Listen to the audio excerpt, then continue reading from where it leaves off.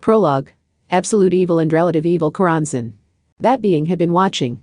She had been holding her breath and observing the outside world. She had supposedly killed magician Aleister Crowley herself, but he had used a brief opening to take control of her body. Her mind had been swiftly sealed deep within her own body. She couldn't escape. From there, it had been a complete farce. She had felt like she was trapped in a cell where the entire floor, walls, and ceiling were covered in barbed wire. For that great demon, agony and spinning one's wheels were one and the same. But that did not mean there had been no entertainment at all. Even if she could not break free of that cell, the world beyond it was as harsh to Aleister as ever. When he captured Anna Sprengel, the big boss of RNC Occultics which had plunged the world into chaos, his trusted Kami Joe Toma had harshly criticized him. When he tried to save him regardless, Anna Kingsford, his teacher who he had finally opened up to, had told him that Kami Joe Toma was doomed to die. Kingsford had promised to save Kami Joe, but not only did she fail to keep that promise, her life as an autonomous preserved corpse had come to an end along with Kami Joe's death. When, left behind by the two of them, he tried to overturn Kami Joe's death, the new board chairman had mocked him. And after it all, Kami Joe had returned from hell alone. His beloved teacher Anna Kingsford had not accompanied Kami Joe. How could she not clap her hands in hell with laughter? The world was such a foolish and ridiculous thing. That human had broken so many taboos to hijack the body of the great world-destroying demon, yet the lid had unwittingly been forced open from without. The fact that they didn't even realize they were doing it made it an even greater failure than Pandora's failure to contain her curiosity. Everyone who had frowned and spoken of justice had become the reason the world would be destroyed. She couldn't help but laugh. But that being still wasn't satisfied. Her current condition was stable, but she was crude, incomplete, and awkward. Oxygen atoms and hydrogen atoms would not stick around long in their pure form. They would either bond with identical atoms to form a gas, or they would bond with different atoms to form water. There was no intention behind it. It would happen all on its own. That being was the same. So, when Aleister Crowley reached his limit and his heart broke, that being once more crawled out into the open world. It happened naturally, as if to say that which was to be destroyed needed to be destroyed. And that being Great Demon Karanzan made a loud announcement. I was waiting for the moment your will weakened. Now, humans, enjoy the fruit of your ignorant sins. Chapter 1. A Change Magician, Witch, Wizard, and Part 1. Suddenly, something caused the sound of the cold rain to vanish. Only nothingness remained. The air temperature must have fallen below freezing. A strangely red snow fell from the leaden sky. Kami Joe Toma didn't bother mentioning it. If he shifted his gaze away from dead ahead for even a split second, Great Demon Karanzan would use that instant to kill him. He was certain of it. Kami Joe, Alicena Thurbable, Great Demon Karanzan, and Vidhatri lying limp and passed out by his side. He couldn't see a single positive element to this. In that silent world, the cathink of a subway train passing by sounded deafening loud. What's the matter, human? Whispered the Great Demon, slowly spreading her arms and wings. Her long blonde hair tangled around her wings and fingertips like spiderweb. Surely you aren't planning to thoughtlessly charge right at me? You might still be able to get away. Or maybe if you could use that right hand of yours properly. Hee. At the very least, falling back would improve your chance of survival over a blind charge. Teacher sharply warned Alicena Thurbable. These are the words of a great demon. They might sound kind, but she would never say anything out of concern for someone. Something crackled. From very close by. The violently flashing orange light resembled the sparks produced by steel striking steel. Sparks? Don't tell me. Magic usage causes slight fluctuations in this world, and the collisions between the unseen overlapping phases produce sparks which can at times be deadly.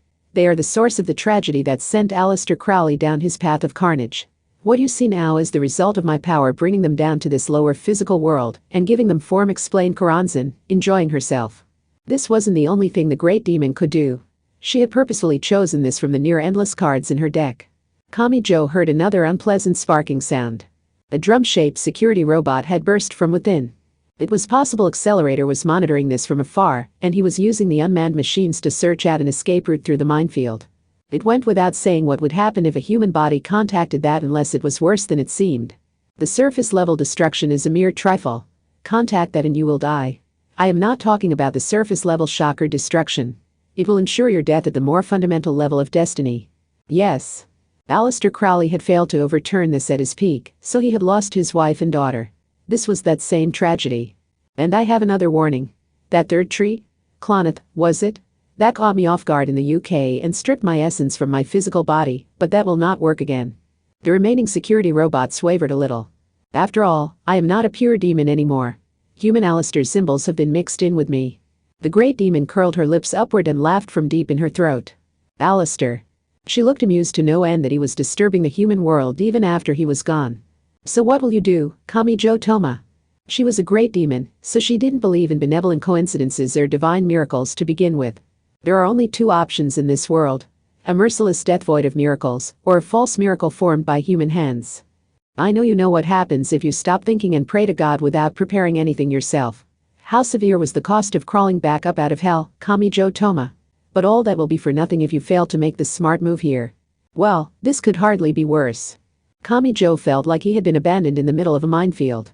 He was surrounded in all directions by invisible mines that would kill him on contact. And he didn't even know how far they were distributed, so he had no sense of how far he had to flee in order to survive. Ugh, really? Just for your information. Karanzan had set all this up, but she still looked somehow displeased. Even though she supposedly had an absolute advantage here. As if the grand surprise she had spent so much effort preparing was going unappreciated, so she had to explain it for him. I didn't just lay these out there. I can move them at will. So that is not a minefield you are standing in, it is a monster's gaping maw. If I close it, you will be crushed between its jaws. I know you puny humans of this lower world only understand the things you can see, but surely that is enough for you to appreciate your situation. In other words, staying still wasn't enough to save him. He had been doomed from the beginning. Kamijo's right hand contained a Majin breaker. He might be able to break one or two of the invisible fangs. But would that be enough to defeat the monster? If it ignored the pain and forced its mouth shut, he was dead. It would be over in an instant. Kamijo clenched his teeth. He didn't stand a chance. What would he accomplish by charging in recklessly? He had previously fought Great Demon Karanzan in the UK. His right arm and the rest of his body had been smashed right away that time. Imagine breaker was not enough. He heard a footstep on metal grating rather than asphalt. Great Demon Karanzan must have noticed the fear and confusion that hearing that single footstep caused, because an amused smile spread across her face. Why are you doing this now? We already settled this back in the UK. Why? Karanzan snorted. It grew into full-on mocking laughter. Of all things, you're asking for my purpose and objective. Kamijo Toma, do you want a similar explanation for how you came back to life? You didn't turn back from hell because you calmly completed the items on a to-do list. You sought life because the state of life is natural for you, and you never questioned that idea. It's no different for me. This is what I have always been. So you're really going to bring countless people to tears just because you never had a particular reason to stop. I have been true to myself no matter what happened. She said it so lightly. Like someone humming the popular song playing on endless loop in a restaurant. Natural decomposition, tearing apart all things and returning them to nothing is my role of dispersion. How could I trust in myself if I was one thing one day and another thing another day? You puny beings seem capable of that, but perhaps it is the result of your excess of free will. It was that side of you that ended up tormenting Alistair to the bitter end. To be clear, I will be the one to destroy the world, but it was you who opened the box, Kamijo Toma. A grin split Karanzan's face as she said this. She was finally back in the outside world. She couldn't seem to contain her amusement. My value is 333, and my meaning is dispersion. I rule over one line on the great tree, yet I induce discord and betrayal to tear apart the bonds between people and obstruct human evolution. Do you really think I am going to stop? Now that I have been freed, of course I am going to work toward that end with every second available to me. Teacher, interrupted Alicent Thurbable. She looked unusually grim. As if to say her role as a transcendent, essentially a part in divine school play, were being stripped from her by the alarm ringing from the audience seating. Was that young-looking girl perceiving something Kamijo couldn't see? You can't hold a conversation with Great Demon Karanzan. Not the way you're doing it anyway. She can't be won over by what's right. In her mind, all things falling apart and all people suffering through pandemonium is the most healthy and active state for the world. She only sees your kindness and compassion as a toxin that will cool and solidify the world. And she loads that toxin in her own way. That is why your words can never stop her. So did he have to fight? Countless unseen sparks had been placed around him. Standing within a monster's gaping maw was nothing but suicide. And even if he did escape that, he would only have managed to reach the same playing field as her. Being able to defeat full-power Karanzan was another matter entirely. He was looking at a battle with a higher being who had easily forced Alistair into submission. He couldn't imagine how to get started, much less win. Fight or flee, anything he tried seemed like it would only work against him. But I won't die. Even so, Kamijo Toma's lips were trembling. So he forced the words out through clenched teeth. I won't die again. I was already saved from hell once, so I won't give up my life so easily. Great Demon Karanzan grinned, but was she mocking how obviously terrified he was or how he had nothing to back up those words? But in fact, Kamijo Toma did not die. Because something pierced us straight through that space. It tore apart the area between Kamijo and Karanzan. That meant it hadn't been aimed at Karanzan. Was this clearing a route by intentionally triggering the invisible mines laid out all around him? A tear beam? It can't be. Much better. You finally got the right attitude, Kamijo Toma. Ha. Boy, did your death put a damper on your hot-bloodedness? Nephthys. Then Yang? You mustn't throw your life away. I see you finally arrived at the simplest answer that no one in the real world seems capable of following, Kamijo Toma. I like this version of you better than your weird recklessness. It's a lot more reassuring for those of us saving your ass. Magic gods. They were not a new side to this battle. They were clearly taking Kamijo's side and taking up positions to cover him. Kamijo stared in shock. Did they just say they were saving him? From this? Hey, wait. You're under no obligation to help me out of this mess. They didn't even bother turning around. The magic gods were facing Great Demon Karanzan in a more casual way, but they were also unwavering. Even though they had to have a better grasp of the situation than Kamijo. Yet they still spoke firmly. My, have you forgotten that I'm Nephthys, a god? And I'm Yang. How about you let us take over for once? You died and came back, but you didn't get magic godded by it. That means you're nothing special. Live or die, you're just a normal human. And you ordinary people don't need to deal with creeps like this. The monsters can slay the other monsters. Alice held her silence for a while. But she finally opened her mouth. The girl will go with her teacher. Good idea. It'll be safer if he keeps a trump card with him. To be honest, if soft-hearted Kamijo Toma escaped on his own, I'd half expect him to be back before long. So go show him to the exit, little Miss Monster. But if you let him die, I will hunt you down. Hey, quit deciding everything for me. Nephthys gave a simple answer to his protest. Risking your own skin is all well and good, but if you fall here, then who will bring that girl there to safety? Only then did Kamijo remember. That's right. He and Alice weren't the only ones here. A transcendent had collapsed before his eyes while trying to inform Alice of the threat. Vidhatri. If she was still alive, he couldn't just abandon her here. If everyone here tried to fight him or wiped out, there would be no one left to help her. Then she would certainly be killed by Karanzan too. After reminding him of his responsibility here, Nephthys spoke kindly. Make sure she gets away. Thanks. This was only an excuse, of course. A ritual used to rid Kamijo of his guilt and allow him to act freely.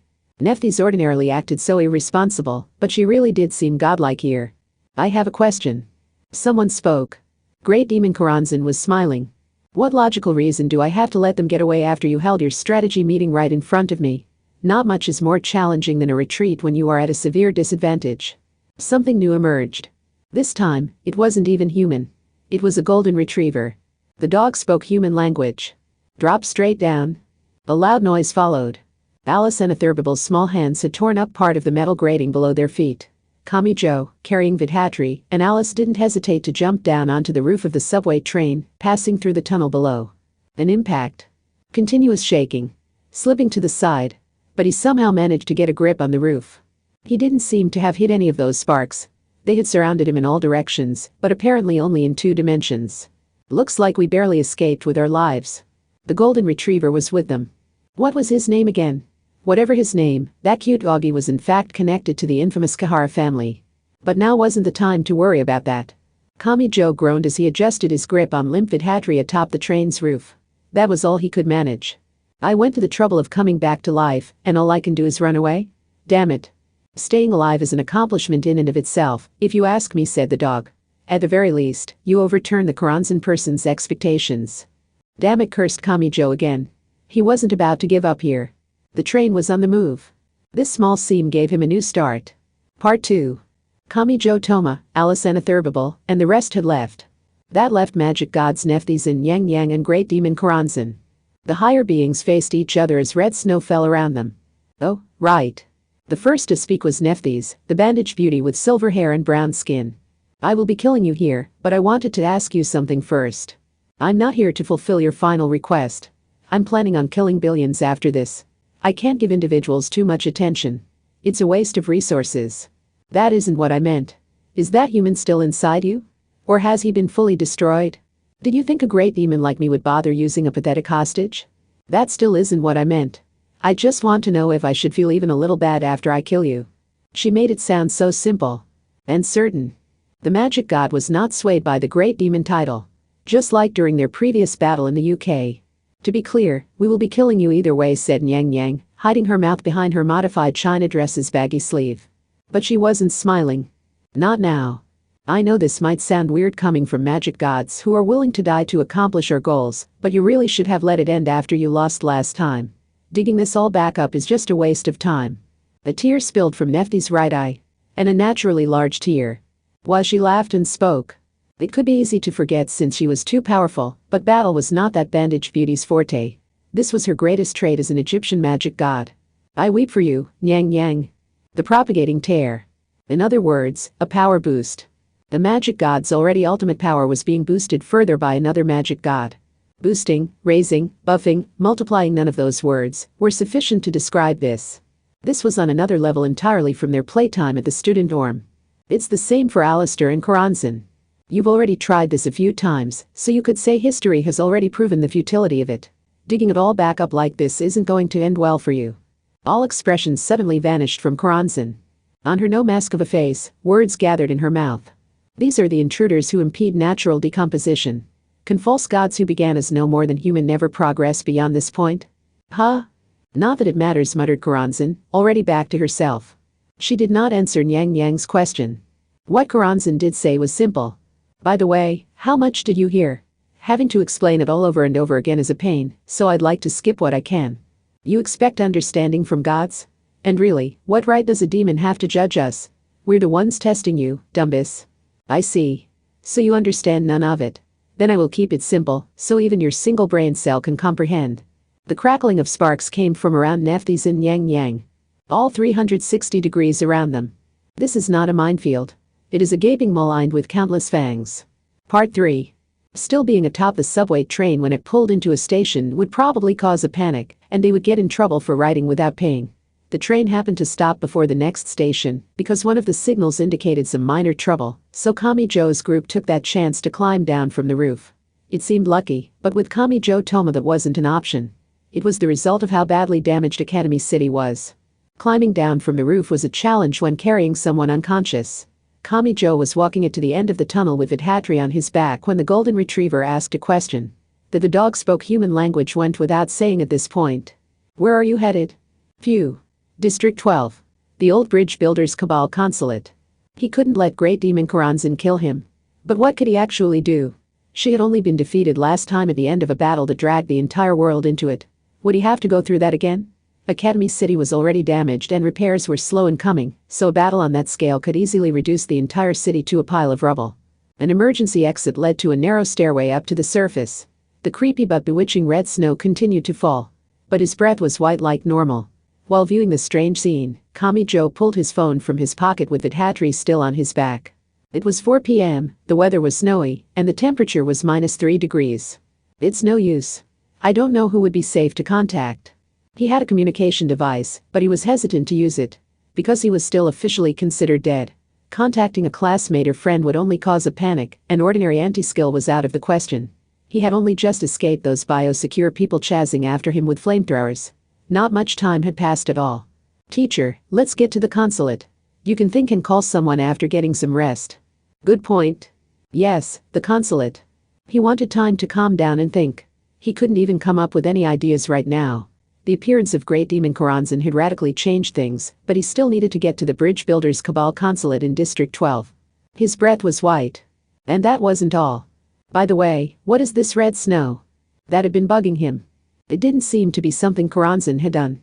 He reached out just his right hand with Vidhatri supported with his left arm and let some land on his fingertip, but the ice crystal only melted into a drop of water like normal. There was no sign of anything being negated. In that case, had some strange impurity in the air gotten mixed in when the ice crystal was solidifying? He had heard of things like smog and yellow sand changing the color of snow. Maybe it was related to the gas and dust caused by the shells and explosives used in all the recent large-scale battles. When the snow melted on his fingertip, the resultant drop was clear. So it didn't seem like blood or some other red liquid had frozen into snow. That was another point toward his theory it was an impurity in the crystal. In that case, as bewitching as the red snow looked, it might not be very clean. What did the color red represent? And aside from that, this was city snow which would be full of exhaust. Alice, don't eat the snow. Why is that so shocking? There are plenty of other good things to eat. Ugh, fine. You either, doggy. I would hope you could expect a little more intelligence and romance from me. At any rate, walking out in the open didn't seem like a good idea. Kamijo was known as a walking corpse, and carrying limpid Hatri on his back made him look he was committing some kind of crime. Not to mention the little girl and the large dog not on a leash. Their party was practically asking to be taken in for questioning. Oh. Someone was dancing on the street up ahead. She looked to be middle school aged, maybe? She had a small collapsible umbrella to keep the red snow off of her, and her phone was propped up against the edge of a shrubbery, so she must have thought the unusual weather was an opportunity of some kind. Was it late enough for school to be out already? Then again, it was the first day back after winter break, so maybe most schools were only having half days. I don't even know when school lets out anymore.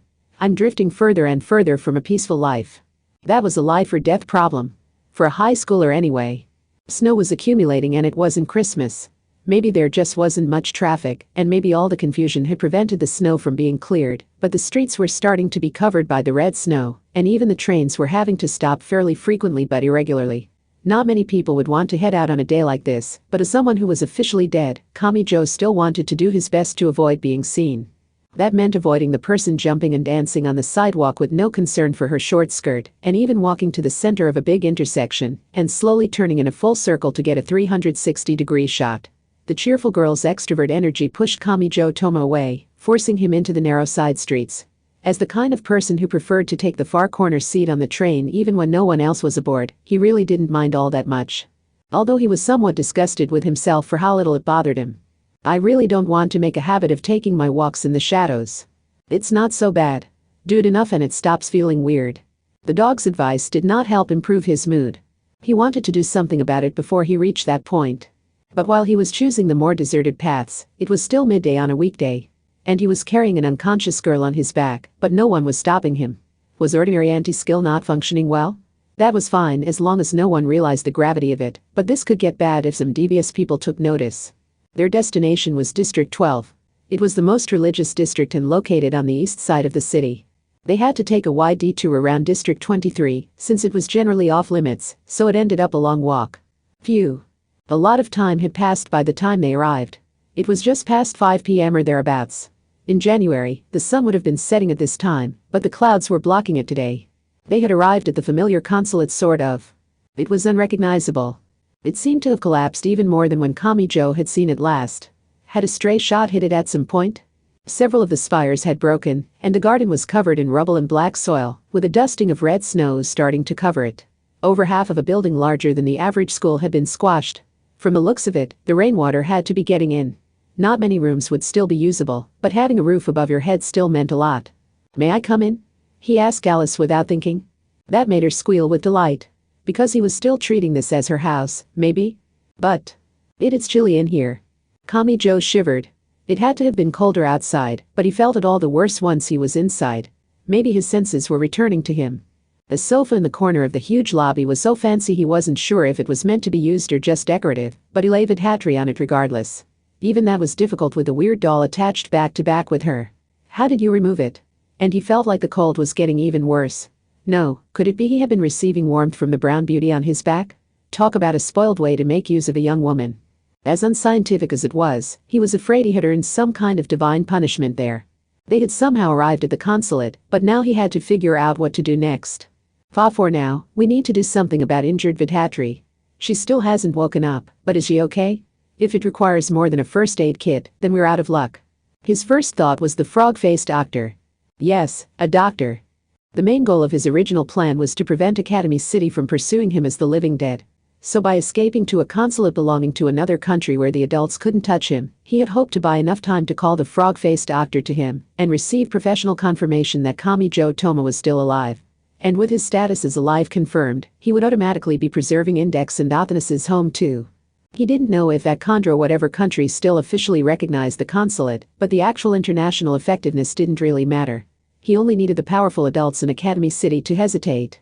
But Great Demon Karanzan's appearance had destroyed that plan. Utterly. To be blunt, she wouldn't care at all about the consulate. If she didn't like Kamijo's group, she would march right in to kill them. After all, she was willing to declare herself one who tore apart human bonds and obstructed their evolution. On a larger scale, there was a real possibility of her doing something to Academy City as a whole. If it came to that, then Kamijo's group would be killed along with the rest of the city. Seriously, what are we supposed to do? However we stop Karanzan, I do still want to prove I'm alive so I can move through the city more easily, but do I have time for a detour like that? What was Index doing right now? Athanas and the Calico Cat too. It was below freezing outside. He couldn't leave them out there in the frigid air and red snow, and there was always the horrific chance that they would happen across Karanzan out there. I guess we can't just come to a stop. We need to decide on where to start. Just as he said that, he heard a weird clattering noise from overhead. Was someone there? Alice, get behind me. Teacher, you don't need to worry about that. Alice seemed awfully certain about that. Nervous Kamijo sensed something off. It came from his sense of smell. Was that the familiar scent of some extremely ordinary chemical seasonings? Then someone emerged from the second floor. The underwear woman with large wings on her back was walking while working at a cup of instant noodles with a silver fork. Boy, wherefore are you here? She was the Bologna succubus, one of the Transcendents. Part 4. For Kamijo, the bridge builder's Cabal consulate had seemed like a secret base of evil, but for the Bologna succubus, it was a temporary home in a foreign country. Even if it was falling apart, maybe it was best to just return here. Kamijo tilted his head. What are you normal Transcendents doing now? Normal? That's a new one, boy. Then again, maybe it was inevitable when you've been hanging out with ultra-extraordinary Alice so much. Standing still, the blonde underwear woman gave him an exasperated look while eating her Japanese cup noodles. Maybe it came from being Western, but he didn't hear any slurping sounds as she ate the noodles. Horrifying. You might as well be eating a cup full of salt, said the golden retriever. Well, this pup feels right out of a fairy tale. The best medicine when you're tired, if you ask me. The tragic state of her diet suggested good old Mary and Ht. Trismegistus were not here, since the former was proud of her cooking skills, and the latter was picky about manners. Then again, Kamijo was more at home with cup noodles that would be ready in 3 minutes, and eaten in 5 minutes, than he was with a full-course dinner that took more than 2 hours from appetizer to dessert. Around half of us were knocked out trying to restrain Alistair when he suddenly went nuts. But Hadri there was one of them. But we scattered afterwards. After all, our grand plan of saving the world with a resurrected CRC didn't pan out. And organizations are fragile when they lose their central pillar. Alistair did it? Asked Kamijo because he had thought Karanzan was responsible. The Bologna succubus sighed softly. There's something wrong with him. No ordinary human should be able to defeat a group of Transcendents. Maybe that's just the Crowley living up to his reputation as the exception among exceptions. Wait. Kamijo called for a timeout. Something wasn't right. If Alistair alone could have solved the Transcendent problem with Anna Sprengel, and such, he wouldn't have relied on Kingsford in the first place. You have a point, said the golden retriever. Thinking back, that preserved corpse was an odd choice for Alistair. It isn't like him to so wholly rely on someone else like that. This talk of corpses is hitting home a lot more than it did before, but anyway, it sounded like he found some dangerous thing, modified it, and forced it to move. Boy, did you forget? The Bologna succubus sounded exasperated. Alistair is no ordinary human. He has crossed a line much like we have. No, it felt more like he was wielding Great Demon Karanzan's power. I doubt he could use all that power to begin with, so maybe something caused him to lose control and break through the limiter? Something? Like what? Kamijo Toma's death and everything related to Anna Kingsford. You can't tell me you've forgotten about that. In other words, did it all go back to that? Just gathering up and using that power was enough to defeat a group of Transcendents. Then what could Great Demon Karanzan herself do now that she was back in control? The Bologna succubus shrugged. The bridge builder's cabal is no longer functioning as a magic cabal. I see. I don't even know what happened to the other members. Some may still be hiding in Academy City, but I bet most of the Transcendents are leaving, now that their reason for being here is gone. Is that why the Bologna succubus was referring to him as boy here? Alice Anathurbable was no longer her top priority. In that school on that night, they had seen their pitiful master accidentally kill Kamijo Toma and lose sight of herself. The regular Transcendents must have been disillusioned when Alice didn't even give them a glance after they served her so thoroughly. Alice Anathurbable had lost her violent charisma. And what happened when they also learned that summoning CRC to save the world was nothing more than a pipe dream? Nothing but hardtack to eat is murdering my mouth. Hey, lewd succubus, was there any canned food anywhere? What are they doing here? Someone else descended from the second floor. To her, Alice Anathurbable was just one member of a they. Who was this girl anyway? Kamijo was pretty sure he had never seen her before. The blonde was fully covered by what might have been a copper blast-resistant suit, or might have been an Iron Maiden. The two began conversing without any kind of introductions. We have an injury to deal with, so we'll have to do something about Vithatri. Ugh, it's so inconvenient without good, old Mary around. Why does Blotta with the bouquet have to be the only one left? She's useless. Kayaha. That's a neat trick if standing around complaining will heal her wounds. But if not, then we'll have to figure something out with the people we've got, whore demon. The strained atmosphere between those two bothered Kamijo, but it was they who brought a first aid kit from deeper in the building. The two transcendents opened the kit and argued as they opened the manual contained in a waterproof package, along with the medicines and bandages. First, we need to make sure we use this stuff right. Start by disinfecting the wound with alcohol. Don't be stupid. You need to wash the wound with water first, and then disinfect it. This swelling is a bruise, not internal bleeding. That means a compress will do. That's a hot compress. Are you trying to exacerbate the symptoms? Do you need a cool compress here, trash? That idiot can be safely ignored. Now, let's see. I need to tie the bandage tight to stop the bleeding. If you want the bleeding to stop fast, you have to let the air contact it. Tying the bandage loose to let it breathe is best, dung beetle girl. Left all alone on the sofa, Vithatri began moaning in her sleep. Those two were practically at each other's throats. The Bologna succubus and Blotta with the bouquet was it? Those two were in fact literally butting heads. Which begged the question of why they were staying here together. They must be good friends. Huh? Kamijo's comment earned him a pair of fairly serious glares. A girl's huh? Was a frightening thing. Kamijo couldn't say which of their claims were correct. He secretly did some searching on his phone and found plenty of agreement in either direction. It was funny that too many opinions could be a problem too. He decided to just assume a transcendent's body would be tough enough to endure whatever those two did. Or wait, were transcendent's bodies tough? Damn, I really shouldn't have stayed in Academy City. I know I have a habit of sticking around in unloved places, but I always regret not getting out sooner than I do. Blotta with the bouquet was complaining under her breath, and Kamijo concluded this really was his first time seeing her. And the Bologna succubus was generally welcoming and cheerful no matter what, so it was unusual to see her detest someone so much. She didn't seem like a bad person to Kamijo, so what made the Bologna succubus dislike her to this extent? He asked, and the Bologna succubus reacted with complete exasperation. In fact, she held a hand to her forehead. Boy, you are a hopelessly bad judge of character. It's like you go out of your way to be tricked so you can destroy it all. Oh, come on. Ha ha. An evil plot by a little girl like this could only be something Adora. She was one of the killers who wanted to murder you in order to control Alice. Apparently this was much more serious than he had thought. And yet the girl herself held a hand to her cheek while staring at him. This seemed quite different from what he had been told. Was that a spellbound look? But now that I've met him for myself, he's nothing like I was expecting.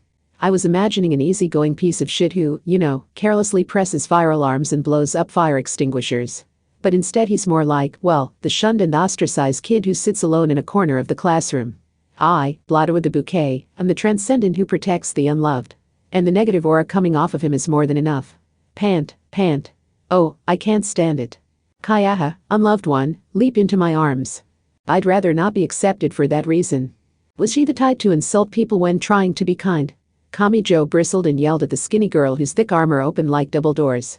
And was she entirely naked except for an apron under there? The naked apron was real. The depressed aura coming from Kamijo was probably the result of dying, coming back from the dead, being treated as a zombie, being rejected by Alistair for baffling reasons, and then having the resurrected great demon Koranzan try to kill him. If he let himself be taken into that soothing shelter, he just knew he would never again be able to leave that sweet-smelling girl's thick coat. But on the other hand, he had died and come back and was now being viewed as a zombie. It was nice finding some people who would ignore all that and actually listen to him. Great demon Koranzan. He couldn't just ignore that threat, but he needed far more fighters than this to deal with her. He didn't even know what had happened to magic gods Nephthys and Yang Yang after he left. Even they had said they would take over for him, not that they would defeat her or solve the problem. It had seemed like the magic gods were choosing their words carefully. He didn't know how that had turned out, but it hadn't seemed like leaving it with them was the end of it. And if they hadn't ended it, then he had to assume the Koranzan problem persisted. The Bologna succubus put a hand on her hip and spoke. Anyway, we'll treat Vithatri. We'll need to take her to another room. I'll help, said Kamijo. This will mean removing her clothing, so you stay away. As the resident expert on sexiness, I cannot condone non-consensual nudity. When put that way, there was nothing Kamijo Toma-chan could do. Don't look so dejected. I'll let you see me naked later. Could you not make this so awkward to agree with? Don't worry. Even if everyone else treats you like a filthy insect, I will be there to hug you. I don't like the sound of that future either. The Bologna succubus and Blotto with the bouquet began a friendly argument as they moved Vidhatri to another room. Then the golden retriever made a request in a very dandy voice. As a dog whose body requires several nutrients to continue functioning, I would really like to be fed soon. Had he not eaten? But this consulate wasn't Kamijo's home. He was reluctant to start searching around for food without permission. He looked at Alice and she only smiled up at him. Apparently this was fine. He began searching of the half-destroyed building.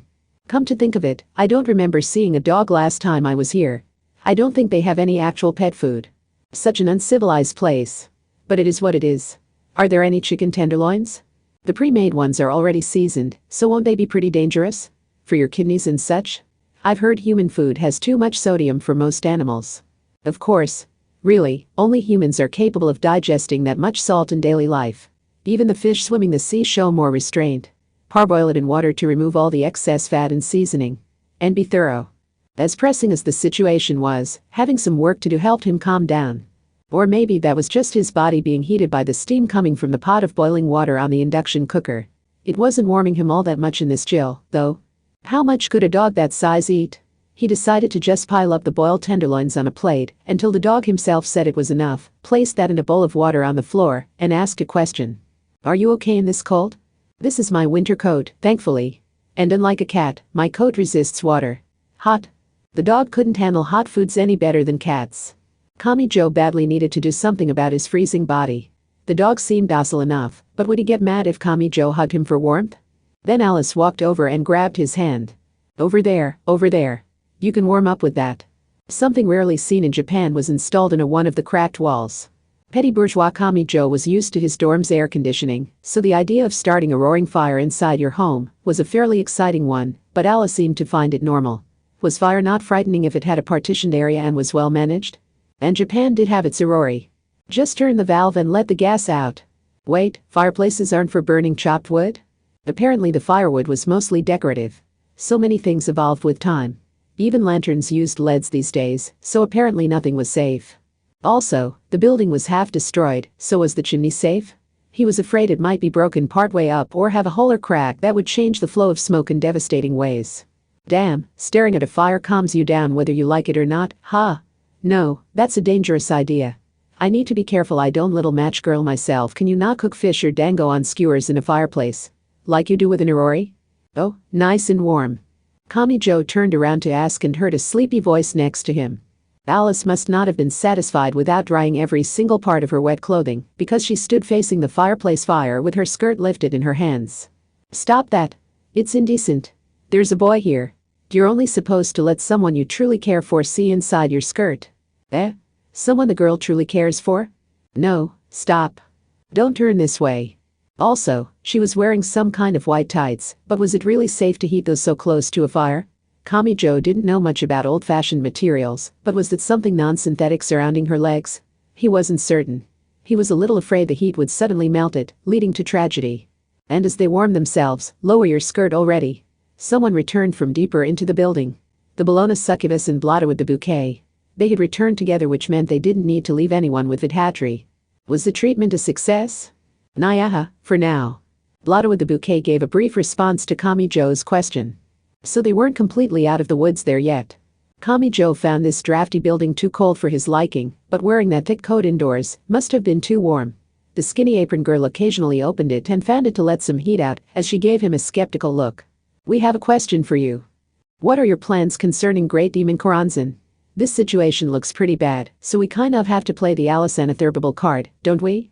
The central pillars of Alisanathurbable's violent charisma and CRC's world salvation had been broken, and yet the Transcendents had begun as a gathering of individuals who wanted to protect the kind of people they personally wanted to help. That meant the Bologna succubus had people she wanted to help, and Blotto with the bouquet had her own. Great Demon Koranzan. Kamijo had no idea what she might do, but it made sense those two would be concerned about the appearance of someone who would bring harm to anyone and everyone. And they would be concerned about the enormous bomb that was Alisanathurbable. Blowing up over half the world in a fight to protect the world was meaningless. Those thoughts were written plain on Blotto with the bouquet's face. It is probably time I decided on a general plan as well. The dog was right. They only had so much time. Doing nothing and avoiding the issue would only be placing the rope around their own necks. Kamijo organized his thoughts. And with a deep breath, he spoke. I will have Alice fight. Oh, said Alice, hopping a bit at being brought up in the conversation. I had a feeling you would, said Blotta with the bouquet, sounding somehow annoyed. But the problem is he's too powerful, right? No, I guess the problem isn't really the size of her power, but its instability, since you never know where she'll direct it on a whim.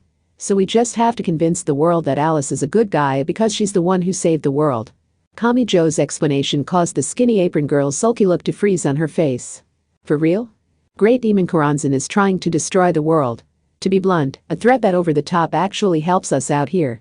With a half-baked bank robbery or mummy's curse, we'd be ignored since someone other than Alice could have dealt with it just fine.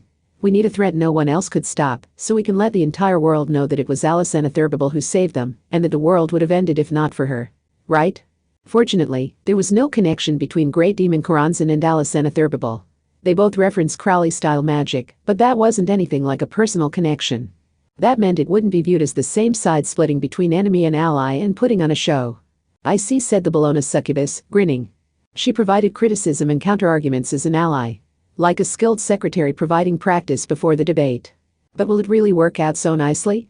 Humans are heartless. Once the threat is gone, they might completely forget that someone saved them and start attacking Alice like it's a demand for disarmament.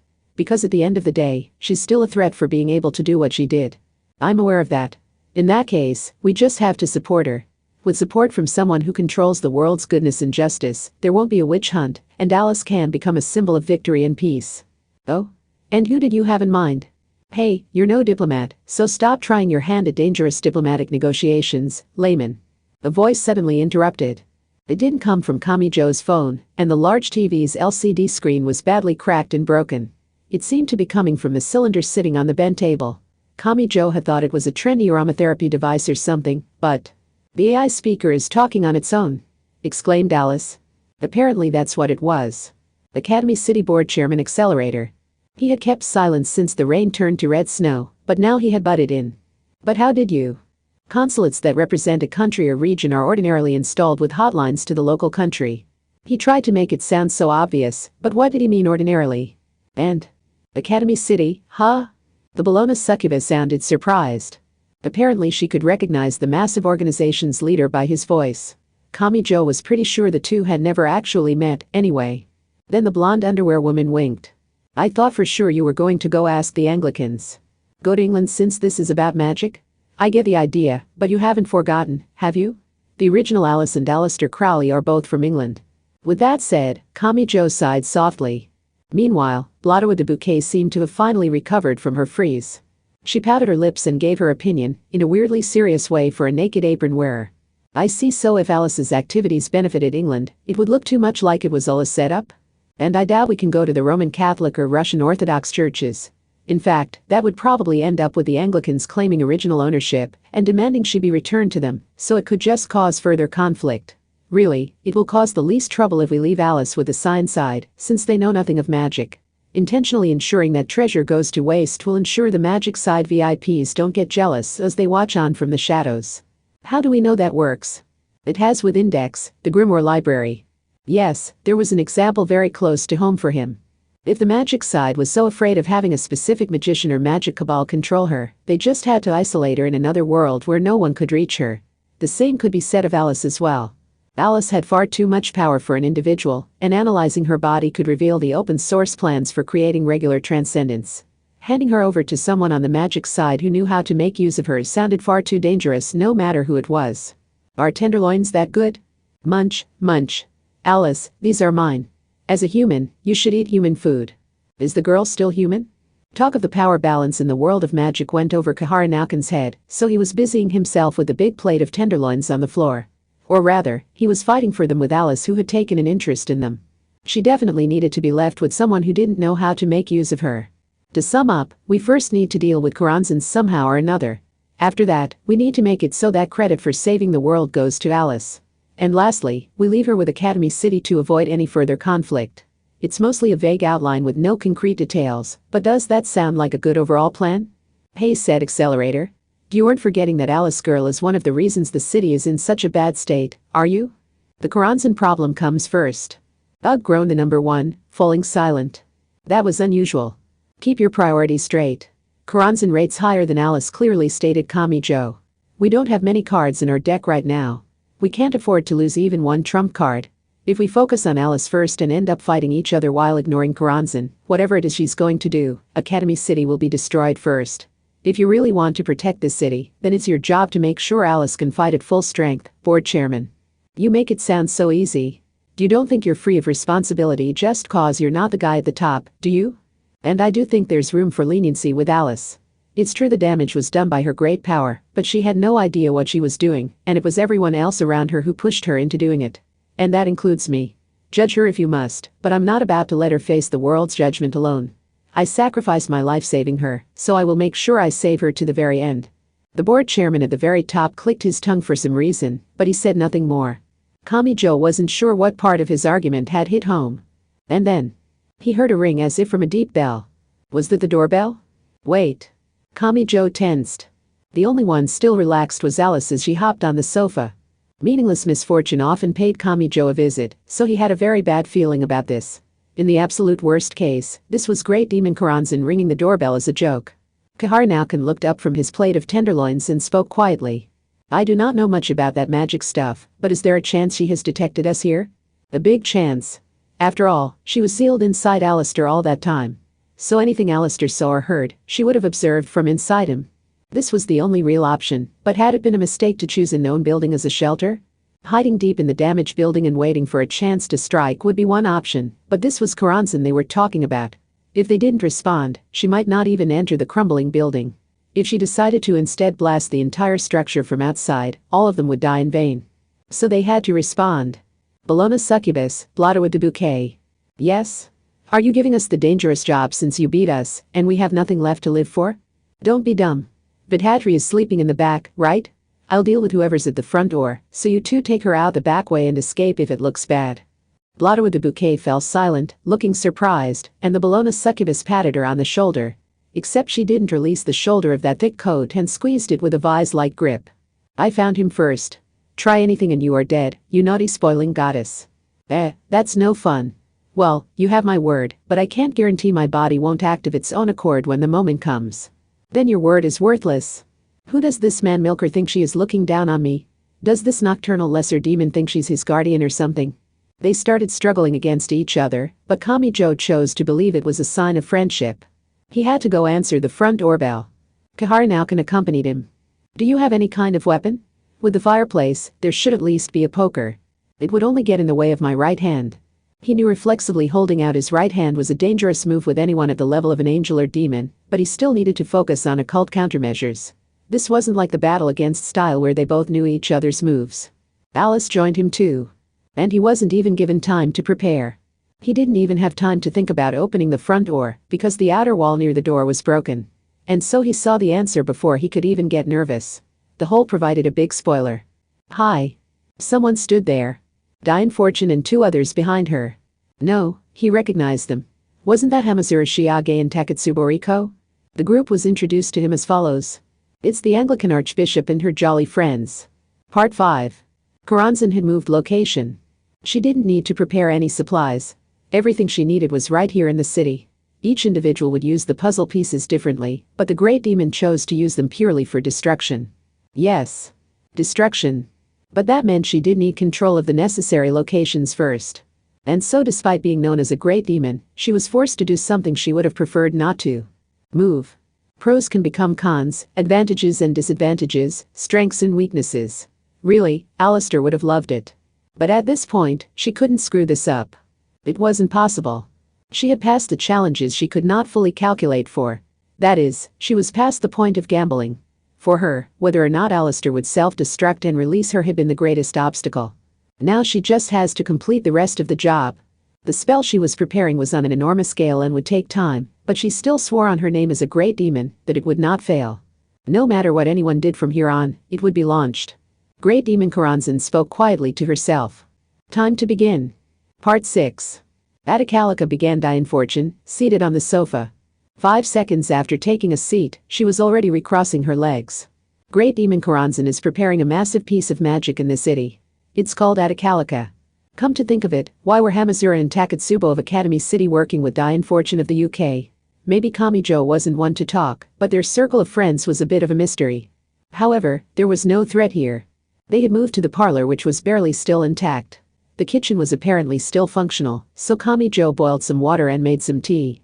He hadn't the foggiest idea how to make proper British tea, but since Fortune happily held a cup between her hands, he figured he had done well enough. Oh, it's nice and warm. Hot water really helps you calm. I noticed that with my cup noodles earlier. It was below freezing outside, with red snow falling. So maybe even boiled tap water would have been fine if it warmed her. Regardless, Diane Fortune got down to business. About Edicalica. Our Grimoire library is still being lent out to someone I should mention, but Ursula Aquinas did a brilliant research job. She tracked it down to a booklet packaged with a strange book not even found in London's National Library. Apparently a used bookstore had bought it from a certain Loch Ness mansion. Everything since the funeral had left Kamijo starved for human warmth, so he was pleased to hear this mention of someone he knew, but that wasn't the main point. So what exactly was this Audi whatever it was? It sounded foreign to Kamijo's ears, but also didn't seem English. Kaharnauken and Accelerator on the AI speakers seemed pretty smart, but neither of them tried to take charge of the conversation. Were they waiting to have all the information because magic was outside their areas of expertise? Kamijo could think of any number of questions to ask, but he couldn't narrow it down to just one. What is Edicalica? Fortune had brought Takatsubo here, but it was she who asked from the sofa with a blank stare and tilt of the head. Had Fortune not explained it to her own group? The science side and magic side were so different she must not have expected them to understand right way, so she gave a quick explanation. Right, Edicalica. When written in the alphabet instead of the Sanskrit script, it becomes a Crowley term. Originally, I guess you could say it's a magic reinterpretation of the Indian goddess Kali as a being who absorbs all things and make them her own. Using the 11th letter, that is, K. So the key to understanding it is Kali. Wait, not so fast, interrupted Kaharnauken. If you assume your audience already understands everything, your explanation is worthless. Simplicity and ease of understanding should be your goal here. Kamijo tilted his head. An Indian goddess, huh? For Kamijo, the word goddess brought to mind a kind and gentle young woman. Oh. Now he was letting himself be influenced by the earlier mention of Ursula. Goddesses weren't Orm mangers who always wore aprons and carried around brooms. And apparently that was way off in this case. According to Diane Fortune, the original Kali is a fairly dangerous god. She started out as a representation of a certain goddess's fury, so there's not a hint of kindness found in her. She is a goddess of death and bloodshed, and she is openly introduced as a god who has lost her sanity. But instead of a god of death for individuals, she's more like a god of destruction for nations in the world. Also, destruction itself is not her final goal. One legend says the world was nearly destroyed by the impacts and tremors caused by her dance of joy after defeating her enemies. This was sounding bad already. Hamazura was having trouble keeping up, so he asked a question. This is just a case of using a mythological name or symbol for a major project, right? That does happen sometimes. Like with space exploration rockets or submarine missiles. Kamijo knew what Hamazura and Kaharnauken were trying to say. He decided to take over for them, even though he wasn't exactly a magic expert himself. This spell is simply borrowing that goddess's name, right? Right? Surely you're not going to say the goddess herself is going to be physically summoned here. That idea sounded absurd, but the Bologna succubus and Blotto with the bouquet were right over there. The two of them were fighting over a variety pack of cookies that had been left in the consulate. The pack had 6 different kinds of cookies, but they were both only interested in the chocolate chip ones. Yes, there were people here with names taken from myth. After seeing the magic gods and transcendence, Kamijo couldn't just laugh this off. Vidhadri sleeping in the back had an Indian-sounding name, so anyone familiar with those myths would probably recognize her name. Plus, the Diane Fortune in front of him now wasn't the real one. She had been created with a magical trick. It's not that bad, but the end result isn't much better. Kamijo felt like he had been trying to hold the conversation back when it suddenly slipped out of his hands entirely. As a spell, Edicalica sends the goddess of death and bloodshed to the caster's chosen coordinates in the world, continued Diane Fortune. Specifically, the spell takes the catastrophic destruction that the 4-armed black goddess would likely bring and transfers it to a specific land. Only the people in that chosen territory can know what happens there, but I can guarantee you that they will all die. Just assume that it's all over if the spell is activated. The world, catastrophic destruction, chosen territory, all die. This was sounding worse and worse, but this wasn't quite enough to picture it. Among the mixture of people from different factions, Kamijo, Hamazura, and Takatsubo had the exact same distinctive look on their faces. Diane Fortune noticed the way Kamijo was looking at her. If you want a description that's easier for your science brains to understand, I guess you could think of it like an ICBM loaded with a really dangerous poison gas or germ. But with Atacalica, it cannot be blown up after it is launched. And once it hits, all life within the land assigned the chosen human name will die. It is predicted that the people will be reduced to a mass of blood, flesh, and bone. That is, they will be crushed and sliced into what looks like a giant hunk of gore while still alive. That was even more gruesome than expected. Of course, it was always going to be bad if Great Demon Karanzan felt it was worth the time and effort to use. But still. At this point, Accelerator spoke through the AI speaker, keeping his voice low. What does Karanzan hope to do with that thing? Isn't she going to attack Academy City with it? Takatsubo answered his question with a question. Was that really the answer, though? Attacking Academy City sounded straightforward at first, but it felt wrong somehow. For one, she was in the city. If the spell was that destructive, she wouldn't want to be caught in the destruction herself. Diane Fortune recrossed her legs on the sofa and responded. I bet she has a different target. I said the target was defined by a name assigned by humans, remember? To be blunt, the global Achilles heel she's aiming for will probably be related to the Anglican Church or the Roman Catholic Church. They are both foundations of the vast magic side, added Blotto with the bouquet with a cackle. It sounded like even the Transcendent saw it that way. Now, anyway. Not long ago, they had acted like they were the center of the world. Diane Fortune nodded and then said more. But I expect she'll choose the headquarters of the Catholics in the end. So the Vatican know, she'll probably expand the scope to the entire Italian peninsula. Kami Joe had a question. But why? Wouldn't she have a grudge against the UK? I imagine she does. But she can't attack us. Diane Fortune didn't hesitate there. But not because she was optimistic. She had a bitter grimace on her face. As if to say the problem would be a lot smaller if the UK would just be chosen as the target. I mean, if she could use that against us, she would have done so last time. If you follow her actions then, she attacked Board Chairman Alistair in Academy City before returning to Britain, stealing a treasure in Scotland, and attempting a major spell. If she could have launched Atacalica from Academy City and turned the entire United Kingdom into a sea of blood and mincemeat, she would have done so already. But that wasn't what happened. Feeling a chill down the spine here may have been the natural human reaction, but it was also a meaningless reaction. They had to focus on constructive topics, not the past. Even if they had to force their thoughts in that direction. Then why didn't it happen that way? Diane Fortune sighed.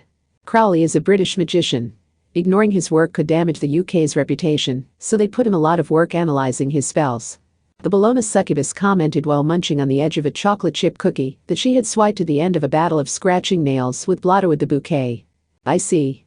So do you have some kind of powerful resistance against Crowley-style magic, including Atacalica? Right.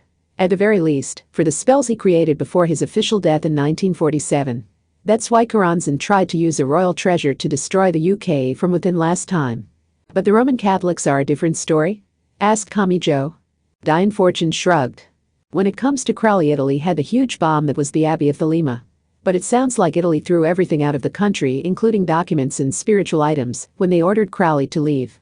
So if the headquarters of the Roman Catholic Church had no Crowley resistance, would they have no way of preventing this attack from turning the entire country into a sea of blood, flesh, and bone? And if that happened? Takatsubo slowly blinked before asking a question. I'm not familiar with the different powers of the, magic side. What happens in the worst case? If nothing is done and this plays out to the end, Atacalica will first trigger all-out war between the magic side and science side. Because Academy City could have stopped it, but Great Demon Karanzan is a being who can only be explained by the magic side. I see. So even though Academy City wasn't involved in the attack, the magic side will still blame them for not stopping Karanzan. But Academy City will fire back, saying Karanzan is from the magic side. Both sides will have a point, so there will be no end to the argument. When the Bologna succubus spoke up, Blotto with the bouquet apparently felt a need to as well. Because they were rivals, or because they were friends? The Roman Catholic Church has 2 billion followers, right? Even with all of Academy City's unmanned weapons, how much can its 2.3 million people do with the city so exhausted? And what good was defeating those 2 billion anyway? The point wasn't to pit humans against each other to create an even bigger ocean of blood and dye the entire earth red like one big disturbing candy apple. Would the world really let a single demon drive them that far over the edge? And despite being part of the magic side, the Roman Catholics will attack the Anglicans too. Because Crowley is a British magician. Not to mention how closely connected England and Academy City have been. And if the UK does have anti-Crowley tech, the Catholics would want it. Takatsubo cut in here. We're talking about war, right? Could they really choose to fight on two fronts like that? As we said, the problem with a war where both sides have a point is it's hard for either side to stop. Things were reaching a large scale here. But Kamijo knew the same had happened with World War III, Gremlin, the Crowley's hazards, and RNC occultics.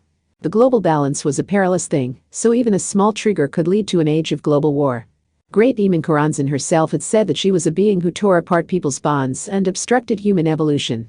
And that her method of doing that was the natural decomposition of her dispersion. That meant Karanzan was intentionally trying to trigger a war like that. It was not a deterrent, a necessary cost, or a single step in some master plan.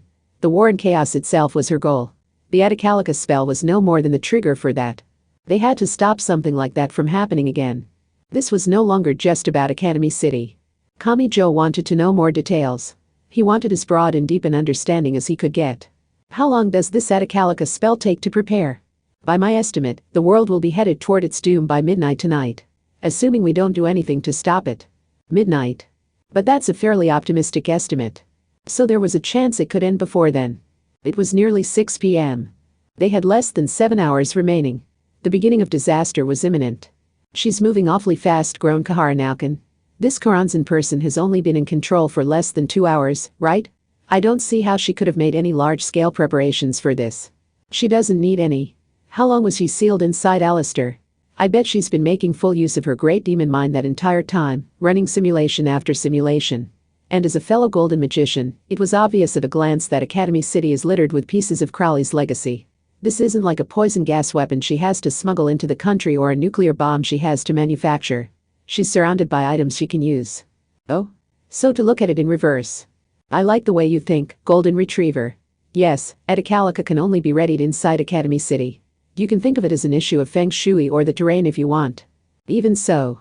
Alistair, huh? What had become of him? Was he trapped inside that body with Karanzan in control now, or had he been annihilated when she emerged? Kamijo still didn't know. At the very least, he knew Alistair, the man who had grieved for the people he lost, was human. For better and for worse. On an instinctual level, he wouldn't want to construct this Atacalica spell and destroy the world with it. That human had lost his family and, due to that one factor, decided to declare war on the Golden Magic Cabal. At his peak, that human would have been on the side trying to stop this. No matter how much he would probably deny it. Kamijo had Imagine Breaker in his right hand. Its ability to negate any supernatural ability should be able to stop Karanzan's Atacalica. However, relying on that alone would be suicide. For one, he couldn't win a one-on-one fight against Karanzan, so even approaching the core of her plan would be a challenge.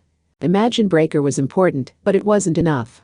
We do have a trump card, don't we? This came from Hamazura.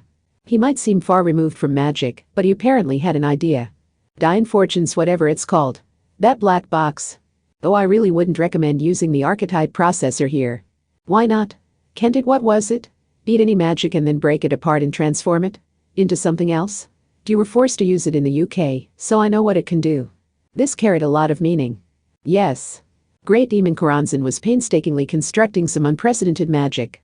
This spell was on such a scale that not even she could whip it up in a flash, so it had to be quite complex. So with Dying Fortune's black box, couldn't they mess it up and ruin the entire plan? They could use that. If they had two trump cards, Karanzan would have to split her focus, which could create an opening. And more importantly, even if Kamijo's right hand failed to reach her, it helped immensely to have another trump card available. But something bothered Kamijo. That item belonged to Dying Fortune, so why hadn't she brought it up as an option? First of all, don't expect much from it. My toy isn't as convenient as your right hand. Dying Fortune sighed and raised her index finger. A box the size of a soccer ball twirled atop it. Alice stared at it, wide-eyed. She seemed confident in her control. So her concern wouldn't just be whether she succeeded or failed. All this thing does is convert an existing spell into an unpredictable form. That means the magic in front of me doesn't just disappear.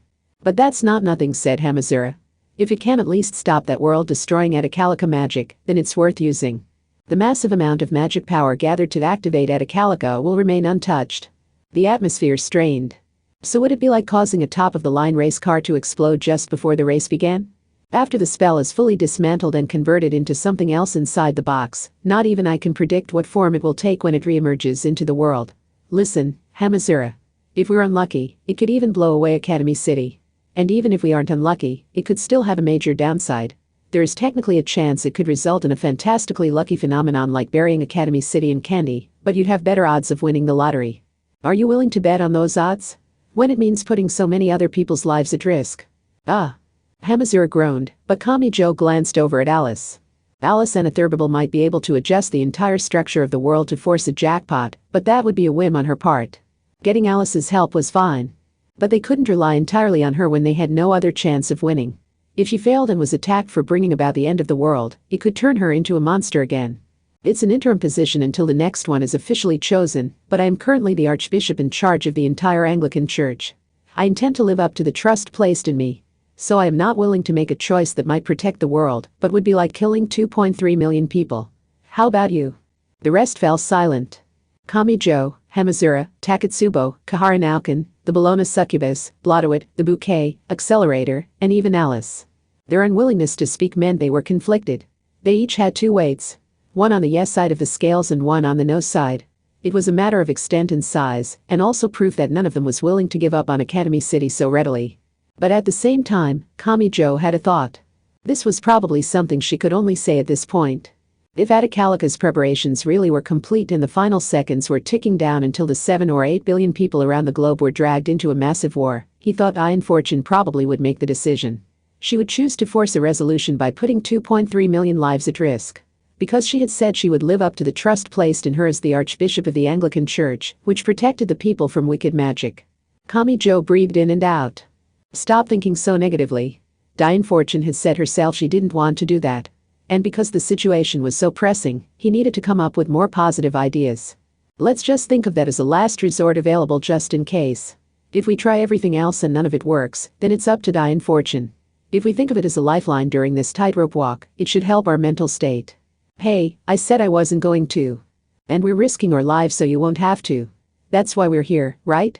And speaking of having someone to support you, Kamijo Toma recalled his fight against Style Magnus. I'm so glad I know the board chairman. It helped immensely to have Academy City's new board chairman on their side. The city wasn't in the best state, but holding full authority over it changed things considerably from fighting as individuals. I doubt it will be that easy. But it was Iron Fortune who immediately shot down that hope. I can only guess, but I bet she'll be making her move soon. Part 7. What? Accelerator frowned. An alarm was buzzing. This wasn't just a single window or pop-up displaying a dangerous error. They were popping up too fast to read. He would have to check the log for that, but that was scrolling by endlessly like a real-time chat. And the unknown error messages weren't exactly helpful.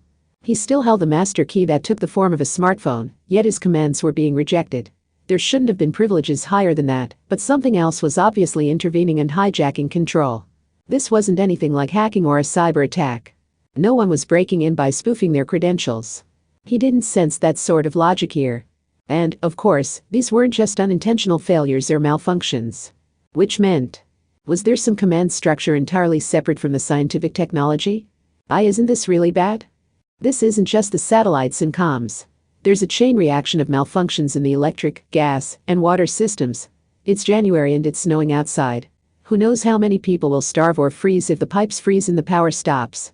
Most of Academy City's food came from agro buildings and clone meat, but a failure in the RFID tag-based transportation instructions could create a situation where plenty of ingredients were being produced, but none of it could be processed or reach the stores and restaurants. And in fact the bases responsible for that were going down one after another. See, could this also be why false alarms keep coming in? Even from the germ lab, the petrochemical plant, and the radiation testing lab and now, there's no way to tell a real major incident from all the false alarms. Were all the automatic reports meant to paralyze anti-skill, the firefighters, the hospitals, and everyone else who preserved the peace? No, this was too roundabout a method for that. This is clearly more than just some unfortunate trouble, but the methods are really inconsistent for an intentional attack. It also doesn't feel like someone acquired the city's emergency response manual and used that to reverse engineer a method of paralyzing the city. He could tell this was an emergency, but that was why he couldn't act rashly. So this isn't meant as an attack. So is it a side effect of something? But of what? As Accelerator glowered into the screen, attempting to grasp the situation, Cliff a Puzzle 545's shrill voice pierced his ears. She was kind of annoying. Although that was, in a way, unavoidable when she had been designed as an agitator, meant to create a mood that would lead to war. Can't you artificially stop the rain? No, it's snow now, isn't it? Anyway, can't you change the weather? This snow did start out as artificial rain, didn't it? Stopping the snow would be easy, but clear skies would only bring the temperature down further. You've heard of radiative cooling, haven't you? That accumulated snow won't melt right away. And if the temperature dropped, more people would die. The map of Academy City displayed on a wall monitor was gradually changing color. Yellow indicated areas where ordinary living would be a challenge. Red indicated areas where survival would be a challenge. Around half was already marked one or the other. So within 72 hours, it's estimated this many will die? More than 100,000? In urban life, snow accumulation made travel difficult and isolated households. If the power and water stopped in that situation, people would soon start to die. Before even considering transportation, the city's food was almost entirely reliant on the agro buildings and clone meat. They wouldn't be able to grow much of anything without water or electricity. To prevent such a situation, Academy City had decentralized its power generation using the wind turbines distributed around the city, but even that was useless if the central facilities controlling the power system went down. And this estimate is assuming everyone obediently stays home as they're told and dies there. If they start rioting or looting, these calculations don't mean shit. Then we could see several times as many victims. It was said the Japanese were relatively less likely to do such things, but that didn't mean they would just sit tight at home and wait for death. With their lives on the line, they would try to survive. Accelerator felt that was the natural reaction for any living thing. But I thought the city was designed to avoid this kind of large-scale infrastructure trouble. I know there's no such thing as absolute safety, but this number of loopholes feels intentional. These times were complicated by the fact that he had inherited the city from someone else, instead of building it from the ground up himself. He held the smartphone master key, but he hadn't designed the structure and layout of every single facility and piece of equipment. However, the previous board chairman had been Alistair. He had been able to shrug it off every time the dark side took a shot at him, so it seemed unlikely he would leave foolish holes like this unplugged for long.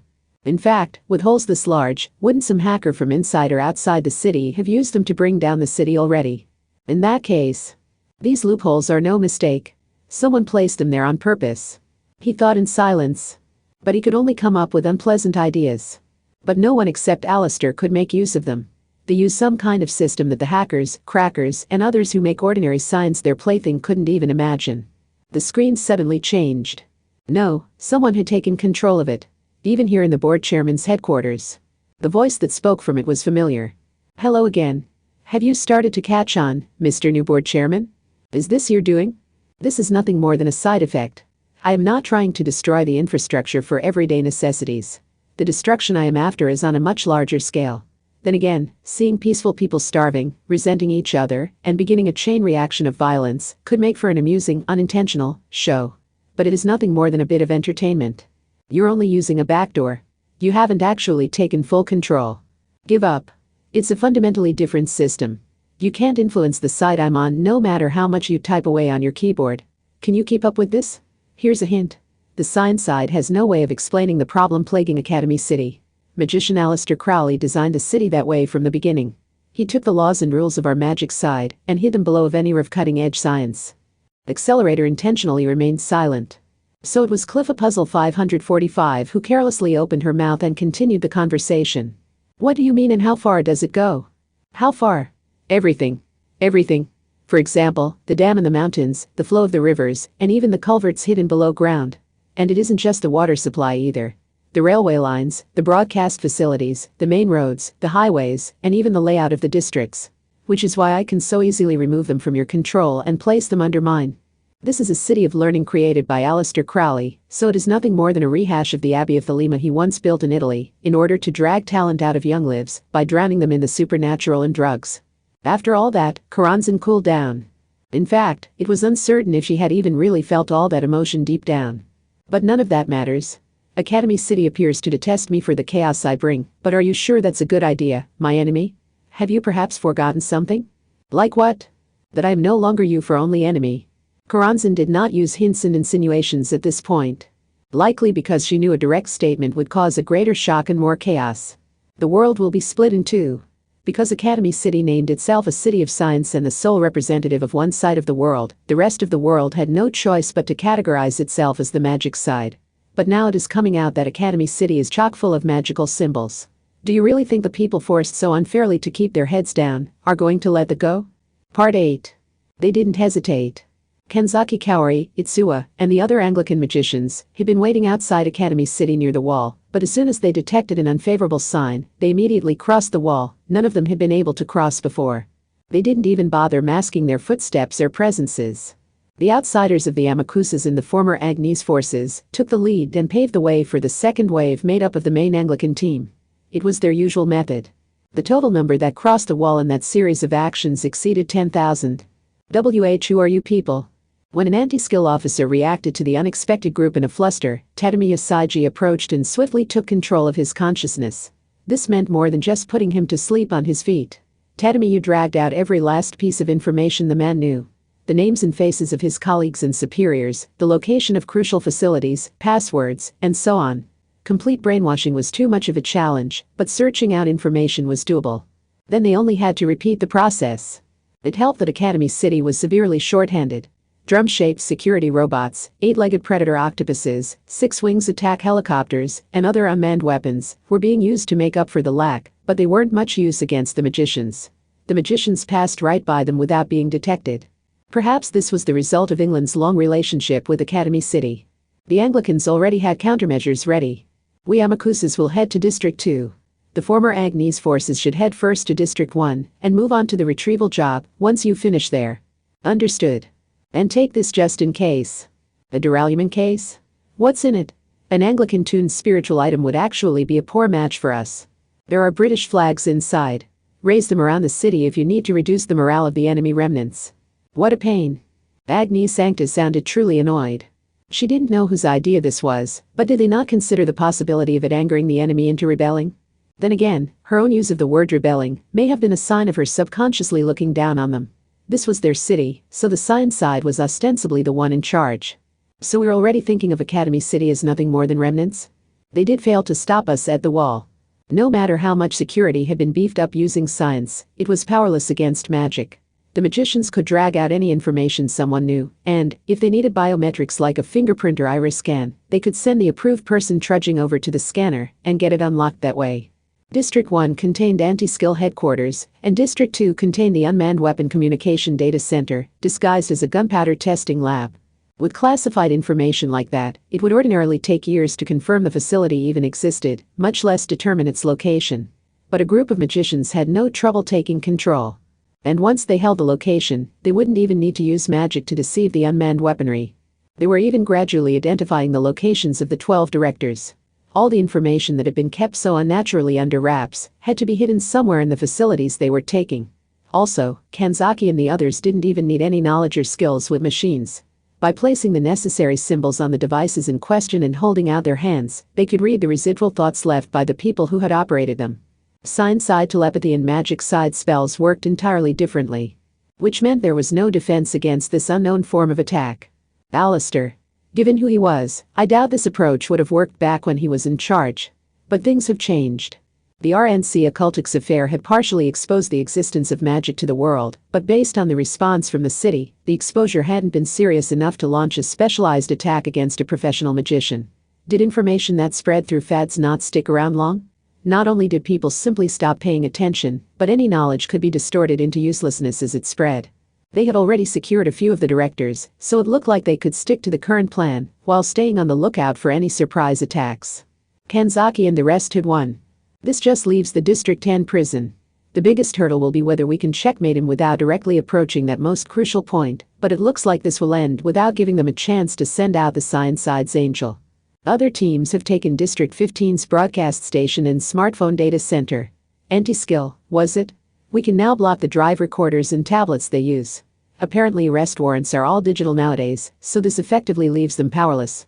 Does this make Phase 1 a success, Priestess? I suppose it does. Kanzaki Kaori did not look pleased by Tsushima's report. This had been their plan, of course, but it was too easy. Was the science side really already on its last legs?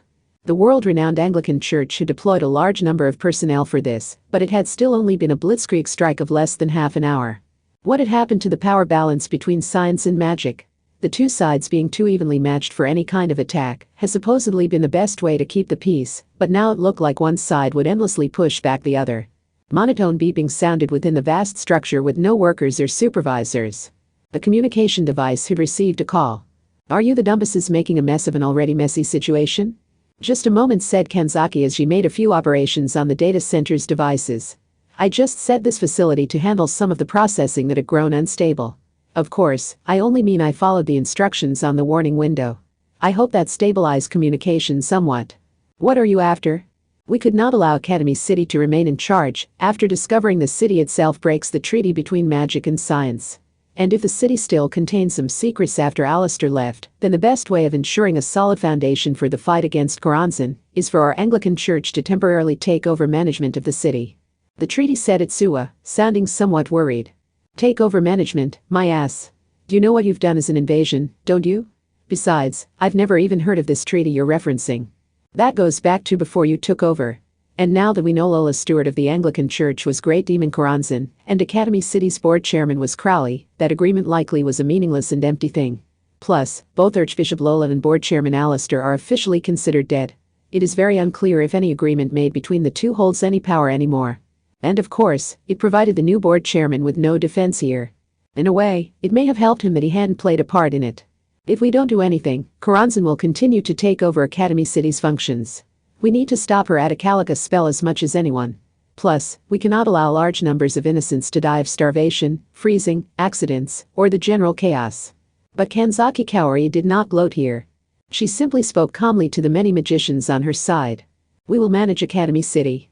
That means the safety of the city's residents and their property is our responsibility. Do not forget that we are rightfully to blame if a single person in the city starves during a blackout or dies in a traffic accident. Each team is to distribute personnel across the city to restore order and, if necessary, clear snow or guide traffic. In truth, Kanzaki Kaori did not have a clear view of it all. Their original mission had been to retrieve Index. The plan to take control of Academy City had only been if the city refused to return her. It had simply been reworked for use in the fight against Koranzan. It was all the result of chance. In this, she was the opposite of Kami Joe Toma and his misfortune. Was it Kanzaki Kaori's unnatural level of luck that had allowed it all to come together so well? I always get first prize all on my own. And by holding the spot at the top, my luck sends my neighbors down toward hell. It makes me sick. Great Demon Koranzan was attempting to use the entire city to construct a single massive spell. The fact that Academy City could use magic was a major problem in and of itself, but Kanzaki thought making that accusation now would be misjudging their priorities. Doing that now would be playing right into the demon's hands as she prepared Atacalica. They could not give her time. Fighting back against Koranzan was the more urgent task. So if the Anglicans used magic to try and take back the city the demon was using magic to hijack, they could establish an evenly matched tug of war. All we have under our control are the bare minimum of electricity, gas, and water, but the Atacalica described by the current Archbishop would instantly blow away this brief calm. In fact, it would plunge the entire world into the fires of war. We must avoid a meaningless three-way war between the Anglican Church, the Roman Catholic Church, and Academy City. By any means necessary. She doubted they could take complete control back from Koranzan at this point, but they could at least delay her. They had done all this just for that. They had even pressed their blades and magic against the people they were supposed to be helping. Kanzaki Kaori clenched her teeth. I hope this will slow her at least a little, but even then it will only buy some time. This crisis will not end unless something is done about Koranzan herself. Part 9. Back inside the half-destroyed consulate. A large Anglican group just took over the city and are keeping order for the city. A dazed Kami Joe parroted what Accelerator had just told them. This was a new turn of events. Academy City was on the verge of death with no means of fighting back, but still. And even if it looked like the Anglicans were providing friendly cooperation, it sounded a lot like they had concluded the city no longer had the strength left to keep its own peace. It was looking like the very framework of Academy City could collapse from conflict between humans before Great Demon Koranzan even did anything. Die in fortune, was it? Asked Accelerator. Do something about this. You're their boss, aren't you? Well, this should have been a basic question and request. Yet Fortune seemed reluctant to respond. If I had to guess, I really don't think my power would be very effective here. I mean, the previous Archbishop was Lola Stewart, in other words, Great Demon Koranzan, right? After being betrayed by the person at the very top, they're going to be skeptical of anything coming from the next person in that role. And technically speaking, I'm not even human. I started out as a scout created by Koranzan. The Anglican Church couldn't leave their top spot empty, and they had needed someone to fill the role, but did that not mean they actually had much trust in the chosen individual? They ordinarily did what she said, but that might not hold once the world was on the verge of destruction. Damn, Kami Joe muttered under his breath. Yet again things were looking worse. His plan to get Alicent Thurbable accepted by the world by advertising her as the hero who had saved the world by defeating Koranzan was already falling apart. Academy City had been the perfect place to send the magic side's greatest tinderbox because the place had no connection to magic. But now that Academy City itself was known to be steeped in magic, the Anglican Church would never agree to leave Alice unauthorizable there. In fact, there would be fears that adding Alice's incredible power to Academy City's arsenal could lead to the creation of a third faction that could wield both magic and science. And in fact, RNC occultics had used both as a weapon and had caused great chaos during its short time in business. Then Diane Fortune spoke from the sofa. Wait. Hold on. What now? Well, there's another operation being carried out in parallel to that one. What exactly is it? Kami Joe's strong question did not get an answer out of Fortune. After a while, she finally spoke quietly and quickly without looking him in the eye. If my people aren't interested in obeying me, that one might actually be even more dangerous? Part 10. That's it. That's Academy City's outer wall, said Index, holding the calico cat. She had been communicating with the Anglican Church using carrier pigeons instead of signals or fiber optic cables. With no home in Academy City and magicians all over the world are after the Grimoire Library in her head, she had no option but to return to England. She heard a sudden voice. But she couldn't see anyone around. Index had made a friend here in Academy City. Kazakiri Hayaka. So you're going? I am. I'll miss you, but if this is the path you've chosen, I won't stop you. Index was glad they got a chance to talk before she left. But that wasn't all. Kazakiri had one more thing to say. But be careful. Don't let your guard down until the very end. The disembodied voice stopped there. Athanas, the 15 centimeters girl on Index's shoulder, sighed. I know I'm not one to talk, but you meet the strangest people. Maybe so. Index continued through the red snow to approach the city wall. Oh, there you are. She heard a voice. It was Agnes Sanctus. Sisters Lucia, Angeline, and more were there as well. The Amakuses would be better acquainted with Japanese geography, but apparently the Roman Catholic unit that had joined the Anglicans was here as well. That's odd, whispered Athanas up on Index's shoulder. Come to think of it, wasn't the Anglican unit supposed to be waiting just outside the wall? The cat mewed.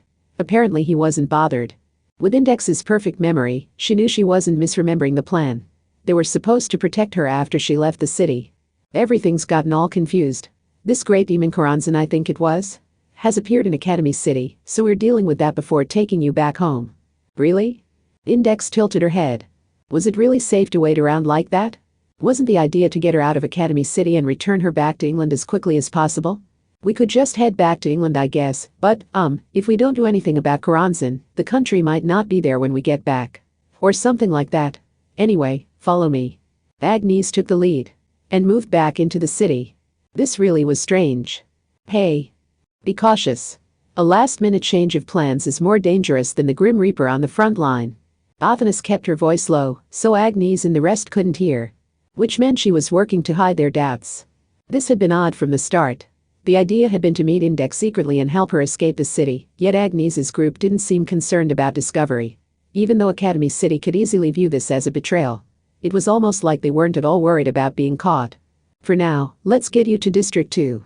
Letting you see Kenzaki would be best. Part 11. Excuse me. We have a report from the former Agnes forces. They say they've brought Index in here. The room was so quiet that Itsua's modest whisper to Kenzaki managed to permeate the entire space. A strange air hung over the District 2 unmanned weapon data center. And this air was no metaphor. The odor of death hung over the place. Just as human sweat and the smell of a beast were different things, the stench of your own species decomposing was somehow different. The brain warned you to be on your guard and not to overlook anything. It said danger was approaching. Hello. I'm Isabella Theism of Necessarius. My specialty is necromancy. There was a stark difference between the carefree smile and the words it produced. Necromancy. I know it has a sketchy reputation, but fortune-telling and the impurity of death are really about the only two superstitions that remain in the depths of ordinary people's hearts, even in a world of science. Like seeing a house is special because someone was killed there, or seeing a rope is special because it was used to hang someone. See what I mean? It's something you can't rid yourself of with equations. You might find it silly, but it'll still be there inside you. That is what I make use of. A stir spread around Kenzaki Kaori. The Amakuses had been developed by Kenzaki herself to be pure and straightforward in that regard. They couldn't so easily accept someone who called herself a necromancer. And the woman appeared accustomed to the reaction. She herself was a beautiful woman with silver hair and brown skin, but all she did was smile in rags, permeated with the odor of death. Agnes, who must have come all the way to District 2 to escort Index, joined the conversation while brushing red snow off her shoulders. She has experience as a team leader. I've heard she had cleaned up several troublesome messes on a global scale, like the Cadaver Island struggle and the Necropolis calamity. Which means she was hiding who she really is last time we worked together. Oh, yeah. I did do those things, didn't I? But I wasn't hiding it exactly. I just forgot is all. Why bother remembering incidents once they're over? Then did you solve those with necromancy too? Everyone starts off in their own unique way, but they all end up wailing by the end. I wish I'd never been born, and stuff like that. So I can't say who was who. They all blur together in my memory. This was no laughing matter. Both of those had been true wars with, even looking just at the official count, over 1,000 combatants. And these had all been the professional magicians of top-level magic cabals. If the count went past the official members and included the workers building barricades, the lookouts and spies hidden here and there, and the mercenaries, from the magic side of course, who were invited in to bolster their personnel, who could say how many more it was? And they had all ended up much the same. Only Isabella herself continued smiling emptily. Hee hee. Did I scare you? An eep escaped someone. Itsuwa jumped at suddenly being the target of the woman's attention, so Tsushima, who was the big sister type, instinctually inserted herself between the two of them. Unfermented wine and flavorless brown bread, both symbols of death, sang Isabella regardless. The name necromancy sounds frightening, but that's all it really comes down to. It did used to involve drawing magic circles on dead bodies, but nowadays everyone uses imitations so they don't gather the attention of the police. This country has ceremonies where you burn or bury a doll in place of a person, doesn't it? It's like that. Eh? Itsuwa sounded surprised. Do you mean you don't actually work with dead bodies? I suppose the closest thing I do would be borrowing their clothing. Although different factions are split on whether that's to search for the deceased soul so you can summon it, or if you use it to remind someone of the deceased so you can extract the related memories and testimony from their mind. To be blunt, there were ways in the modern age to legally, although only by abusing loopholes in the law, acquire a full dead human body, but Isabella did not do that. She had a simple reason. She didn't see any real purpose in having a real corpse. At least in Western European necromancy, the actual ceremonies were very different from the public conception. Going grave digging and making a servant out of the dead body? Resurrecting a mummy from an ancient sarcophagus? No, I would never. Nobody uses those methods anymore, they're too inefficient. Besides, the essence of necromancy is communicating with the spirits of the dead. So instead of shutting off their physical limiters to provide superhuman strength, it's about acquiring information you shouldn't have by using spirits who have been freed from the physical laws. So really you could say it's like an uglier version of divination. From a Japanese perspective, it was like a version of the Kakuri-sen that used the dead. The technique was only used to learn. You couldn't expect to intentionally mimic the cases where the necromancer screwed up and ended up possessed, allowing a mysterious entity into their body so they could surpass the laws of physics and shoot fire from their hands. That was far too dangerous. As long as you understood the proper methods, you could complete the ceremonies without an actual dead body. It could be the room where someone died, the rope used to hang someone, or clothing covered in death odor. How much of the air of death an item required to guide you to a special mental state depended on the individual magician, but in this case the level of the technique came from how cost-efficient it was. Isabella theism had reached the point that she could do this. Really, it's best to have a recipe for a dead body where all the ingredients can be found at the average supermarket or home improvement store. You take some pork or beef, and then you make a skull out of lumber and so on. That's how it's done? That sounds more like a shop class project. Itsuwa's comment made Isabella clap her hands together in delight. It all depends on the quality. Back before CG was so easy to use, splatter films had all sorts of tricks to make convincing fake guts. The poor image quality helped, but the end result was a lot more grotesque and disturbing than what you see in modern horror. Kanzaki sighed and spoke up. I don't know if we will have any use for you. For now, I imagine the tug of war over the city against Koranzan will continue as we try to delay the activation of Atacalica, but magic to artificially consume lives doesn't sound very useful there. You think you're in control of the entire city? Quietly asked Isabella. In a mocking tone. Do you really believe that? Take as much of the surface-level infrastructure and important facilities as you like, you won't fully stop the city from functioning. There's so much more still hidden below the surface. Not to mention you haven't even captured half of the 12 directors and have no idea where the rest are. You can't stop Koranzan's work by desperately trying to plug all the holes. Academy City has more than one map. It looks like a peaceful city at first, but the things hidden by the multiple overlapping maps are what makes it so horrifying. It wasn't Kanzaki who immediately replied. Itsuwa made the first rebuttal while trembling. How can you know that? Academy City is supposed to be an unknown world for you too. I can smell death here. The city is thick with it, so there has to be more we aren't seeing.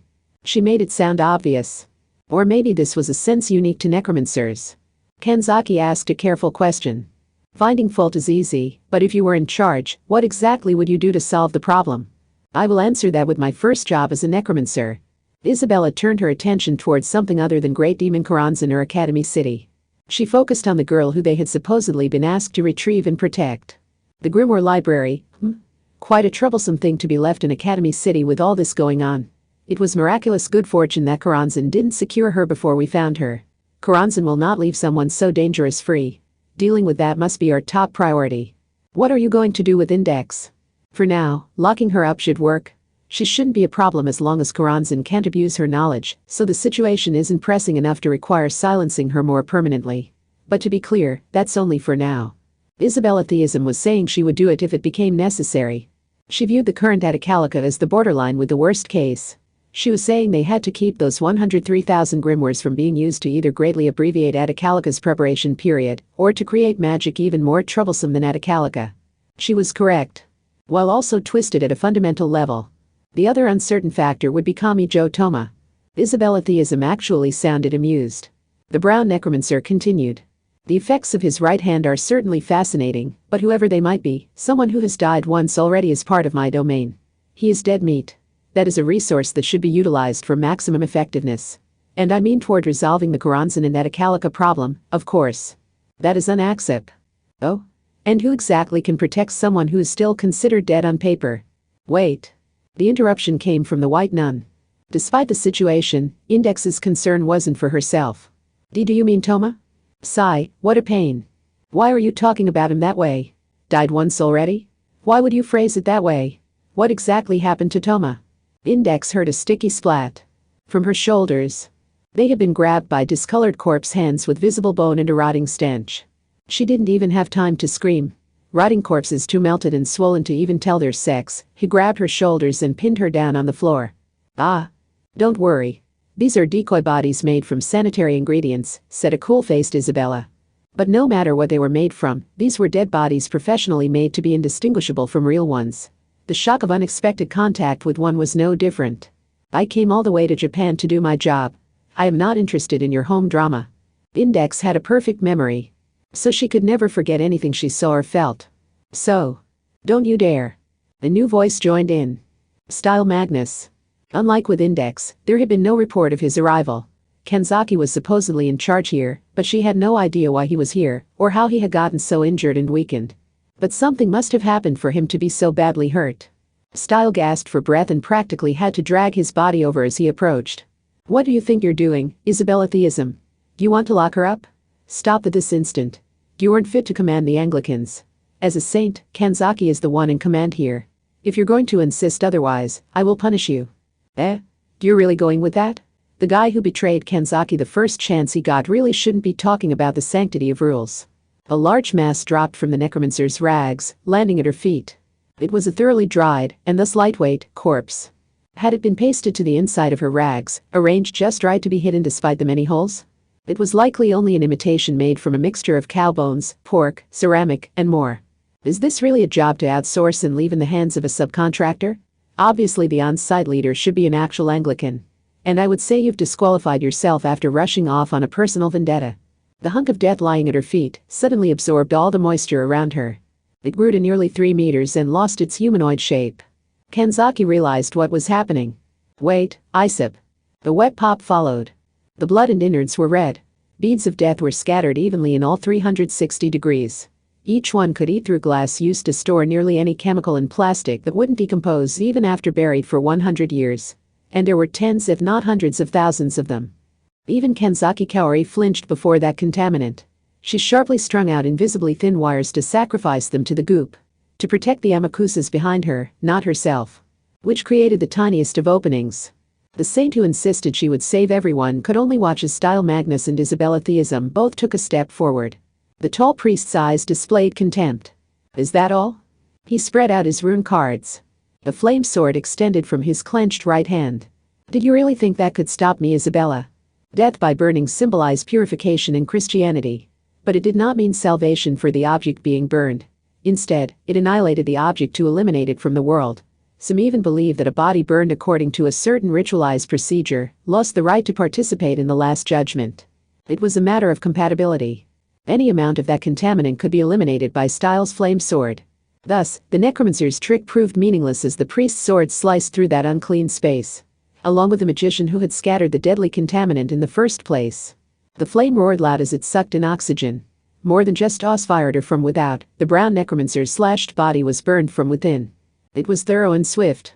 But she put up too little resistance for someone being burned alive. Eventually, Style caught on. Is this another imitation made from different ingredients? By the time the words had left him, he was surrounded by brown women. All imitations. But he didn't have time to gasp. Directly behind him, Isabella Theism hid among the imitations. The action she took wasn't even all that difficult. It was gentle even. She simply placed a hand on the priest's shoulder. Style Magnus's eyes rolled back in his head. He coughed up something dark. A clump of blood. More of the hideous color spilled from his eyelids and ears. But most importantly, his 2-meter form crumpled straight down. Even the veteran Necessarius members who were world-renowned for their skill in battle against magicians couldn't tell what had happened. Unlike you, I came all the way to Japan to do my job. Only the expert in death. The brown necromancer chuckled and spoke. I am not interested in your adolescent escapades. Chapter 2. Death and Slaughter vs. Necromancer. Part 1.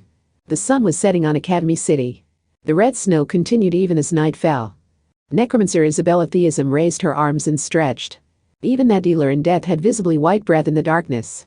The building was cramped, and Isabella knew she was ruining the mood, but she had no real obligation to get along with her colleagues. She hadn't come to Japan to make friends. They had taken over the city. They had accomplished what the magic side as a whole would consider a great feat. This alone had to be causing a kerfuffle in the Roman Catholic and Russian Orthodox churches. If the power of science joined the conflict, it would greatly change the three-way stalemate between England, Rome, and Russia. Offering Academy City to the Queen would be enough for Isabella Theism's name to go down in history. How history would describe me is an open question, though. That Queen is an upright person who values peace and loathes fighting. But controlling the world meant nothing if that world was destroyed tomorrow. She had to focus on Great Demon Karanzan for now. Which means I don't have time to listen to complaints from outsiders. She focused on her earphone and heard an annoyed voice. What is wrong with you? Wasn't that a little quick to completely change your mind on me? All I did was lay some groundwork I felt necessary for my mission. To me, this seems pretty peaceful compared to carpet bombing a jungle or some buildings the enemy might be using to hide. Hold on. It was you Anglicans who said you wanted a united front. The new board chairman's voice dropped in tone. That's why I didn't resist much when I discovered your further savagery.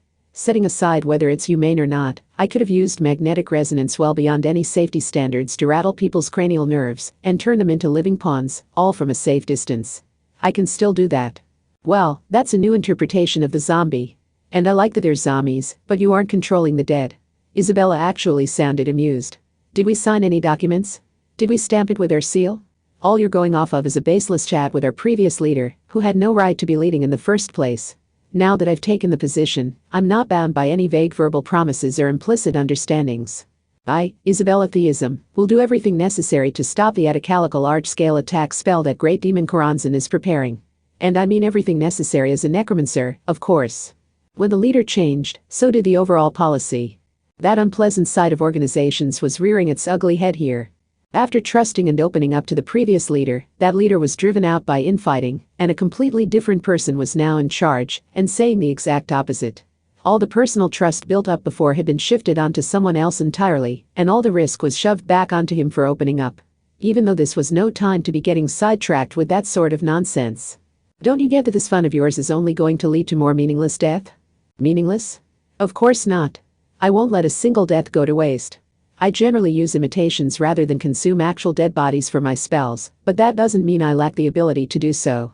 And creating lookalikes out of safe and reliable ingredient is a lot of work. If Academy City is going to let these real dead bodies go to waste, I will take full responsibility and put them to good use. She was smiling. This was no lie or mockery, she really meant it. With Isabella Theism, there was little meaning in debating whether she was a good or bad person. The meaning of justice changed depending on your viewpoint, and her opinion was technically correct if all you wanted to do was keep the United Kingdom safe. Of course, that was setting aside the question of if the British people would permit a peace built on others' deaths. To Isabella, lives were like a fuel that could be burned with the maximum efficiency. Using them up without any waste was a virtue. So to put it another way, inefficiently protecting others' lives was not all that important. Whether this was good or evil didn't really matter here. That question could wait. But Accelerator did have an answer for whether he liked it or not. He couldn't have disliked it more. You're different. From what? You're nothing at all like the necromancer I know. I should have known the one sitting in the board chairman's seat would have some delightful friends.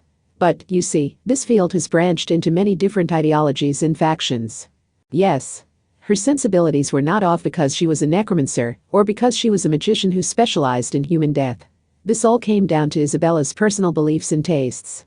Her insistence on always doing what was correct rankled Accelerator, but she was the one who had ended up in a position to influence the fate of Academy City and the world as a whole. Was the world really in good hands? In a way, she was even more of a pain than Karanzan, who opposed the world more directly. But the fact remains that no amount of complaining on your part is going to change anything. I mean, Academy City is a shambles, isn't it? You can't gather enough pieces to take on Karanzan. So despite your sensible complaints, you have no choice but to rely on the Anglican experts who have entered your city. And need I remind you that it is we Anglicans who overcame the threat of Karanzan in the past? Yes, wouldn't it be nice if Academy City still had a trump card up its sleeve? Part 2. In a District 7 hospital, a nurse who had gone out of her way to modify her official nurse uniform to give it a miniskirt, stepped into the emergency room. Hey, Doc, you have a message from Anti-Skills. How do you read this name? It means Yellow Spring River, but they really should give you the reading too. Anyway, she's one of those people who keep the city peaceful. Something about wanting an expert medical opinion. If it will not save a life, I'm not interested. I'm not sure in this case. Apparently there's a few witness reports around the city, saying a dead kid called Kamijo Toma is up and moving around. The frog-faced doctor sighed. Now there was a name he hadn't expected to hear again. And? Are they sure he's really dead? They don't know, which is why they wanted the advice of the doctor who declared him dead. They apparently can't contact the crematorium either. That meant it was possible he wasn't dead. The frog-faced doctor had confirmed the boy's death, and even sewed up his mangled body. He had even observed the embalming in the morgue, but was it really possible to fake death in that state? However, if the boy was still alive, then, whatever his state might be, he would be one of the patients the frog-faced doctor had to save. He was probably caught up in some kind of trouble again, but that was no reason for the frog-faced doctor to give up on a patient. No matter what it was. And really, this sounds a lot more like the boy I know. Transfer her to this monitor. The hospital is full of computers, so this monitor is as good as any. On it? The nurse whose excessive display of sex appeal was constantly troubling the patients left the room. The very next moment, something else happened. Specifically, something moved atop a bloody stretcher in the emergency room. Perhaps because the poor female patient was unidentified, despite what looked like an ID card hanging from her neck, she had been sent away from District 10 and across the district line to reach this hospital. But by the time she had arrived, hadn't she already been in cardiac arrest? What? Immediately after the frog-faced doctor's puzzled question, it happened. It was like a mousetrap equipped with a powerful spring. The young emergency patient had lost so much blood after biting her tongue that she hadn't even been able to move her own heart, yet now she sat up, with enough force to tear out the cardiopulmonary bypass tubes attaching her to an external box. Bonjour. The frog-faced doctor looked like he wanted to say something, but it was the emergency patient who smiled and spoke to him. Oh, I feel so dizzy. The blood isn't reaching my brain. Maybe that's why my self-diagnosis is stalled. Mr. Yu's cardiac arrest patient who you couldn't seem to identify must have been tough, huh? Well, your Jane Doe is in fact named Kaharagao, but you can call me Madam Gu. Oh, right. Do you know the number of the ambulance that brought me here? Those EMTs work so hard year-round, so I feel bad troubling them with me. I need to send them some expensive mangoes later on. She was speaking a mile a minute. Her tongue was operating quite smoothly for someone who had bitten it badly enough to kill her. So, is the dead coming back to life the latest fad in the city or something? Don't ask me. But every part of my body is crammed full of that sort of technology, casually revealed Kaharagao. This was the true face of Biosecure. When you belong to a team that deals with the city's illegal undead, you gather a lot of specialized knowledge from across the city. And no one really tracks what happens to that bizarre technology once it's been confiscated, so no one ever notices if you modify some of it for your own use before consigning it to oblivion. So you're saying you have turned your own body into a collection of forbidden research you gathered around Academy City? Because stealing other people's research is so much faster than developing it yourself. That's more the thought process of an industrial spy than a researcher, though. Biting your tongue would kill you? Then you just had to have two tongues. It was toying with death on that level that made her a Kahara. Do you not consider life to be valuable? Life is precious, of course. The answer came immediately. It sounded pure even. But all that was distorted a second later. Which is why it's so much fun to toy with. A life is one of a kind and not some replaceable scrap of paper, which is what makes it so exciting. Ooey, ooey. It all comes down to the knowledge that you are doing something truly irreversible. Ah ha ha. Isn't that the very definition of a desecration? This was the difference between normal people and the Kahara family. It wasn't that they didn't understand the value or share that value.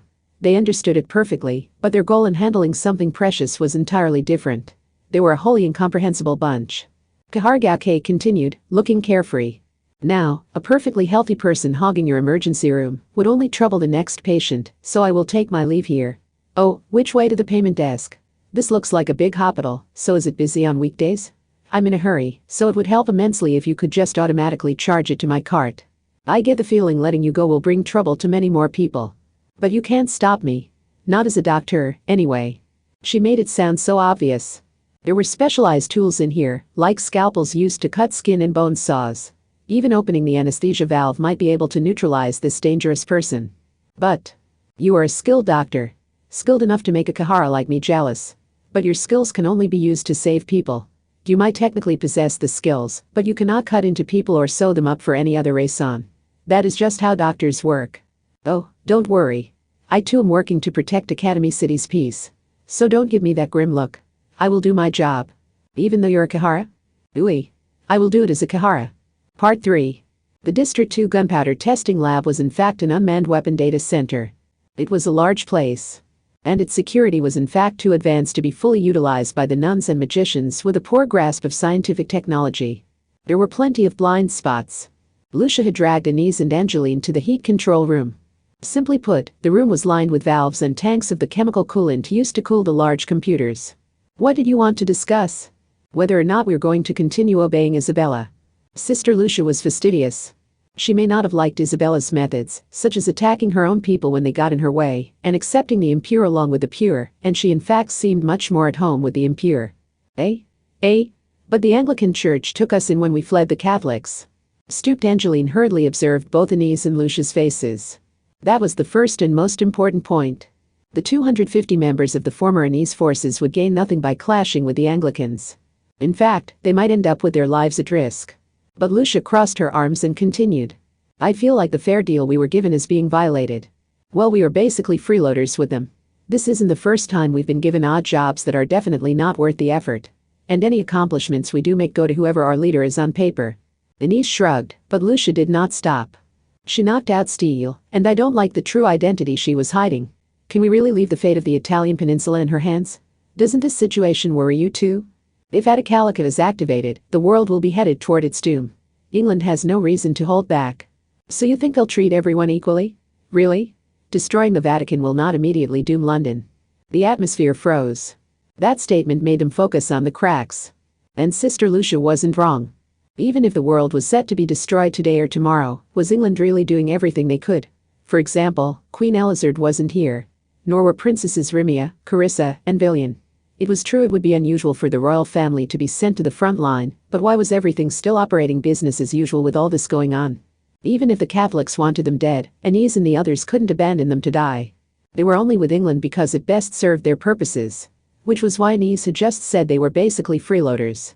Angeline stammered, see, come to think of it, I haven't seen any sign of the war-loving knights around.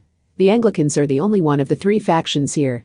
Before I thought that was lucky since it would avoid infighting, but now.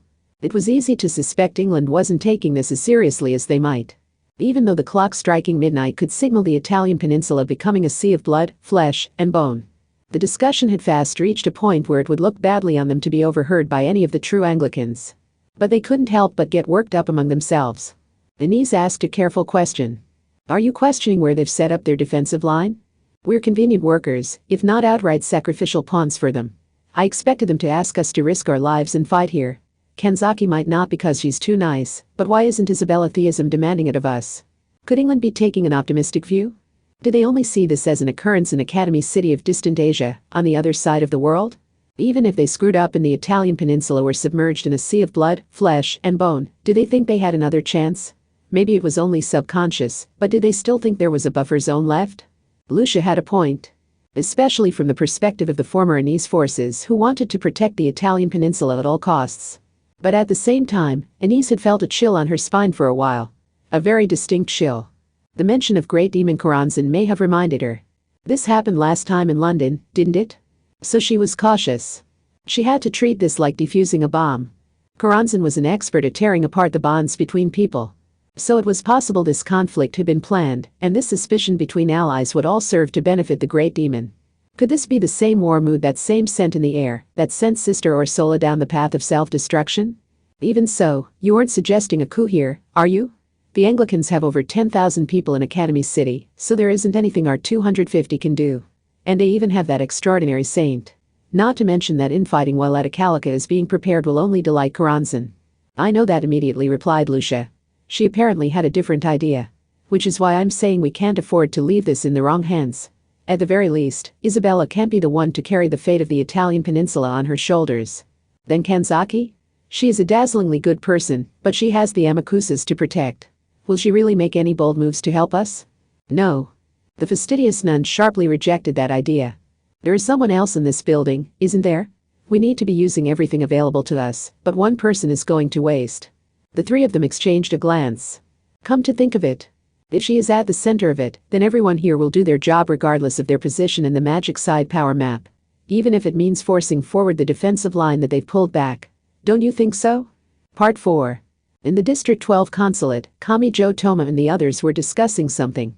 Probably a plan to use against Karanzan.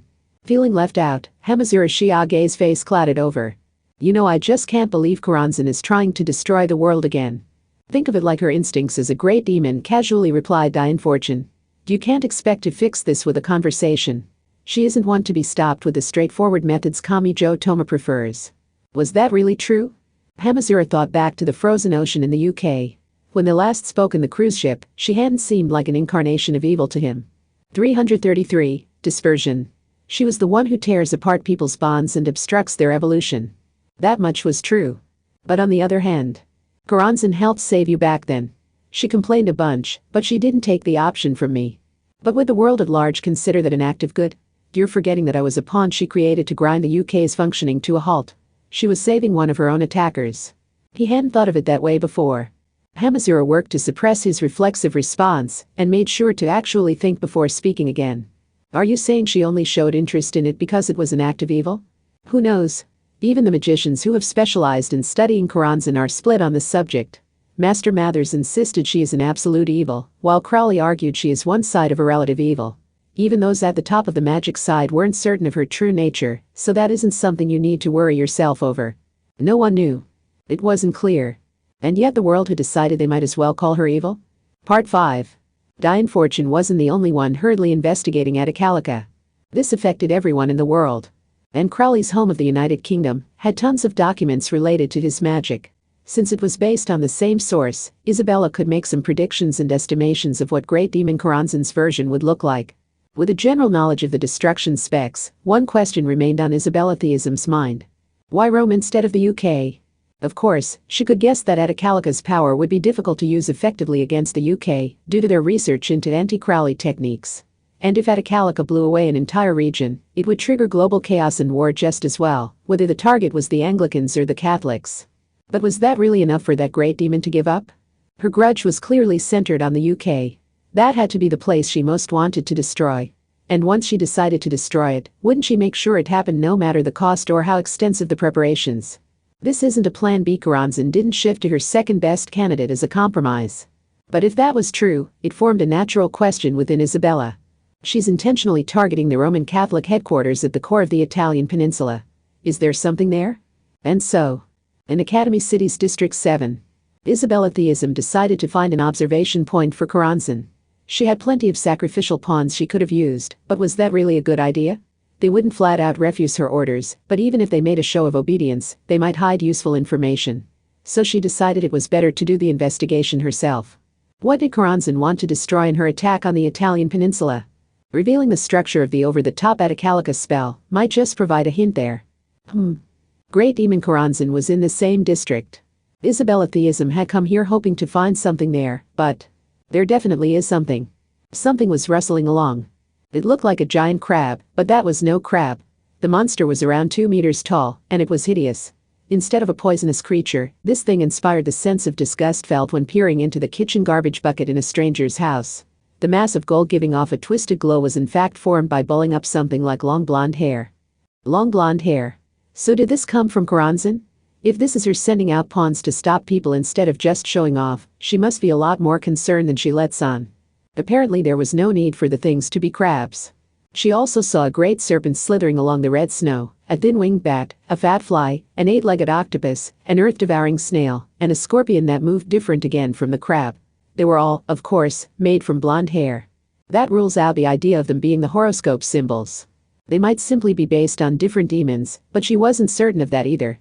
Unlike the horoscopes, she wasn't familiar with any crab demons. Isabella Theism was a necromancer who specialized in death. As she stood still and gave off a death scent to play dead, a blonde-hair monster passed right by in front of her. They didn't seem too intelligent. Maybe they couldn't ad-lib, or maybe they couldn't recognize people if they didn't fit certain predetermined search conditions. The same thing repeated a few times. The monsters were wandering around with a decent intensity. Specifically, she could see 2 or 3 of them from a major intersection.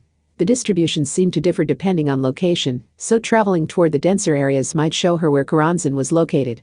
However, playing dead took a fair amount of effort, so she decided to end her recon mission here. She also doubted holding her breath would be enough to approach Karanzan close enough for a surprise attack. And I doubt these are the only pawns Karanzan has. After slipping past the grunts, I would probably find a mid-boss waiting for me. Isabella's death camouflage was somewhat effective. The gold monsters failed to notice her even when passing by right in front of her. But what would happen if they did notice her? The answer seemed obvious enough looking at the crab legs and pincers of the one that had gone clacking by earlier. A single step outside in District 7 would probably be deadly. On the other hand, there was no powerful blood scent hanging over the city. The pawns were not going around actively breaking into homes and killing people. If you didn't leave the buildings, no harm would come to you. So these pawns were meant to ensure no one interrupted Great Demon Karanzan's Atakalika preparations. By giving them specialized abilities and a simple movement pattern, she was avoiding the mistake of delaying her plan by giving too many resources to the grunts. Of course, a failure to notice the regularity of their movements could lead people to behave like they were asking to be killed. Wah! Isabella heard a scream. From a small boy of maybe 8 or 10. After seeing a monster out the window, had he decided his room was too dangerous and fled outside instead of locking up and sitting tight? Isabella glanced over but immediately gave up on him. He was a little too far. She couldn't reach him. And there was no harm in ignoring him. Isabella's only goals were preventing Atakalika's activation and eliminating Great Demon Karanzan. She hadn't exactly been asked to tally up and report on how many died in the process. Die in fortune, was it? Even if that archbishop added that condition now, she was only a false leader given the position to fill the empty seat in the interim. The older members had no obligation to obey her. The sounds of splitting flesh and spraying blood rang loud. Isabella's expression barely changed. Someone had protected the boy by placing herself over him. The woman wore a distinctive mask and was dressed a lot like a dentist. The golden pincers and legs had stabbed right into her back. Red scattered from her. Anyone could tell she had lost a lethal amount of blood, yet. Mon Dieu. She sounded carefree. No, she seemed irritated. Whoever designed these things needs to observe crabes better. And learn more about romance. A crabe's pincers don't stab or slash like a knife, they crush and cut like a chain tool. After a dull scraping sound, the 2-meter pawn was split in two. Right down the middle. The crab lost control and split apart. Into countless threads, no, hairs. How had she done that? Only now was Isabella's curiosity piqued. Even if this was only a scout or patrolwoman, did Academy City really still have someone capable of slaying one of Karanzan's pawns? The boy and the woman appeared to be conversing. What is it? Thank you? The woman in question was soaked with blood. No matter how invincible that last move had made her look, her back had still been stabbed repeatedly. Eek. My. Don't worry. I am not designed to let a little thing like this kill me. Also, I am Kaharagake, but you can call me Madame Gu. Madame why you're so hurt and it's my fault. Forget about that. She used those words to set aside the blood still gushing from her. The bloody woman acted like her next question was what really mattered. Yes, what is your name? Yurikawa Asuke. Yurikawa-kun then? Cough, this is all necessary if you're going to survive, so take a close look so you won't forget it. Seated on the ground, Kaharagake pointed elsewhere. What? Do you see the bus there? It wasn't far away. It was doubtful if the middle-aged man floundering in the driver's seat actually had a large vehicle license, but that wouldn't matter as long as he could get the bus moving. It will be leaving soon, so you need to get aboard before it does. And then the wonderful grown-ups aboard will make sure you can escape, so hurry. But what about you? We need to stop your bleeding. Don't worry about that. The intensity behind those words made the Yurikawa boys' little shoulders jump. Only a second-rate would flash their weapon to gain the obedience of those unable to fight. A true professional could easily grasp someone's heart just by changing the mood. The boy took a few steps back. Kaharagake smiled a little as she watched that small back running elsewhere. More of those weird golden things were wandering the area, but they did not attack anyone beyond a wall or door. So whether the bus was moving or not, the boy would be safe once inside it. So she must have concluded the boy would be fine. With that settled, Kaharagake turned toward the real threat. In other words, toward Isabella theism. Now, then. After an unpleasant tightening sound, Kaharagake's bleeding stopped. She didn't have any bandages, not even a tiny adhesive one, but she had done this on her own. Independent stanching. It's not all that unusual a trick. It's a standard function for animals that sever a body part to escape predators in an act known as autotomy. Think a lizard's tail or a crabe's legs. If you can stop your bleeding at will, why didn't you fall over and play dead? This way you might as well be asking for someone to finish the job. And then who would protect that boy? From those monsters and from you who had no issue abandoning him to mort. Isabella theism heard a quiet noise of something in the air. Something stabbed into her right thigh. She felt no pain. It was the dart from a tranquilizer gun. Okay, now raise your hand if it hurts. With continuous metallic grinding and scraping sounds, something like a scroll was unfurled. A belt as white as a college notebook was spread out around Kaharagake like a hagoromo. It was lined with torture devices. Not that I'll stop if it does. The cruel dentist grinned behind her mask. And the clash began. Part 6. Brr. Index had little knowledge of the science side, so she didn't know where she was locked up. It was a space a lot like a large indoor pool. Her arms and legs hadn't been bound, but escaping the boxy room would still be a challenge. Meanwhile, Athanas was looking all around from her shoulder. They said this was an unmanned weapon data center, but is this a spare room? They'll need more vending machine-sized servers when they inevitably need more processing power, so they must have secured the space for them ahead of time. What's your point? It's a big room with secure locks, but it's been left empty, since they have no use for it yet. Yes, that did sound like a convenient place to lock someone up. Hey, are you alright? Asked Athanas. I'm hungry, but the cold isn't too bad. Not what I meant. You can't forget what happened back there, right? Was Athanas referring to the necromancer's imitation dead bodies, or the fact that Index had been betrayed by her fellow Anglicans? Index smiled a little with the cat in her arms. I'm fine. This is nothing compared to Toma being declared dead and having everything taken from him. I can handle this much pain, but it's different for Toma. He shouldn't have to put up with that at all. Yes, said Athanas. Kamijo Toma was alive, but there were those who couldn't accept that. The 15 centimeters god recalled that empty dorm room.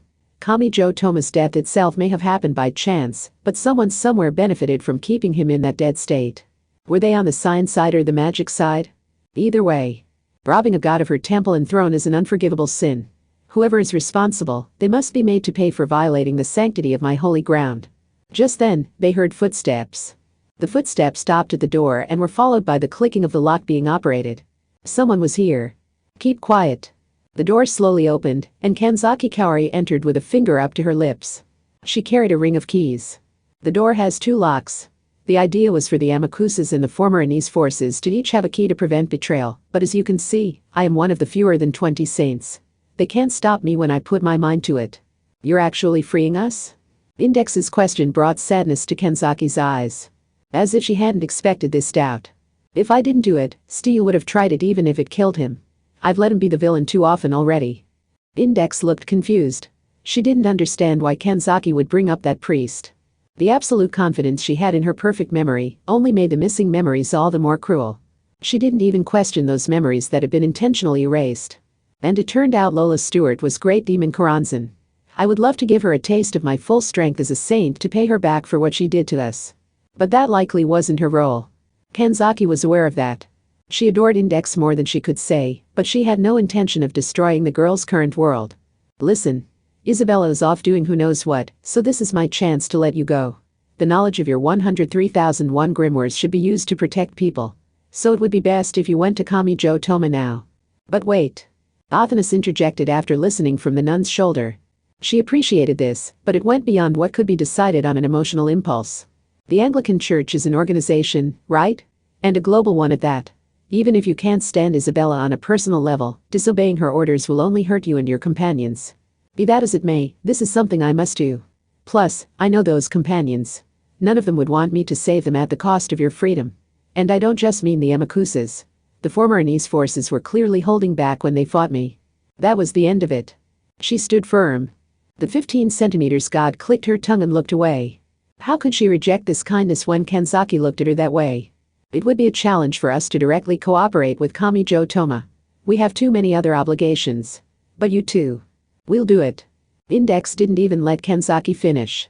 The powerful look in her eyes stared directly into Kanzaki's eyes. Because I know it's what I should do.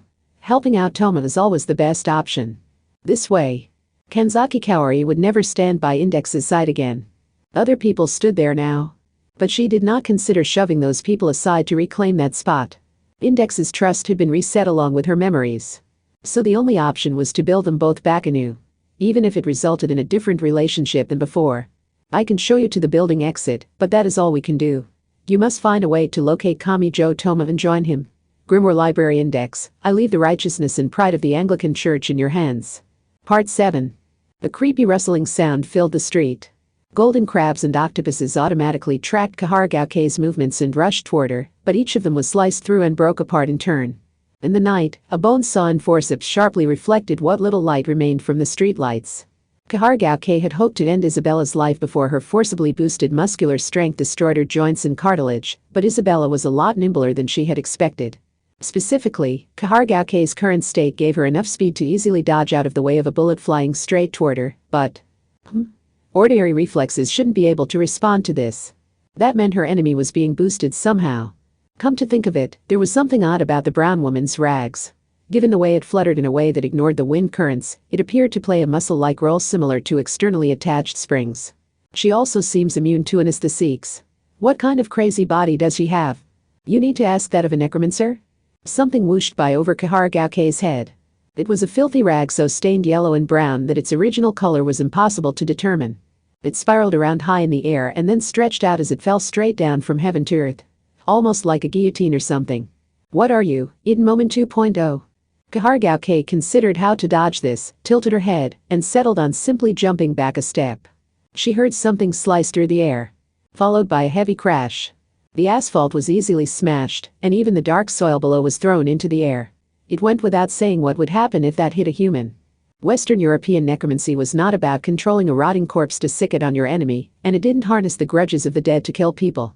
Its true identity and essence was the summoning of dead souls using the clothing and other possessions dug up from graves, and the revealing of secrets about the world, and about individuals using divination, mensi, of the dead, necro. Simply put, it had been a secret fad among the bored upper classes, because there was very little risk in trying it out, because opening a coffin was not a crime if it belonged to a family member. This meant controlling the clothing of the dead was their specialty. Of course, this didn't apply to necromancers from other regions and cultures. That isn't just a piece of cloth. Is it hardened with glue or something? A human body is nothing. With a bit cleverness and creativity, I can slice through a tree branch with this. The deadly guillotine dropped from up high a second and third time, but Kaharagauke intercepted it and knocked it to the ground with her giant forceps, bone saw, and other torture tools. Release ocular muscles boost kinetic vision 500%. Based on the impacts reaching my wrists, its weight is several times that of the heaviest bowling balls. I see. So the problem is the height from which it drops. Ugh, I'm feeling dizzy. Oh, right. I should have boosted my stomach first. Vomit inside your mask if you like. I will kill you while you do, though. The number of rags flying overhead suddenly exceeded the number of fingers on both hands. And they weren't all guillotines. The one that looked like a large rake may have been a cat's paw that was used to tear at the surface of someone's body. The one a lot like a crane game with pointy tips was probably a Spanish spider that was stabbed into someone's back so they could be suspended from the ceiling and have their flesh torn by their own weight. Their forms had a historical flavor to them rather than focusing on efficiency.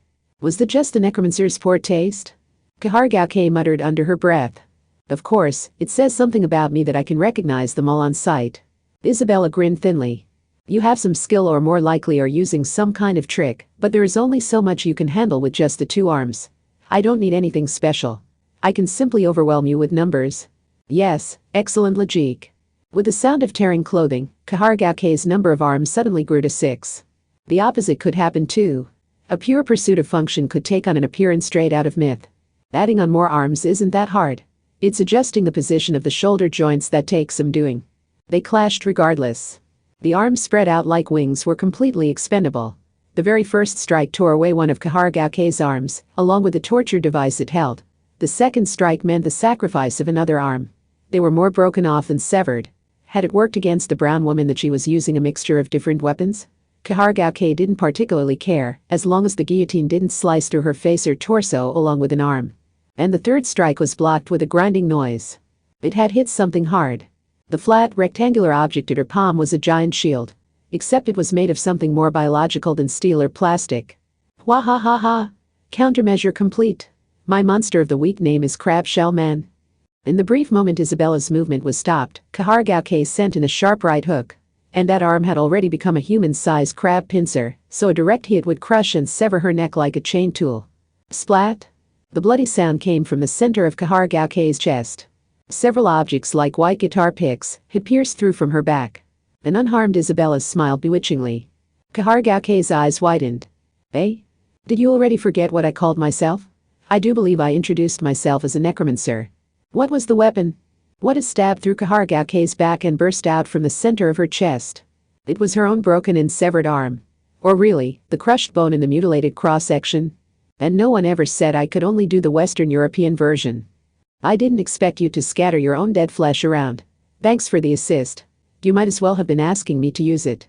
Ph. Kaharagaoke tried to speak, but only fresh blood filled her mask.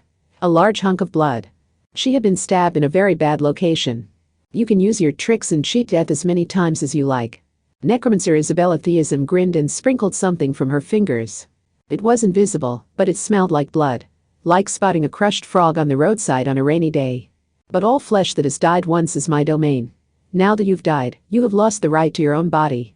A moment later, all the blood, flesh, and bones separated as it rushed toward its original owner from all directions. Part 8. While Kami Joe's group continued their discussion, the consulate's doorbell rang again. Last time, he had gotten all worked up only for it to be Diane Fortune's group. Thanks to that experience, he was a lot more relaxed this time. Who could it be this time? Now that our guard is down, what if it's Coranzan paying us a late-night visit?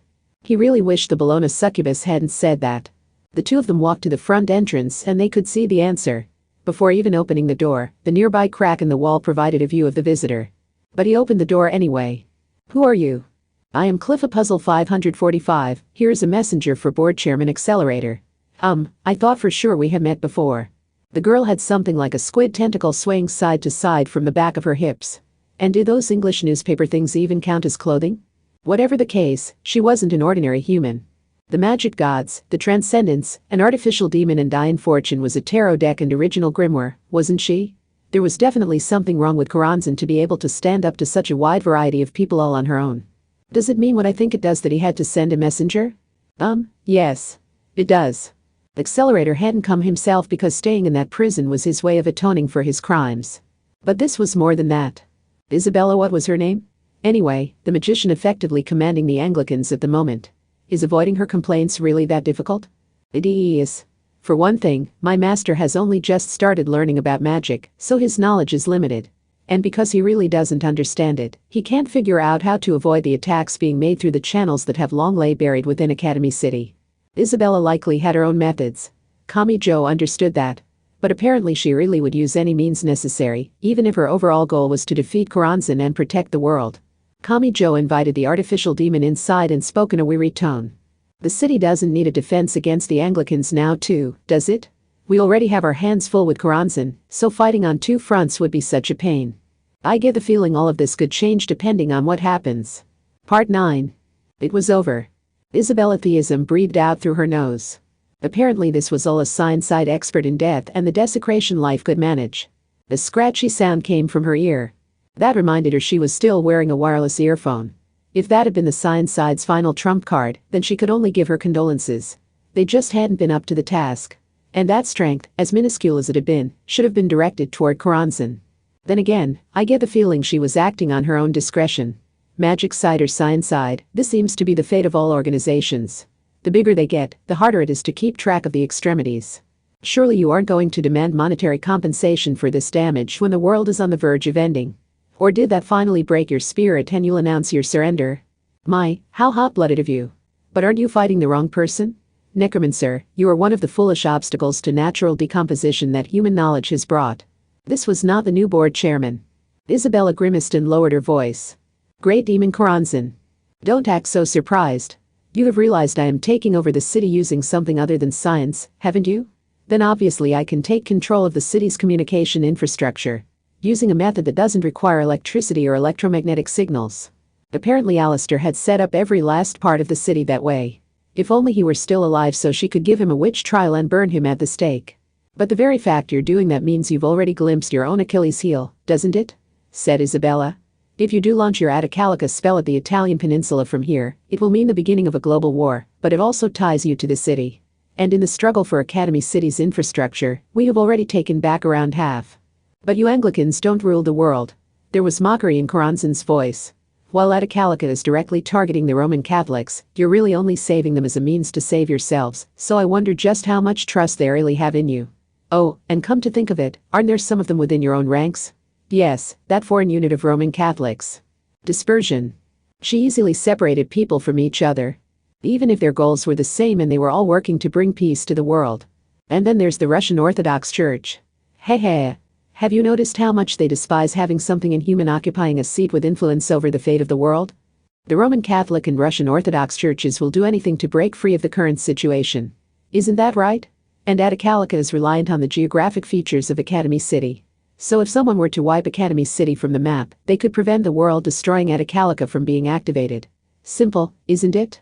Only if you didn't care about the 2.3 million innocent people living there. And they likely wouldn't even provide enough advance warning for the Anglicans there to evacuate. I am the world's gear in charge of dispersion, so I will bring natural decomposition to all things. I will bring opposing factions A and B together so they can be discarded like matching cards in Old Maid. The three main Christian factions are a pain since they are of an odd number, but I can trigger total mutual destruction by adding an Academy City. I would call that interesting, but I'm not one to trust demons. You could be making a bowl up to make me rush my next move, so I'll take it with a grain of salt. Oh, really? Believe it or not, I am one to honestly pass on the truly nasty and devastating truths. Like this for example. Necromancers are not the only fools born of human knowledge who obstruct natural decomposition. It would seem you are not out of the woods yet. Part 10. Kahargauke was lying nearby. The density of the red snow was growing. It had already begun to accumulate atop her, but she showed no reaction, even as it covered her mask like a frozen mass. Anyone could tell she was approaching death. And there was one person who could not accept that fact. No. In the bus. The size of the vehicle limited what streets it could use. After turning around, it had needed to drive back this way in order to escape further away. So he had seen it. Yurikawa Asuke, the boy rescued by a certain monster, had seen the result of the battle. If the snow were falling just a bit harder, it would have covered her too much for him to see. The grown-ups' calls for him to stop were drowned out. Of all things, he opened the window and jumped out. If he had stayed put and let the bus take him away, he would have escaped to safety. And there was nothing he could accomplish by choosing to remain here, even if it meant injuring himself. Nevertheless, he couldn't abandon her. Not after she saved him. That grown-up had risked her life and bloodied herself protecting him. No, wait. The boy did not stand back up. He may not have been able to ride away.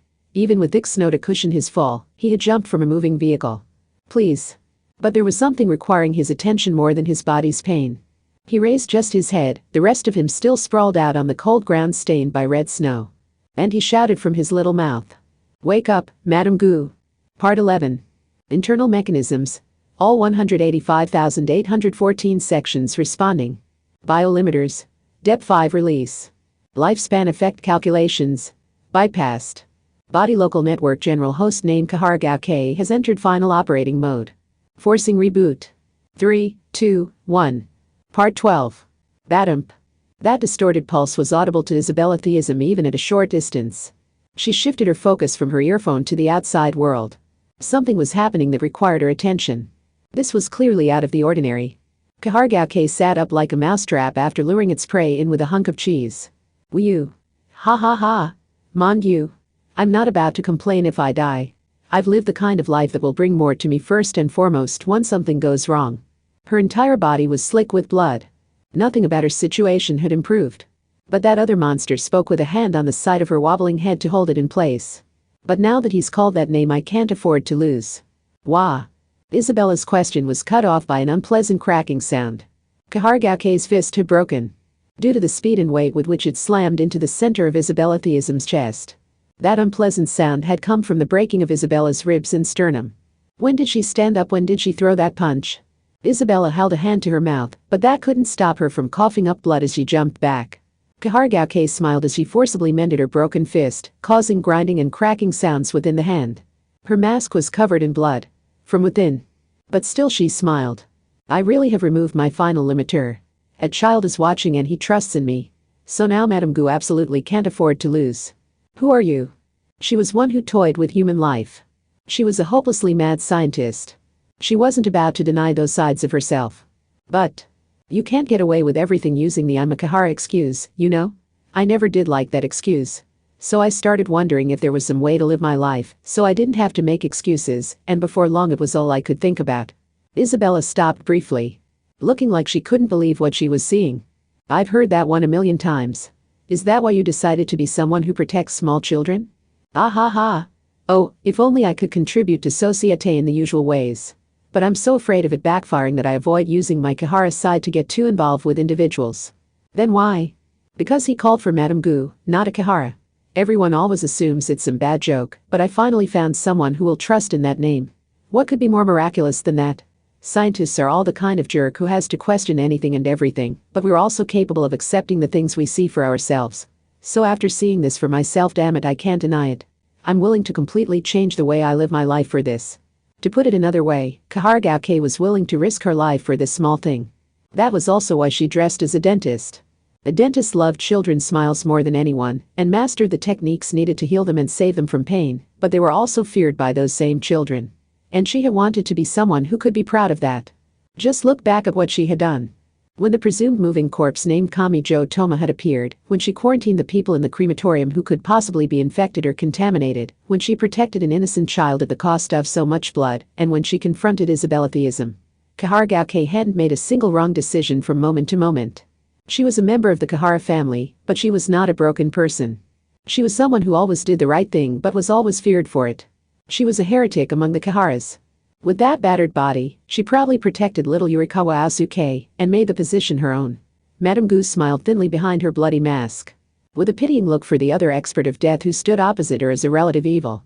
Taking on the thankless role isn't easy, is it? You're not even a Kahara, so it must be exhausting to force yourself to do it. You understand nothing about our world. I'm not interested in learning about any other world than the one I live in, but I am still a Kahara. Even if it's their job, it hurts anyone to make innocent children cry. Could that be why you Britanniques are going so easy on us despite shouting about a threat to the world? Your hesitant use of the Academy's city facilities means anyone can pick up your communications. I was basically snacking on intercepted messages between the hospital and here, but it really makes me wonder if you're even trying.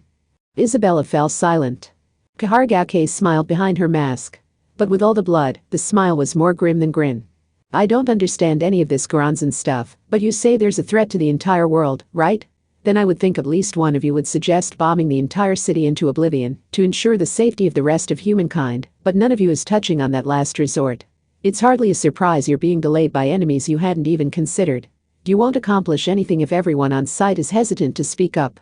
And when everyone deployed to the front line is scared and reluctant to dirty their hands, it's going to put a greater burden on their leader. Necromancers were cruel. To their targets, they might even seem like horrific monsters. But had Isabella mentioned even once that she enjoyed that cruelty? From the beginning, she had only ever said she had come to Japan to do her job. So of course she wasn't interested in people's dramas or stories. Her stance was to not protect as many people as possible by not letting her personal feelings for her fellow Anglicans hold her back. She was taking the problem seriously and giving it her all. She could not afford any detours, so she wouldn't even help a stranger she chanced to cross along the way. It might seem like a little thing, but going with her heart there could throw off the overall schedule and allow the entire world to end. Ordinarily, her attitude was the correct one for a combat professional. So I don't blame you for what you did. Whether it's England or somewhere else, there is something you want to protect, isn't there? Even if it means dirtying your hands and becoming the kind of person who will make a small child cry and throw stones at you with their small hands in a city turned into a battlefield. You have something that makes it all worth it. So how about you accept that, hold your head high, and come at me with everything you have. So you can stay true to what you believe is right. Isabella Theism listened. She hung her head as the enemy's voice reached her ears. And the brown necromancer smiled. Just a little. Let's stop playing around. Gladly. And I do have just one thing you should know. Voodoo is known for its zombies, but it is a polytheistic religion where the list of gods being worshipped is always in flux. The good gods and evil gods can swap places depending on the circumstances, and they freely take in parts of other mythologies. Indian mythology has a god that came from a movie, but I think voodoo provides even more freedom than that.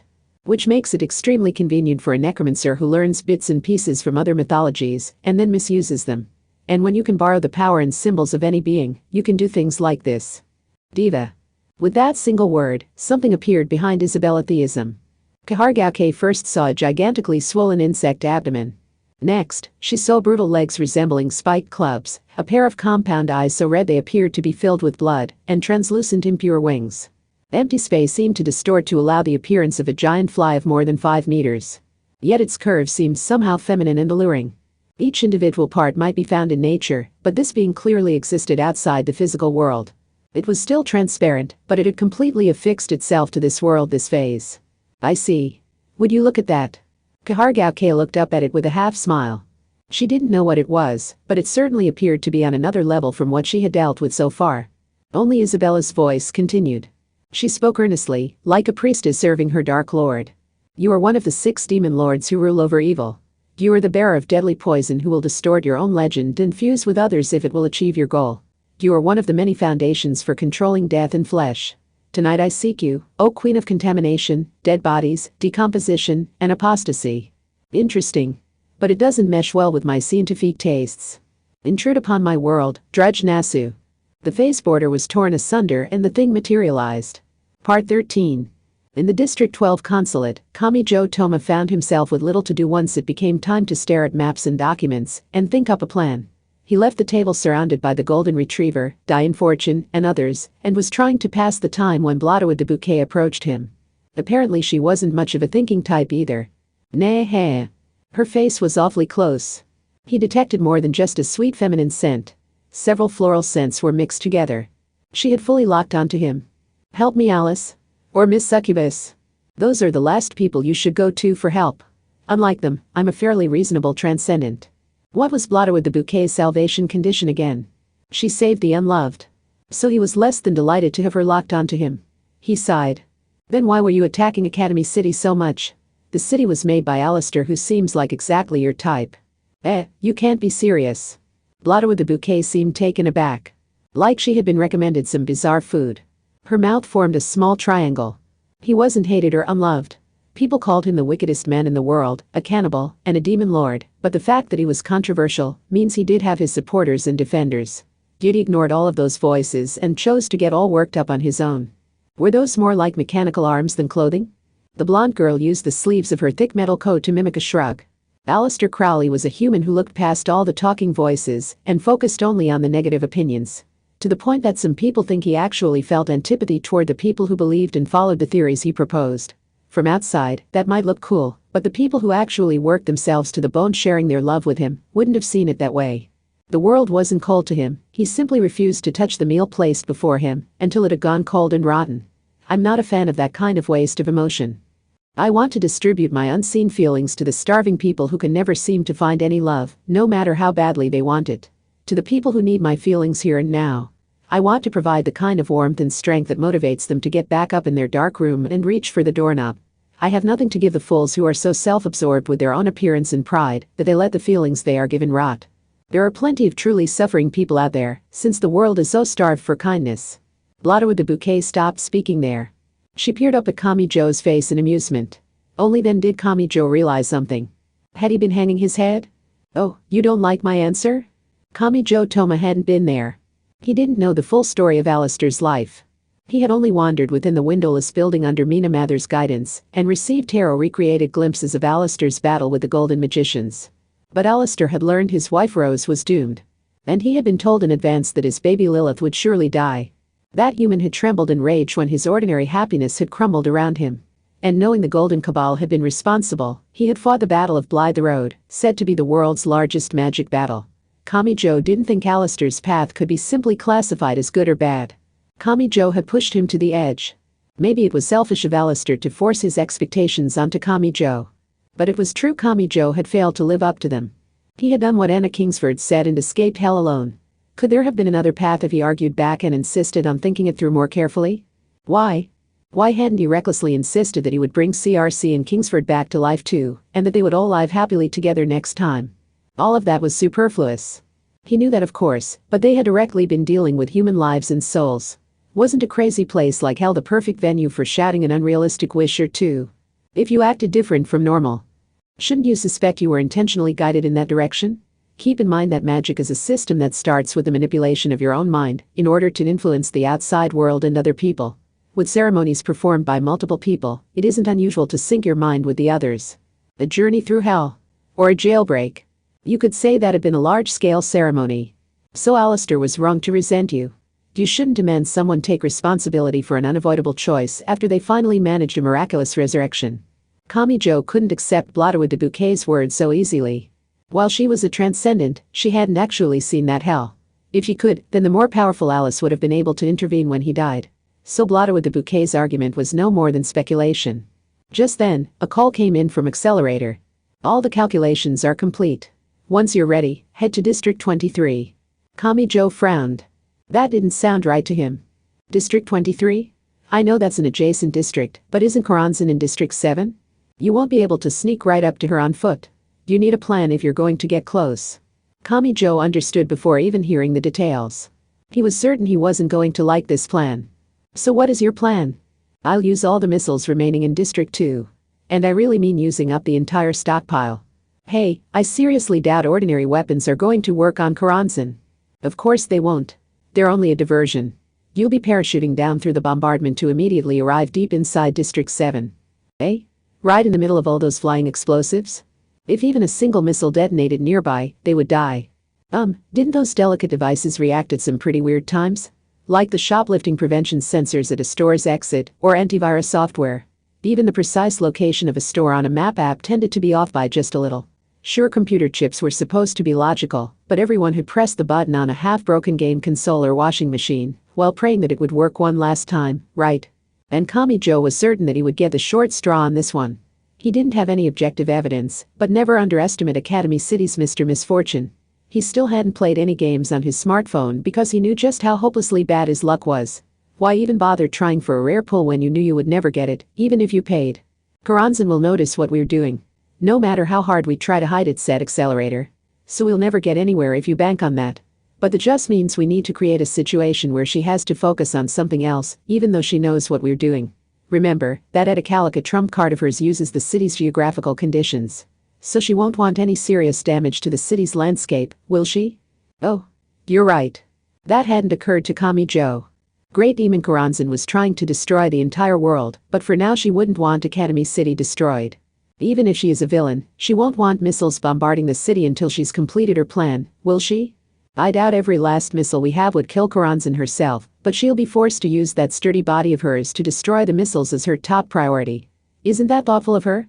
She'll protect the city for us. An enemy's strength can become a weakness if you change your viewpoint. Koranzan has no family, and she's not sentimental enough to grow attached to a house or other possessions. But we do know one thing she definitely won't want destroyed, so we just have to focus our attack there. Atacalica was the ultimate trump card that could destroy the world if used in that way, so it had seemed like Koranzan was the one in control. And that wasn't exactly wrong either. But if Koranzan was too focused on staying in control, that fixation became a weakness because she didn't want to lose it. It felt at odds with her ultimate goal, but maybe that was just how strategy worked. Once you gained something, there was a cost to defending it. In battle, there were 100% pure benefits. This was a ray of hope. The time had come to reclaim control of the situation. Part 14. Red snow fell in the night. Great Demon Koranzan stood in a square space that was unusually empty for this urban part of District 7. The long blonde hair draped over her large bat-like wings kept changing shape like it was creating string figures, but she was really only making minor adjustments at this point. She had been building a spell using all of the terrain and landmarks forming Academy City, but now even the final adjustments were nearly finished. She would soon be able to stop work and move on to the next phase. Preparations for the Atacalica large-scale attack spell were already complete. This would be the initial signal gun that would submerge the world in a sea of blood. She didn't even need to check the horoscope to know the necessary preparations were complete. She was not concerned that the forces of science or magic would take back control of the city, so now she only had to wait for the moment to arrive. "Are you watching, Alistair?" she whispered. She turned her gaze elsewhere, wrapped her arms around her own shoulders, and shook with suppressed laughter. And Great Demon Karanzan spoke as if enjoying his final resistance. "You will soon see the end of this world you still trusted no matter how much it hurt you." Chapter 3. To protect the world we live in, dance with Atakalika. Part 1. "How long are we gonna be stuck here? I'm starving," groaned Agami Pierce. He was in the District 10 crematorium. They were quarantined inside. There were some vending machines in the hallway, but about half the options on the bread machine had their red sold-out lights lit. With the entire class there, a few dozen were forced to use the same vending machine, so it didn't require the supplier to be falling behind on restocking the machine for it to be running out. Every window and door was sealed from the outside with a thick bulletproof plastic. The only exit was a gas-proof door protected by an air curtain, but it was guarded by a thick powered suit armed with a flamethrower. Whether it was powered suits doing or not, no one's phones had a signal. The only smile was on Agami Pierce's magical powered Kahneman charm. The view out the windows was already dark. It was 8 p.m. Agami Pierce had been so busy with the funeral this morning that he feared he wouldn't get a chance to claim the social network game rewards that had become a daily habit for him. He also hadn't checked the video sites or online news.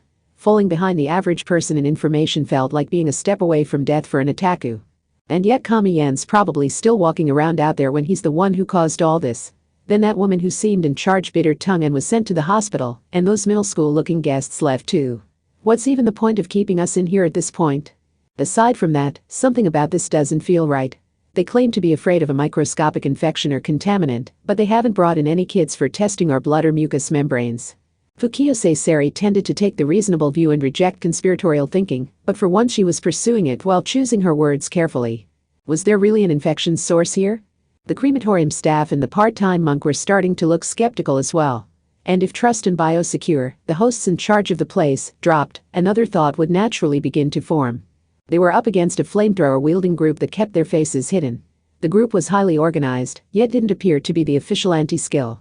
Was it really safe to go on obeying their instructions? Then a sound came from outside the cloudy window. It sounded like the rustling of a thicket being parted. The powered suit stationed in front of the gas-proof door tilted its heads in a very human way and then contacted someone. "B5A, your scheduled report is late. How long are you going to hang around out back? I can see your coordinates, so quit slacking off and respond." A short silence. The mood changed. "B5A? A3B to C1D, B5A's coordinates aren't moving from around back. He's even switched off his camera sharing, so what the hell is he up to? You're outside, right? Just to be safe, I'm requesting a visual check." For some reason, Agami Pierce looked to the window clouded by plastic, not the powered suit doing the talking. He was curious. What was that rustling sound he could hear coming from just outside? Or maybe he had no real reason to expect anything, and he was simply being guided by curiosity about the unknown, a psychological tendency found even in ancient myths. Hey? A3B to C1D, what's wrong? Check in, all of you. There was nothing more than a sound like splitting wood. And not a thin piece of plywood either. This was the sound of a centuries-old tree being forcibly split down the center. The powered suit guarding the gas-proof door contacted someone, shook his head, and then rushed outside. Agami Pierce looked puzzled. Huh? What's he doing leaving his post? Could this be our chance to escape? What if he returns right? Fukiyose didn't finish her sentence. They heard some kind of rustling sound outside the cloudily translucent window, but nothing more than that. The powered suit that had left the gas-proof door hadn't returned. The round back of the crematorium would be right out there, wouldn't it? Because no one else was talking, Fukiyose's voice sounded awfully loud. Then silence. It was so uncomfortably quiet that Agami Pierce's gulp was audible. What is going on outside? The bulletproof plastic sprayed over the outside of the window, left the view too cloudy to see well. Agami Pierce slowly approached to try and get a view outside. Crash. The powered suit's bucket-like head armor broke through the cloudy window. Eek. Agami Pierce tumbled backwards onto his rear. No one laughed. This wasn't ordinary glass. Even after breaking, it didn't shatter. The glass advertised as bulletproof stayed in one piece with cracked spiderwebbing across it. How much force had that slammed into the window with? After breaking through the plastic wall, the bucket-like head armor did not move. Agami Pierce didn't know exactly how a powered suit worked or was worn, but the head was at an unnatural height for standing or sitting. Wasn't it painful to have just your head fixed in such an awkward position? Or was the wearer beyond the point of complaining about pain or fear? Something was definitely happening. What that was less clear. But while the details were a mystery, staying here would be a bad idea. There's something out there. I saw some kinda giant legs moving around. If we don't do anything, will that thing get in through the window? Fukiyose also took a few steps toward the window. It's fine, she said. It's fine. I mean, those biosecure people sealed up all the exits with that special bulletproof plastic. A high-pitched and unpleasant cracking sound rang out. Yes. Tons of cracks had spiderweb through one of those precious windows, destroying it. What protection was that? Are you planning to hide in here forever? Asked Kagami Pierce. What about food and water? All we've got is the bread vending machine in the hallway. The bread vending machine was already half covered in sold-out lights, and those special forces protected head to toe with tough-powered suits hadn't fared too well themselves. No one could say for certain if the makeshift bulletproof nature of the plastic applied over glass could really prevent this attacker from getting in. More than that, the trapped high schoolers could succumb to the mental pressure, panic, and suicidally scatter. Tsukiyomi Kamo, who was responsible for all those students, breathed out through her nose. The 135 centimeters teacher managed to speak even as she tearfully trembled. There was a bus outside. We can take a look outside and, if there's an opening, make a run for the bus out the main entrance. But who's going to drive it? Believe it or not, I have a Class 2 large vehicle license, so I can handle a bus with ease. The students were leaning heavily toward the not side, but complaining would only get them left behind in the crematorium filled with such a dangerous atmosphere. And no one in a first-year high school class would know how to drive even an ordinary car. So like it or not, Tsukiyomi Kamo was their only hope. They decided to call over the crematorium staff and the part-time monk too. They gathered their things and approached the gas-proof door that was inflated with air and felt like the goal at the end of a marathon. The problem was the space beyond the two-layer door. Looking to the roundabout with a large roof to keep the rain off, there it was. The bus they had arrived on. The 20-ish meters to it clutched at their hearts with fear. But the group, protected by thick-powered suits, had been taken out. This had to be better than heading out and staying on foot. However, there was still a fundamental question. So what was that about giant legs moving around? I don't know. That's just what I saw through the distorted glass. They only saw darkness out front. That didn't tell them much of anything. But it had to be there. I found the key. Okay, everyone, are you ready? There is no turning back if you forget something. Ready, set, go. On Kamo-sensei's signal, they all ran out toward the bus. Part 2. It was already night and a red snow was falling. The girl in black morning clothes, Misaka Mikoto, let her shoulders slump. Truly the world had to be ending if Shokuho Misaki was the only person she had to vent to. What do we do now? It's gotten dark. It's 8 o'clock. But we still haven't found that idiot. It's well past the dorm's curfew, and we missed dinner. I have mental out, so I can get by if need be. Are there no hints at all?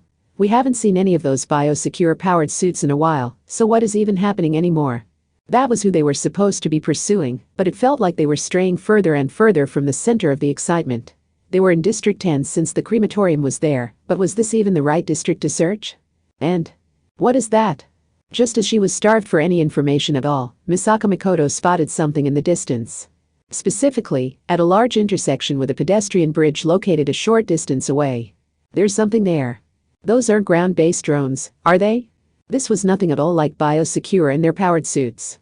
The things didn't even seem mechanical. What were those gross 2-meter monsters crawling with legs? Mikoto wasn't a fan of snakes and worms either, but she found it hard to watch many-legged creatures moving around. And these didn't look like ordinary creatures. Something like big clumps of blonde hair were crawling this way and that. They inspired the same disgust as peeking inside a stranger's kitchen trash bucket. Mikoto held a hand over her mouth in exaggerated sorrow. Long blonde hair, Shokuho, this isn't some new and extremely cursed special move of yours, is it? Of course it isn't. How am I supposed to use my psychological mental out to make hair move around on its own? Besides, isn't it obvious at a glance that those monstrous clumps of filth are nothing at all like the perfect beauty ability of my hair? The busty blonde must have been deeply offended because she tearfully grabbed at Mikoto. Mikoto had a fairly strong belief that half the negative aspects of the world were Shokuho Misaki's fault, but apparently these things were part of the other half. So what are they? Asked Mikoto. I sincerely hope the fact that the dead are getting back up doesn't mean we've entered some alternate world where anything goes. Several of the golden things turned their way. Forcefully. It wasn't clear why, but the things had locked onto them. However, if they were vulnerable to physical attacks, they weren't really anything to fear. Not when Misaka Mikoto was Academy City's number 3 railgun. She blasted an arcade coin at 3 times the speed of sound, and the golden crabs, centipedes, and whatnot scattered. Of course, she could only manage this so easily because she was the level 5 known as the Ace of Takiwadai, and an ordinary person wouldn't stand a chance against them. Misaka-san, there's one up on the pedestrian bridge. Yeah. Misaka-san, you missed one in the right side street. I was just getting to that one. Misaka-san, wait, that isn't one of them. Misaka Makoto shook hard. Did she just blast a non-blonde thing as it turned a corner up ahead? And the thing making a clanging sound was, a vehicle? This was one problem with being too powerful. Time froze for a bit. And Shokuho Misaki held a hand over her mouth in exaggerated sorrow. Misaka-san, to think you would tarnish your name ability with murder at your age. Wait, hold on, they're probably not dead maybe. Oh please be alive, whoever you are. She rushed over to find no one in the driver's seat. In fact, the engine wasn't even on. Apparently no one had been inside, and something had caused the parked car to slowly slide forward. While this frozen street looked flat, if you placed pachinko balls on it, she guessed they would probably all roll in a single direction. But anyway. Phew. No harm, no foul. I have a feeling this still violates several law abilities, but it's only a feeling, so I'll ignore it. Just as the two of them were breathing a sigh of relief, Makoto spotted a girl passed out near the car. The girl wore a white nun's habit. And was that a calico cat and a girl figurine she had there? Part 3. Heavy yet unsteady breathing sounded in the dark night of red snow. Pant, gasp. Coming from Kaharagao-kei. The end of her extended arm was grasping a giant fly head. Her left arm was missing past the elbow, and the right arm holding the corpse was already rotting away in places, revealing the greenish discoloration of the bone below. Had her opponent called this magic? Some method that Kihara had never before seen had eliminated so many of her biological reactions that even the brains contained within her skull had been fully blown away at least twice, but, well, all she had to do was mend the missing biological organs. Still, I did lose a lot. 3 of the stamp-sized computer chips embedded in my body, 2 of my bacteria colonies, and even my precious pea crabs. But she had still defeated that thing.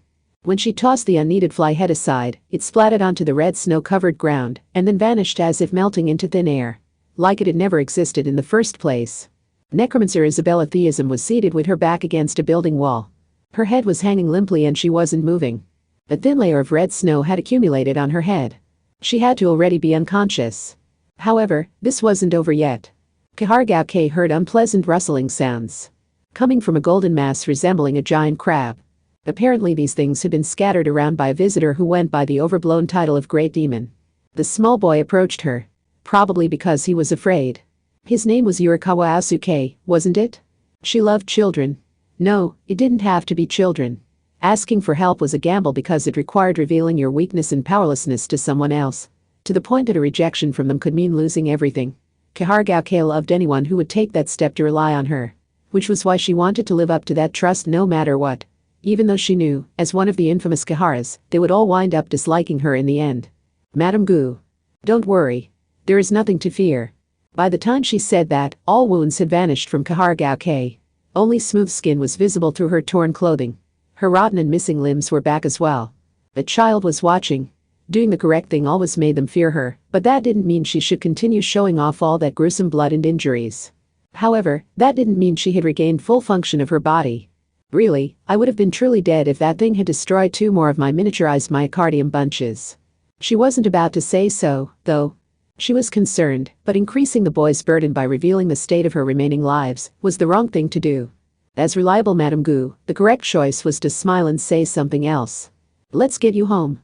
I will crush all the dangers and clear a path for you. She was perfectly fine with leaving Isabella to die, but the boy looked up at her with damp eyes, and she was forced to give herself 2 extra arms. This was not a free-to-use unlimited storage space deal, though. If she didn't orally ingest various ingredients such as protein and calcium, she would suffer from deficiency symptoms, so she had to be careful.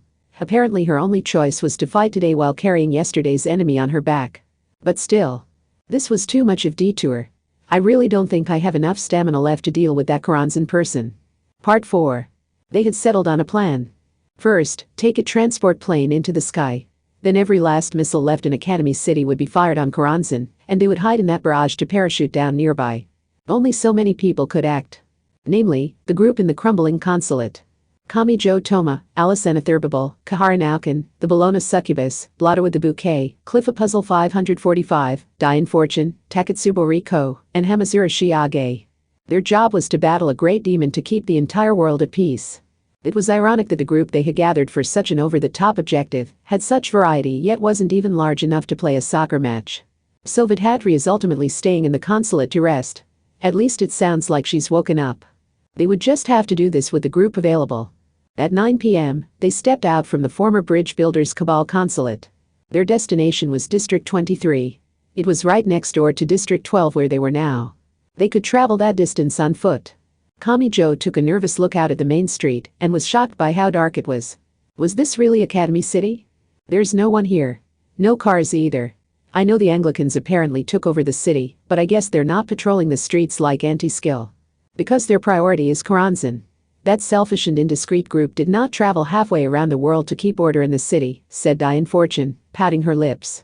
Even if it was only an interim position, she seemed upset that none of them were listening to what she said as their leader. Understandable. If they're not willing to do the job, they shouldn't have used military might to take over said accelerator over the wireless earphone Kamijo wore. That other leader was also in a bad mood. Again, understandable. District 23 was a unique place that specialized in the aerospace industry, and the entire district was a giant off-limits zone, but not much security was functioning with a city in such a bad state. And it seemed unlikely the Anglicans would understand the scientific value well enough to post magician guards. The place was wide open at the moment. Academy City was darker than usual, and Kamijo asked a question while walking through the falling red snow. District 7 is a big place. Do we know Koranzan's location there? The former site of the windowless building said accelerator. I see. Apparently that damn demon intends to destroy every piece of Alistair's legacy. Koranzan was currently spreading blonde hair monsters around District 7 for defense. They look frightening at first, but finding the highest concentration would tell you what Koranzan most wanted to protect, which told him where Koranzan was as she completed her ceremony. Constructing a defensive line was important, but this could easily happen if you weren't careful where you positioned it. In this no, Kamijo found it frightening to be endlessly on the lookout without anything actually happening. He felt like he would freeze to death if he didn't do something himself. Blotto with the bouquet opened and closed her Iron Maiden thing. If you want to warm up, my code is open to you. Help me, her nemesis. Kamijo clasped his hands and prayed to the flying succubus, who launched a flying kick into Miss Bouquet's face, since it was the only exposed part of her. She did it with those sharp heels of hers, so would she be okay? Meanwhile, the border to District 23 came into view. It was impossible to miss with the metal fence taller than an adult stretching endlessly to the left and right. So this is the place. From the outside, no guards were in evidence. That special district was supposedly crammed full of runways and launch sites, but it was terribly dark at the moment. The stadium-like lighting was currently switched off, probably because the international airport was shut down during the emergency. Still, there might be someone in the roof checkpoints, cautioned accelerator. So instead of causing unnecessary problems, find a good spot and climb over the fence. You're so nice to normal people. Of course I am. Normal people aren't a nuisance to society like all of you. Kamijo had no response to that one. They all climbed over the tall fence. It looked like little Alice would have trouble, and she might just spread her arms and break through the fence with a smile if left to her own devices, so Kamijo assisted her. Meanwhile, Hamazura noticed something and grew flustered. Ha hey. That bouquet person is flailing around on the ground. She fell over. Pep. It's a miracle she even managed to climb to the top of the fence in that Iron Maiden of a coat, said the Bologna succubus. This world is deeply sick if we must rely on these people to save us all, lamented accelerator. The Bologna succubus held a hand to her mouth and roared with laughter, while showing zero inclination to help, even though that was her colleague, so Hamazura and Takatsubo had to help up the girl who might as well have been wearing a mascot costume made of steel. With all the metal on the outside, she had to be handled with care, lest their palms stick to it in the cold. And the mystery person inside was crying fairly seriously. That insane demon who wanders around in her underwear was making fun of me. I'll never live it down. Apparently the Bologna succubus's fashion choices were considered abnormal even among the transcendents. On the other hand, the girl talking here wore a naked apron underneath her thick coat. You should have removed the heavy coat and thrown it over the fence, commented Kahara Naukin, who had made it to the other side of the fence. How had a dog managed that? Was he really just a golden retriever? They had finally entered the off-limits zone. But they would be safe for now. This plan came straight from accelerator at the very top. Kamijo knew he didn't need to be nervous, but he still found himself crouching down to avoid being seen. Your destination is runway D25. A transport plane is waiting for you there. I had the snow cleared in this frigid weather to get it there, so don't you waste it. I'm amazed to learn the city has at least 25 runways. But even with the runway lights off, wouldn't an airplane and its large wings be pretty noticeable out in the red snow? An airplane's main wing seemed more delicate than a house's roof, though. The Bologna succubus flapped her wings. If it's just the boy, I could carry him up into the night sky. No airplane necessary. I wouldn't if I were you. Karanzan and the Anglicans will both react sharply to any magical tricks. An airplane lets us fly without using any magic, which will help us hide within the missile explosions to approach. Diane Fortune immediately shot down her idea. In the magic world, you apparently weren't guaranteed a victory if your magic power level was over 1,000,000 billion or whatever. At times, it was more useful to fully hide your presence and blend into the background. Cliffa Puzzle 545 had been flapping her own wings for the same reason, so she froze a bit as everyone turned her way. The red snow was beginning to accumulate in the darkness. The marks on the runway were hard to make out, but that just meant they had to find the place where a lot of people had been moving around clearing the snow. By following the remaining footprints and tire tracks, it looked like they could at least avoid getting lost and walking in circles through the vast District 23. Hey, there's something there. Kaharanaukan was looking elsewhere. It doesn't look like a city security robot. That is a design that would frighten the children to tears. A weird 2-meter crab creature was scurrying along in the distance. No, was that even a living thing? The monster was made from tons of blonde hair. This was one of the patrolling guards Karanzan was using for defense. A scout, I suppose, said Blotto with the bouquet with a white breath. Kami-jo frowned. Is it something like the ether avatars I saw in the UK? She isn't providing them that much power. Probably so she can focus on Atacalica, assessed Ian Fortune. But it was still there. And that number 1 bastard said they were only in District 7. Then what's this one doing here? Karanzan must have noticed me poking around, so she randomized her defensive line to confuse us as we tried to slip through, said Accelerator. What, so it was your fault? No, it was your fault for failing to settle on a plan without my help. But while he didn't say it out loud, Kami-jo was moderately surprised. Apparently not even new board chairman Accelerator could see anything and everything happening in Academy City. Was his observable area being limited by all the unrepaired damage across the city? This meant Karanzan could more easily learn of their plan, but that didn't ruin everything. She would have learned about it eventually. Even if she knew they were coming, they would still be able to parachute in among the missiles, while she was too busy dealing those missiles to deal with them. But if the transport plane or the runway are blown up, you won't be able to take off. Get aboard the plane as soon as you can. We can discuss this after that. Kami-jo heard the rumbling of an engine. Based on what Accelerator had said, he was expecting to find airport staff operating a snowplow, but that wasn't what this was. What the hell is that? Asked Accelerator. That's my class. It was a bus. With a 135 centimeters teacher gripping the steering wheel. Either she wasn't used to driving such a large vehicle, or the tires were slipping on the red snow, because it wasn't moving any faster than a bicycle. He heard a flapping sound and noticed a window toward the back was open just a bit with a curtain caught in it. Why had they wandered into off-limits District 23? As he wondered that, he recalled the crematorium was in District 10, and that was adjacent to District 23. With Karanzan and her defenders swarming their home ground of District 7, maybe they hadn't been able to return to their dorms, and had come here for shelter. Blotto with the bouquet gave a simple comment. They're going to die. The shape was already in hot pursuit. Several were in fact. Those 2-meter crabs were made by forcibly wrapping long blonde hair. Unlike the weirdly long legs of a Japanese spider crab, these were stouter and had thick brutally shaped pincers. At that size, a pinch would probably be able to crush and slice right through a steel pipe as big around as Kami-jo's arm, but what was with that clump of hair? In addition to simple physical attacks, its terrifying appearance suggested it could also use toxins and infections. They couldn't let Karanzan know what they were doing. He knew that much.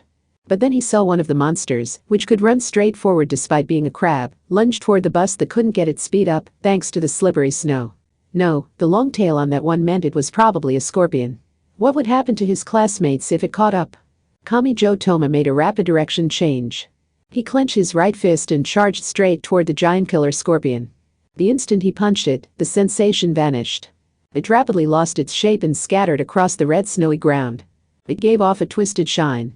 That really was long blonde hair it was made of. At this point, there was no need to ask whose. The number 1 groaned from the earphone. He may have been holding his head where he was. You're just causing us more trouble. Where can I send my class? The closest option would be the International Airport Terminal. It's full of anti-terror mechanisms, so it should last a while. I'll open the shutter at the delivery entrance. Fortunately, smart people could switch gears quick at times like this.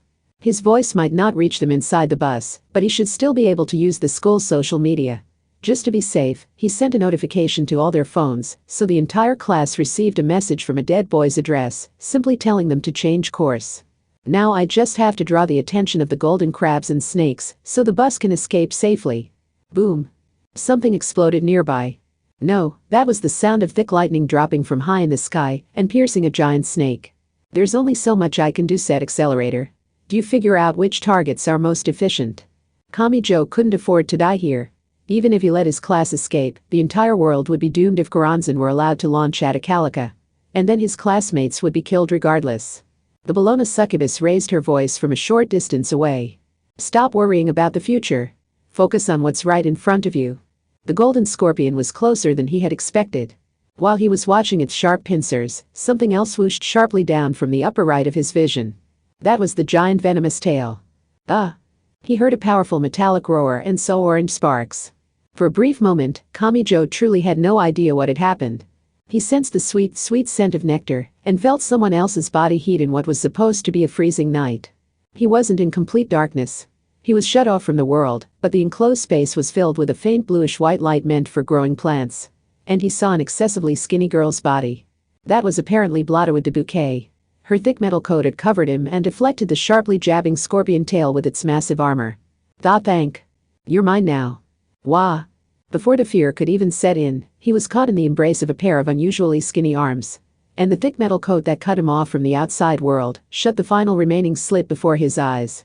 At this rate, he would be chewed up inside the super sweet girl's Iron Maiden. An exasperated voice spoke from outside the coat. You know, I'm beginning to think you want the boy's right hand to strip you naked and toss you out into the open. Is that how it works? With a flapping sound, the Bologna succubus opened her large wings wide. Blotto with the Bouquet also opened her thick coat like double doors. Those transcendents had once tried to bring salvation to the people. They really were so much alike. Kamijo couldn't imagine why they didn't get along. And now wasn't the time to be relaxing. Failing to take out any of those monsters would only lead to further victims. Once Kamijo was finally returned to the outside world, the demon woman smiled and whispered to him. Really, boy? You never do stop trying to show off, do you? Did I do something wrong? I didn't say that. She didn't say that. Part 5. As the bus departed, Agami Pierce stared out the window and shouted. Kami-yan?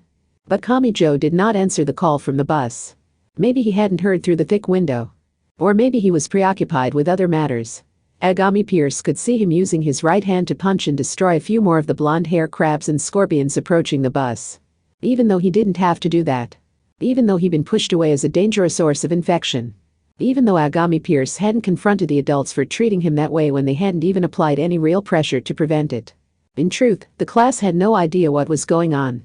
Why was Kamijo Toma's fist so effective against those monsters? What was he doing here in District 23 after fleeing the crematorium? But he hadn't changed.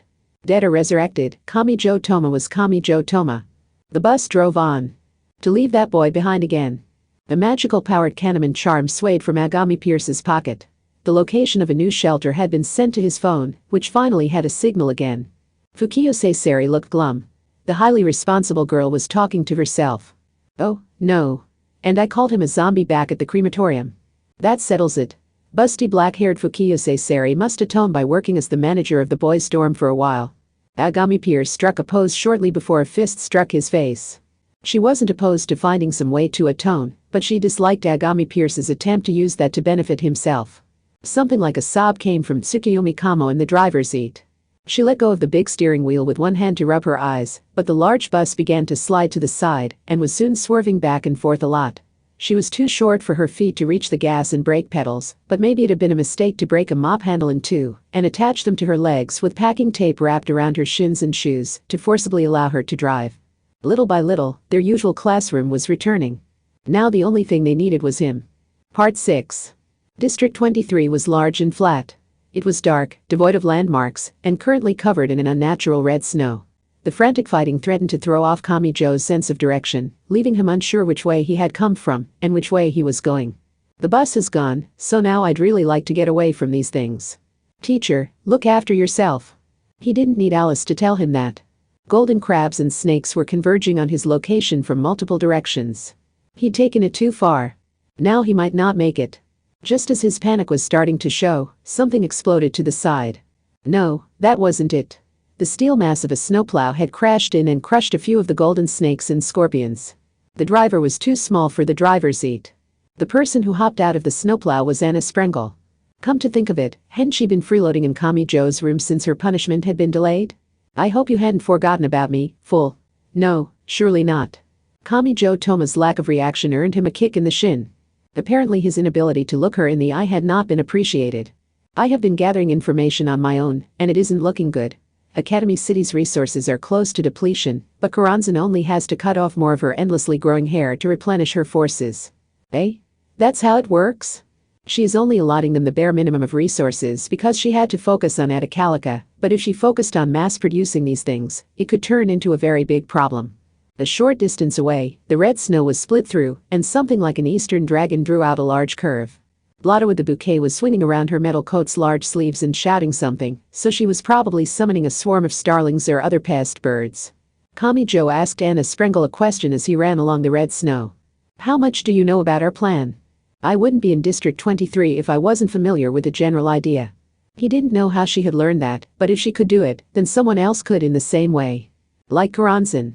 Since they had clashed with her blonde-hair monster scouts, she had to know what they were doing regardless. But that didn't make this revelation any less frightening. Meanwhile, Hamazura Shiage had been silently glaring this way for a while. The tracksuit girl with him also showed no sign of stopping. Kamijo didn't fully understand all of the relationships between the people here. Did Hamazura Shiage and Takatsuboriko have some connection to Anna Sprengel? For that matter. After RNC occultics, I bet there aren't many people with a favorable opinion of Anna Sprengel. You're not wrong, but I'm being falsely accused in this case. That wasn't me, it was the filthy scammer who was using my body. That made no sense to Kamijo, but why did Hamazura and Takatsubo also frown when they heard it? A certain succubus reacted to the phrase falsely accused by wagging her tail side to side, but he didn't have time for her right now. After some more running, Kamijo came across a lump taller than he was. The pointy-haired boy initially jumped, thinking it was another monster released by Karanzan, but it wasn't moving. Apparently it was only a large pile of red snow. The result of clearing the snow. Of course, this went beyond what someone armed with a shovel could accomplish. Most likely, someone had used that snowplow or a wheel loader. There were a few different routes marked with tire tracks, so there must have been a team that gathered the runway snow here, and another team that loaded that into a dump truck or something, and carried it away for. With those monsters in District 23, I had the workers quit clearing the snow and go hide in the International Airport Terminal, said Accelerator. After all the work they put in for us, I couldn't let them die for us too. That went without saying. But with the world on the verge of destruction, Kamijo appreciated hearing things like that said out loud. He didn't know if this should be called an emergency or a crisis, but neither was any reason to trample people's lives underfoot. And the person serving at the top as board chairman was willing to say so. And in that case, is that it? Said Kamijo, catching his breath. Even with barely any lights around, the large shape still stood out from the surrounding darkness. It looked like a giant whale with wings equipped with several X-shaped propellers. It was a transport plane. Part 7. Misaka Makoto sighed after managing to rescue Index in the dark streets of District 10. I didn't screw up. I mean, I'm helping her, so she should thank me. There is no reason for her to throw stones at me. None at all. Hey, girl. You might be able to fool that sheltered nun, but you can't pull the wool over the eyes of a god of deception. The 15 centimeters person was saying something, but she probably wasn't human and could be safely ignored. Academy City's number 3 looked into the distance. There was something there. But not a scurrying blonde thing. This looked more scientific. Makoto stared in amazement. Are self-driving vehicles allowed on public roads? I know they let those buses drive around during the Daihasaisai, but wasn't that a special case? It may be a public app-based taxi service taking advantage of loopholes in the regulations. Besides, aren't even the traffic lights having trouble in this red snow? When ordinary taxis can't ensure their safety, they're probably refusing to work. Shokuho gave some explanations, but it didn't sound like she had anything solid to go on. At any rate, Makoto raised her hand to hail it, and it approached her like normal. What's with this car? It's tiny. Probably because it was designed to be self-driving and thus had no driver's seat or passenger seat. It reminded her of one of those ultra-small cars shaped like an egg lying on its side that you sometimes saw in TV ads. She wondered if a golf cart might actually be more spacious. Index tilted her head. Will that take us to Toma? I don't feel like explaining, so I'll just say more or less. Okay. The white nun boarded with guileless eyes. A single piece of candy would probably be enough to kidnap her. Meanwhile, a much more suspicious type of girl gave the car a skeptical look. Not so fast, Misaka-san. Hailing it is all well and good, but do you know where it's going? Scoot over. Morning clothes Misaka Mikoto ignored the question and climbed in after the nun. The door automatically shut behind her. Huh? Shokuho Misaki pounded on the door from the outside. But this self-driving car only seated two. Didn't you hear me say the car was tiny, you stupid girl? And claiming seats has always been a race? What a shame. There's just not enough room in here for any sacks of fat to join us. Short hair, what is she saying? That right there is her shouting, huh? Huh? At the top of her lungs. She's so cute when she's helpless. Misaka Mikoto was cruel through and through. With a deep rumble, the tiny car mercilessly drove off. It was clearly electric, so that rumble was probably a sound effect played for safety. Since it's self-driving, if you really wanted to stop it, she only needed to move in front of it while it was stopped, so the camera or radar would detect her and automatically apply the brakes. That stupid girl's inability to ad-lib makes her so much easier to deal with. 15 centimeters. Athena stared into the distance and muttered from Index's shoulder. I may be a god of war, but if that outwitted her, I'm worried she won't survive left all alone with those weird golden things scurrying around. If that was enough to kill her, she wouldn't have been a thorn in my side for so long. Part 8. Aboard the transport plane, Kamijo had been most afraid while they rattled along the frozen runway, but everything stabled out once they were up in the night sky. Even though now was when they were truly approaching death. He was surprised enough to find they had parachutes small enough for Alice and Anna Sprengel, but then he noticed Kahara Naukin rummaging around a corner of the cargo space. Even though he was a golden retriever. Was there really such a thing as a canine parachute in this wide world? It's an extreme sports product. Manufactured by a startup with some mistaken ideas about what a pet product should be. They also made dog snowboards and dog diving suits. Even though the animals can't understand or enjoy the concept of being in a viral video. In the end, it's a product made by humans for humans. The voice coming through the earphone was as prickly as ever. Just how much information reached the new board chairman on any given day? This didn't sound at all relevant to the current global threat. Kamijo also noticed Blotta with the bouquet modifying the harness of the parachute she was issued. Equipping it to her thick metal coat probably was a challenge, but was it safe to mess with it on your own? The missile attack has started, said Accelerator. I see. The stockpile's only so big, so you only get one chance at this. Jump out into the sky at the designated point and drop down near Karanzan. Miss this chance and you don't get another shot at it. I'm aware. After that exchange, the number one fell silent. He seemed displeased with something. Accelerator whispered the next words over the transmission. Complain about having to do this. Later. I'll complain all you want when we're looking back on it. A red warning light lit up and the wind raged in. The pressure rapidly changed. In the very back of the transport plane, the door meant for loading and unloading vehicles lowered. It formed a gentle slope and led toward a heart-stopping view of the city far below. Time to go. The number one has to see everyone else go? Said Accelerator. There really is something wrong with this world. It was finally time. Great Demon Karanzan had probably noticed by now. So they couldn't hope for the best-case scenario. Their next best bet was to put her in a situation where she couldn't stop them, even if she knew what they were doing. That meant launching every last missile left in Academy City. Mixed in with all those flying objects, Kamijo's group would be dropping down toward Karanzan. Your drop destination is the former site of the windowless building in the center of District 7. Not long now. An adult man stood next to the open slope and shouted over the roaring wind. It wasn't clear if he was from the city's light side or dark side. You will be dropping along with the missile attack. So there is no making a U-turn to try again if you mess up. It would stand out too much. We will be arriving above the drop point shortly. Make sure you jump the first time. It is currently 10 p.m. sharp. Begin jump. At this point, Kamijo just had to steer himself. He clenched his teeth and took a running start down the slope leading into the sky at over 2,000 meters up. He forcefully kicked off the end of the slope. Gravity vanished. He jumped. Did he not feel the ordinary fear of heights in that moment because it was such a dark night? The city night was lit unusually sparsely, making it hard to judge the distance to the ground. Which was actually a dangerous factor leading to landing accidents when making parachute jumps. Alice and Takatsubo Riko zoomed right past him.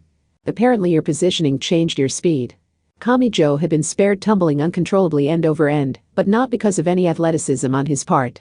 The parachute bag on his back was wriggling on its own to adjust his air resistance and balance.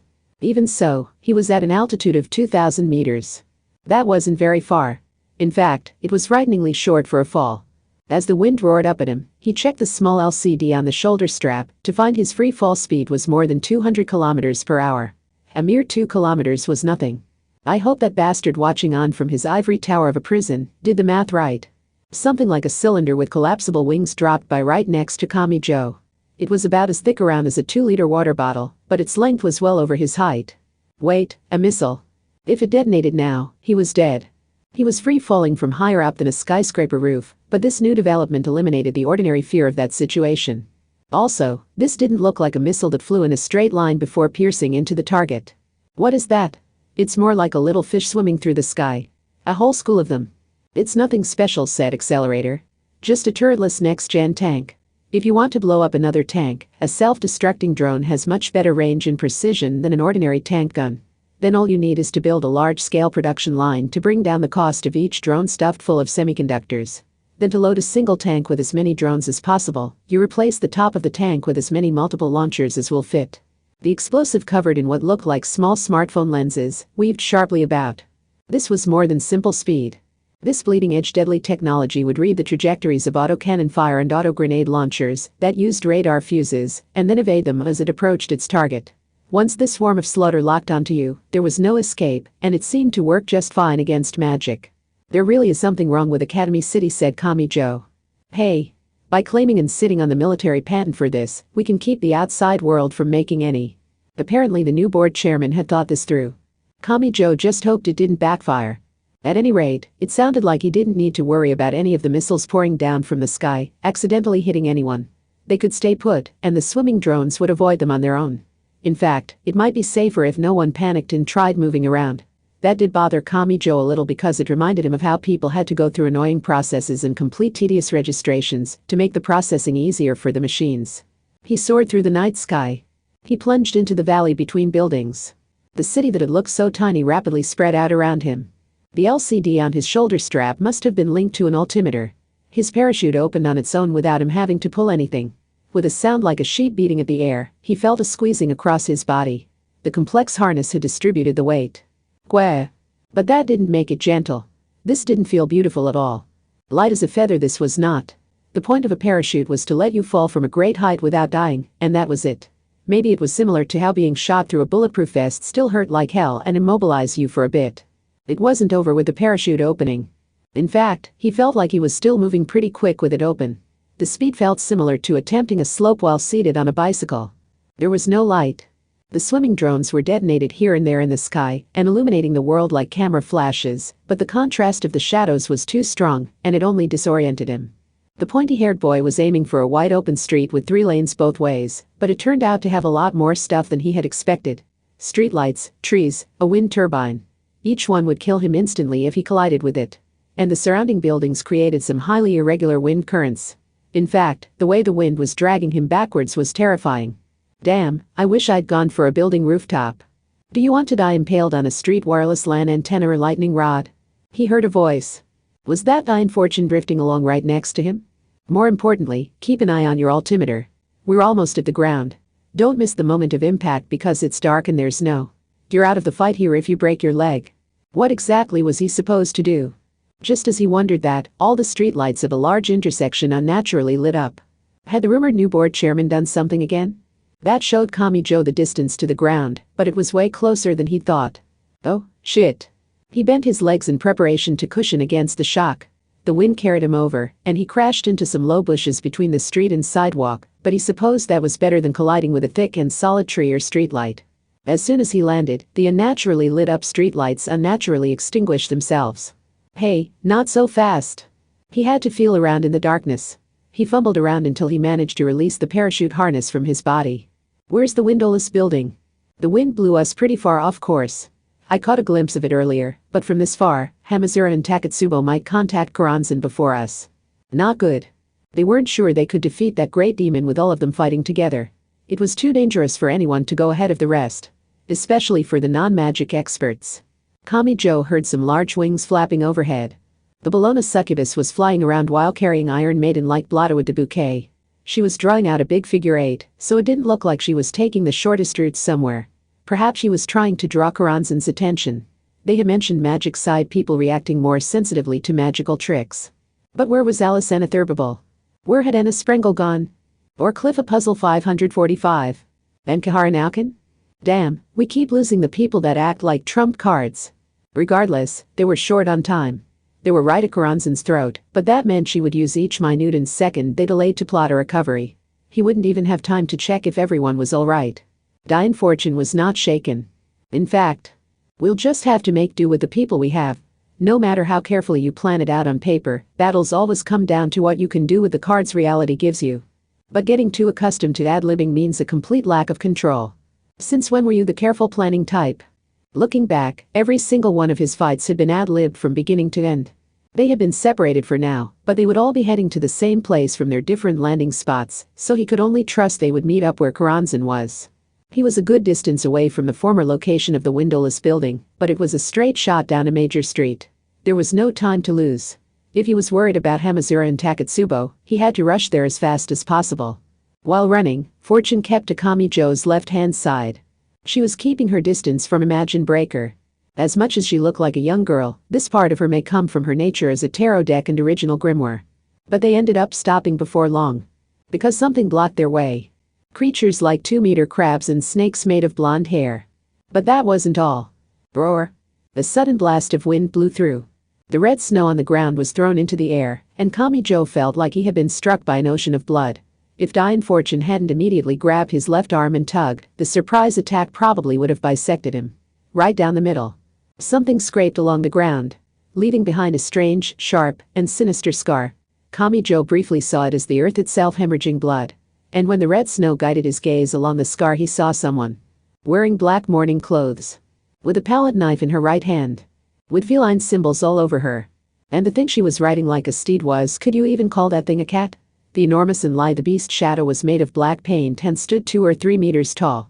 You're kidding, groaned Kamijo. Calling this a reunion would be inaccurate. This was likely a different individual from the woman he knew. But come to think of it. Before, in the UK, Great Demon Karanzan had taken measures to stop Kamijo, Alistair, and the rest. She had released several pawns based on members of the Golden Cabal. The Dian Fortune here now was the only survivor. That had included big names like Westgate and Mathers, but come to think of it, there was one golden magician who Karanzan had never used. Dian Fortune gave the answer. She spoke the name of the trump card Karanzan had saved until the very end. Moina Mathers. The name sounded subtly different from the one Kamijo knew. But it likely referred to the same person. She was the wife who had supported Mathers, one of the Golden Cabal's 3 founders. She was an engineer who had used her artistic talent to design realistically producible versions of the many spiritual items thought up by the Golden Cabal. She was the Black Cat Witch. She resembled Mina, but the Moina that Karanzan had created really was different. The eyes behind the veil were pitch black. Sticky shadows lurked within them, and they were so dark it seemed like they would absorb everything. And Kamijo was hit by the fear of the unknown. Thinking back, Mina Mathers had always fought alongside him. To put it another way, they had never fought each other until one or the other was unconscious. You're kidding. Out of all the golden magicians, the Black Cat Witch was the one whose strength as an enemy he couldn't judge. We must stop Karanzan and Atakalika. We don't have time for this risky battle that we might not even be able to win. Kamijo gulped. At the same time, the girl next to him stepped forward. I'll do it. Fortune? Honestly, this is a great opportunity. I was already thinking it was high time I conquered my trauma related to her. I mean, she surrounded my house with black cats that were just meow, meow, meow, meow all night long, keeping the entire neighborhood up. She used an astral technique to gouge into my fragile maiden's back. And there's plenty more she needs to pay me back for. She suddenly exploded. There was a lot of personal resentment mixed in, but Dian Fortune didn't seem willing to back down. If Fortune and Moina were going to clash here, then Kamijo had to get moving. He couldn't stick around and waste Fortune's determination to give him some time, even if it meant wearing down her own life. Thanks, he shouted. He thought he saw a small smile when Fortune briefly turned to look at him. She was always saying hers was an interim position, and she was only filling the vacancy. But she's doing a pretty good job as Archbishop if you ask me. Kamijo simply ran. First those blonde hair monsters and now Moina Mathers. Was that really all? How many trump cards did Karanzan have hidden away? Part 9. At the windowless building, or really, its former site, a pillar of pale light rose from the center of the large square clearing. At this point, she must not have felt the need to hide. Great Demon Karanzan held a hand to her hip, looked up at it, and sighed. That was the Atakalika large-scale attack spell.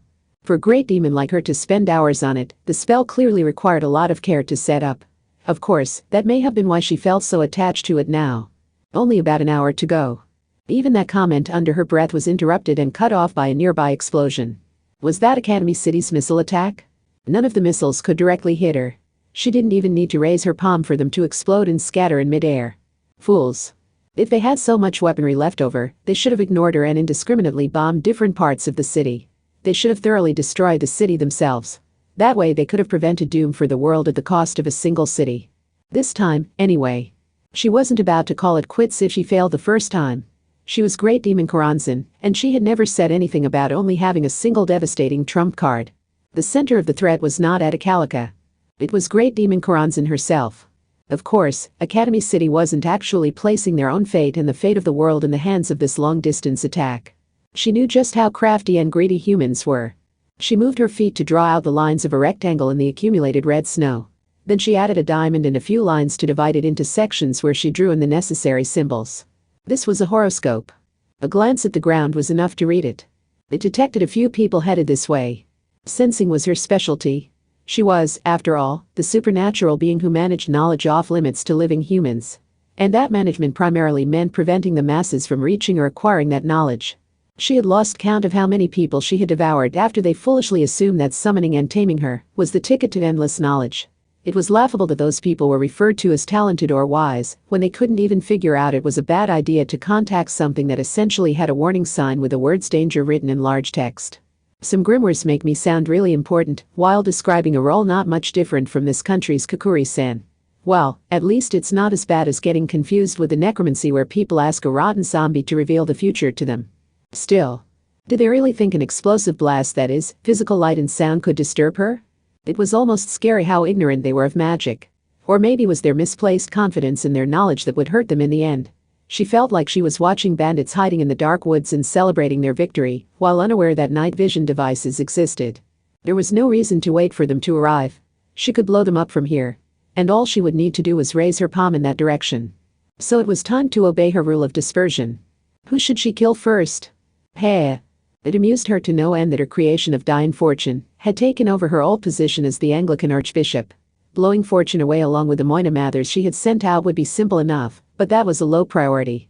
The archetype processor that could break apart and transform any magic was a greater threat than Fortune herself, but that still wasn't enough to push her up out of the low priority category.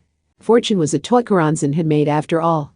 The creation could rebel against its creator, but it could never win. The Bologna succubus and Blotta with the bouquet also weren't top priority. Karanzan had directly destroyed Crowley, so the transcendents were small time to her.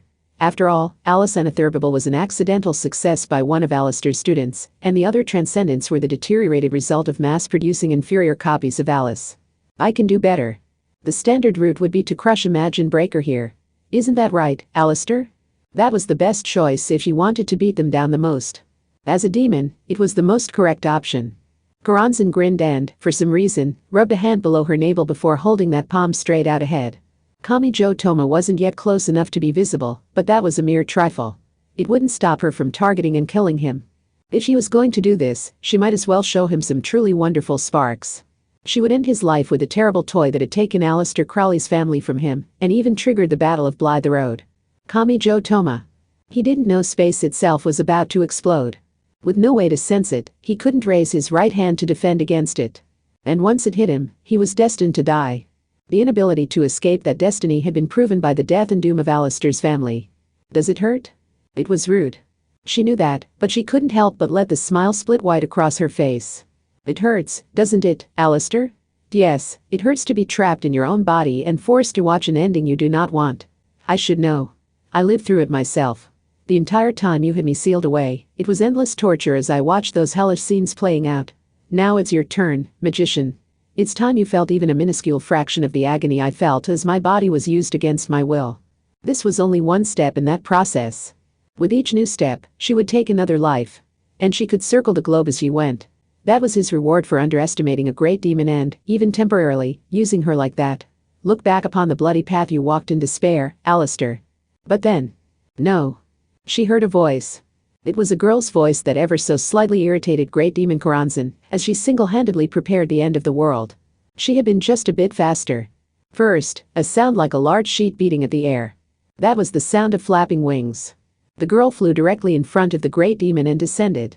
And with her feet on the ground, artificial demon Cliff-a-Puzzle 545 raised her voice. I won't let you. I will never let you do that. Part 10. And Cliff-a-Puzzle 545? At first, she had completely forgotten who that was. Or so Great Demon Karanzan's expression suggested. The result was obvious even before they fought. Unlike humans, angels and demons were not physical beings, which meant they could directly sense the talisma energy from which they were formed. That was an overwhelming disadvantage for Cliff-a-Puzzle 545. Frankly, it was amazing she had made it this far without being killed by the scouts Karanzan created by cutting off her own hair. Now that you mention it, yes, I remember now. You're that imitation demon I created. And a creation opposing its creator isn't even worth a laugh. What can a puny disposable pawn hope to accomplish against me? Leviathan. She said one word. Just one little word. Yet as soon as Cliff-a-Puzzle 545 recited that incantation, Great Demon Karanzan fell silent. See? This will work against you. Damn you. That is fatal for you. Cliff-a-Puzzle 545 was also a demon. So when she smiled, it split white across her face. Great Demon Karanzan. You are the one who lurks in the abyss hidden within the great Sephiroth tree and monopolizes the wisdom found there. You are the only wicked being who, as a demon, has managed to remain hidden in the holy realm guarded by angels. And in the end, you are no more than Crowley magic applied to the illicit technique to secretly devour and acquire the tree's fruit and sap despite being its guardian. Don't you get that this power is too great for you? If an artificial imitation like you reaches to that place, all you will accomplish is destroying yourself. A demon who is tangled around the very Sephiroth which makes you special, devours it, infects it, and consumes its functions would be your greatest enemy. And there is one, isn't there? A demon who appeared from the Cliffeth, the inverted tree which gathers all the world's injustice and vice, broke the seal when Adam and Eve were driven out, and finally managed to bite at the Sephiroth. A demon so powerful he was reduced to an imperfect form in the current world. Space exploded. Orange sparks became visible. Did the clashing of the two demons' wills contain enough power to distort the phase? I create an atmosphere of war, disturb the regulated order, and inspire conflict between people. I may be an imitation, artificial, and false, but on a more basic level, I am still the kind of demon who devours the tree that is this world. Karanzan glanced down at her fingertips. She wasn't even scratched. There was no problem. And yet she was trembling? How strange. Your structure obviously isn't human, but it isn't that of a normal demon either. Just take a look at my name. Cliff-a-Puzzle 545. I too am a demon who lurks in the colossal tree. Although for me it's the inverted tree that gathers all the unclean symbols. So I already contain the same traits and value as the serpent of the multiplying heads. I have it all. Hidden in one of the great trees that acts as a diagram of the world, a supernatural being, a usurper of knowledge, and a demon. Why? Why are you so much like me? I dunno, maybe cause you created me? Cliff-a-Puzzle 545 attempted a wicked smile, but she was pretty sure she failed. This wasn't about challenging or surpassing. This was a child killing her parent. That was the lowest and wickedest sin, but perhaps that was what made it so appropriate for a demon. So she spoke. Picture it. Summon within yourself the beast of revelation, the monster gnawing on the great tree. Beast and serpent and dragon and demon are one and the same, thus there is no boundary between you and he. With each word spoken, the girl-shaped demon could feel it.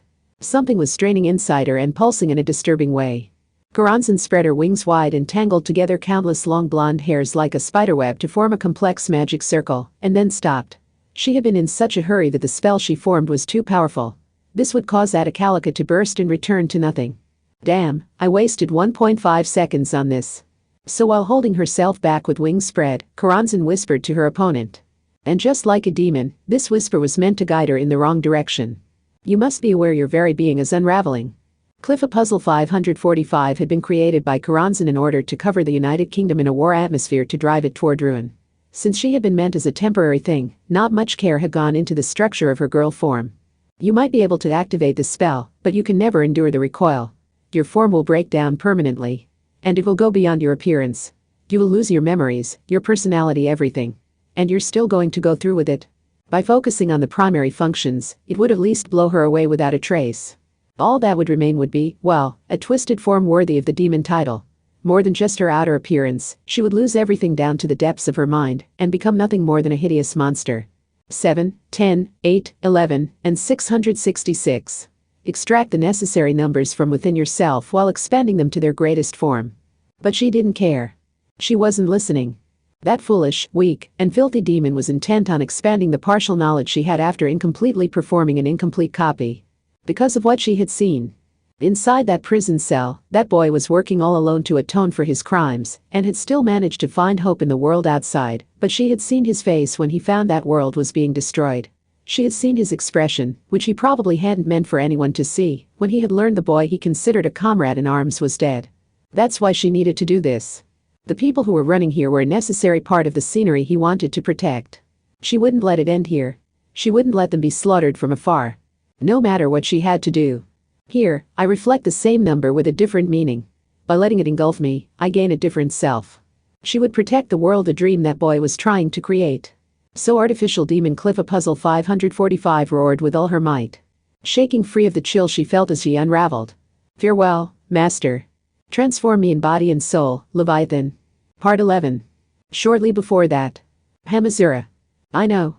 What the hell? Don't despair in the world before you've even tried. They were lying on top of her. Two figures had jumped in from behind and tackled Cliffa Puzzle 545 to the ground. Even if it was temporary, she had a body, and that meant obstructing her breathing and actions would cancel the spell. It happened at the very last second and from her own side. Great Demon Karanzan recognized the pair too. Hamazura Shiage and Takatsubo Riko. Two who, for some reason, hadn't been on Karanzan's list of targets had now arrived. Pinned down on the red snow, Cliffa Puzzle 545 spoke weakly. Why would you stop me? Her voice shook as she asked. Her face was a mess of tears and snot. Understandably. She would have lost that face and body. Her personality and memories would have crumbled away. She would have turned herself into a monster to battle Karanzan. Of course that would scare an ordinary girl. You idiot. If you don't want him to suffer through watching a familiar face die while he's forced to watch helplessly on from that cell of his, then why would you kill yourself and force it onto him that way? To be honest, I don't have a great opinion of the previous board chairman, even after everything everyone said about him. But this new one's different, right? He might actually do something to fix the city. But what you're doing is just gonna send the next board chairman off the rails too. You saw him from closer than anyone. Takatsubo Riko continued in her flat voice. But that didn't mean there was no emotion behind it. Doesn't that mean it was the same for him? The new board chairman sent you to the consulate when the world might end today. He placed all that responsibility on your shoulders and let you handle it. Even though I'm sure there was at least one thing he wanted to protect with his own hands. Cliffa Puzzle 545 didn't raise her head from the ground covered in red snow. She curled up, balled up, and shook. Sobs spilled from her. Maybe she didn't want them to see her crying. That was the moment when something inside Hamazura Shiage that he couldn't quite put to words crossed a line. This world can really go to hell. Why should she have to be embarrassed about that? Cliffa Puzzle 545 was a demon. She was a created being. She had come from Karanzan. None of that could change. But all she wanted to do was walk next to a familiar person in this ordinary world. Yet she had been pushed this far. She had done all this. Hamazura slowly turned around. To face Karanzan. Hey Karanzan. What is it, Hamazura? If you're hoping for some odd job to do, wait about an hour and get back to me. An hour. Did that mean the world was set to end at around 11 p.m.? Diane Fortune had said her estimate was optimistic. Still, this was earlier than the midnight estimate. Surely you don't think you can defeat me just because you know a little bit about me. Mathers thought he could control me, and Alistair had researched me 10,000 times more than you. Yet they both lost, everyone always does. Even the great Golden Cabal fell. And his legacy of Academy City is my toy as well. So what can you, who couldn't even accomplish anything within the bounds of that city, hope to? You've gone too far. A grinding sound filled the air. It may have been the grinding of teeth. Great Demon Karanzan had fallen silent. After a full 3 seconds, she began again. Then what will you do about me? That depends on your answer. Do you think you are in any position to test me, fool? Part 12. And Part 13. Kami Jo Toma also arrived. At the former District's 7th side of the windowless building. At that square center of the world. Hi, said Karanzan. It was 10:30 p.m. It had been a close thing, but he had arrived in time. What took you so long? I was so bored. Atacalica is such a pain to prepare. I wish I could just activate it already, but it has forced this great demon to wait. Two people lay collapsed at her feet. Was that Hamazura Shiage and Takatsubo Riko? It was just as he'd feared. They weren't sure their forces combined could defeat Great Demon Karanzan, so it was too dangerous for any one of them to move out ahead. What had happened here? You should thank them, Kami Jo Toma. Arriving here wasn't your accomplishment alone. Was it the red snow? He thought it was. Hoped it was. Please someone say that wasn't human blood. Yes. And come to think of it. What ended up happening to Nephthys and Yang Yang? What do you think happened? He had no response for that. Amused, Karanzan asked him again. Tell me, Kamijo Toma. Surely you didn't actually think those two would defeat me and bring peace to the world? If you had, you wouldn't have spent your time afterwards planning and preparing to face me. Haha. So you must have known the moment you fled. You knew those two would lose and you still chose to save your own skin. So am I the only villain here? Ha ha ha ha ha. Sure, I'm the one who delivered the finishing blow, but you were the one who pushed them toward it. Yes. That was true. He still didn't know what had happened to the two magic gods, but he was afraid to die. He had learned to feel that ordinary emotion, but now he had survived by forcing the unpleasantness onto someone else. There was no denying that. So were you so intent on surviving because you wanted a front row seat to Atakalika's activation? Do you stain your own soul to survive, yet soon you will be destroyed along with the rest of the world? He had made Alice cry and she killed him. He had gone to hell and received the ticket to resurrection that Kingsford's CRC could have used instead. Magic gods Nephthys and Yang Yang had told him to run away. What did he hope to do after all that? He had had plenty of opportunities to refuse and stop. So what had he been so reluctant to leave behind that he never gave up on living? Making Alistair despair and releasing me was truly the crowning achievement of your folly. So maybe you do deserve a gift. But just this once, okay? I will give you what you want. I will slice through your body, grab your head, and hold it in place, so enjoy watching the end of the world without even being able to die. Give it a rest, Karanzan. Others had been saving him this whole time. He wanted to end that chain here. He wanted to stand on his own 2 feet. He wanted to apologize to all the people he had troubled with his death, and he wanted to return to his ordinary life. Was that so wrong? Chapter 4. Call that name, shout the summon. Part 1. Not much time remained until Atakalika's activation. Alice Anatherbable was not here. Nor was Anna Sprengel. The Bologna succubus and Blotta with the bouquet were apparently creating a diversion, and Diane Fortune was battling the Moina Mathers released by Karanzan. Kamijo Toma had no choice. He had to fight. He didn't just observe one point on Karanzan. He observed every part of her. It was his only option. Because she wasn't going to attack him swinging around a knife. It could be her lips, her arms, or her spread wings. Any of it could form an incantation, a gesture, a magic circle which would indicate an attack. He couldn't overlook a thing. She was smirking thinly. Adamant his foolish decision to not break free of the shell known as common sense. One word of warning. What? Whether you resist or not is up to your excessive human free will, but it will be much easier for you if the first attack kills you. A golden vortex formed. It was made of hair. Was it a giant spear or a scorpion tail? The destructive attack thrust in from an unexpected direction, but Kamijo somehow managed to brush it aside with his right hand, negating it. As soon as it popped like a balloon, it took on a completely different form. It formed a giant crab, then a fat and twisted fly, and then a snake slithering along the ground before leaping at him. Imagine Breaker. I suppose I must admit to its power as an unshakable reference point for the world, and its ability to negate any supernatural power. Karanzan held herself in her arms, spread her wings, and chuckled. Your right hand can indeed negate magic. But only one spell per attack. You haven't forgotten I can launch a second spell too, have you? Not good. Negation wasn't enough for this enemy.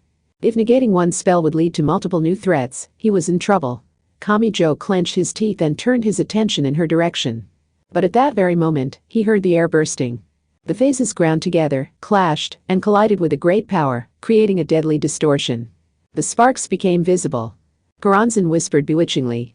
A great maw. They rushed in from all around him at once. In this case, even obeying his instincts as a living creature and cowering down was meaningless.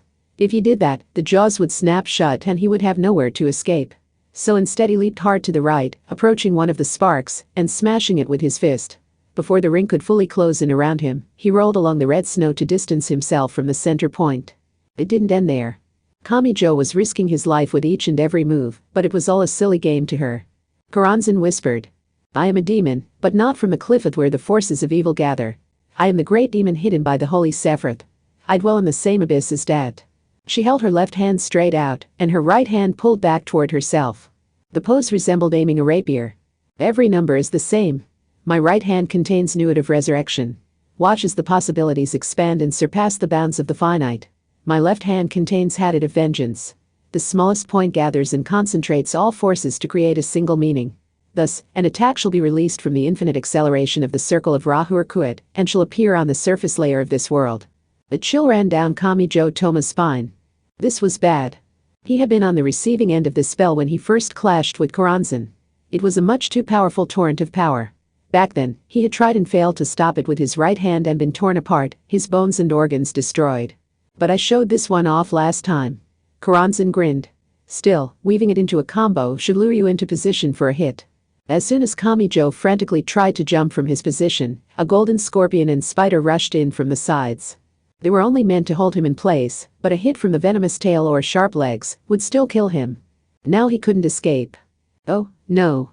He should have focused on the flow of attacks, instead of viewing each in isolation.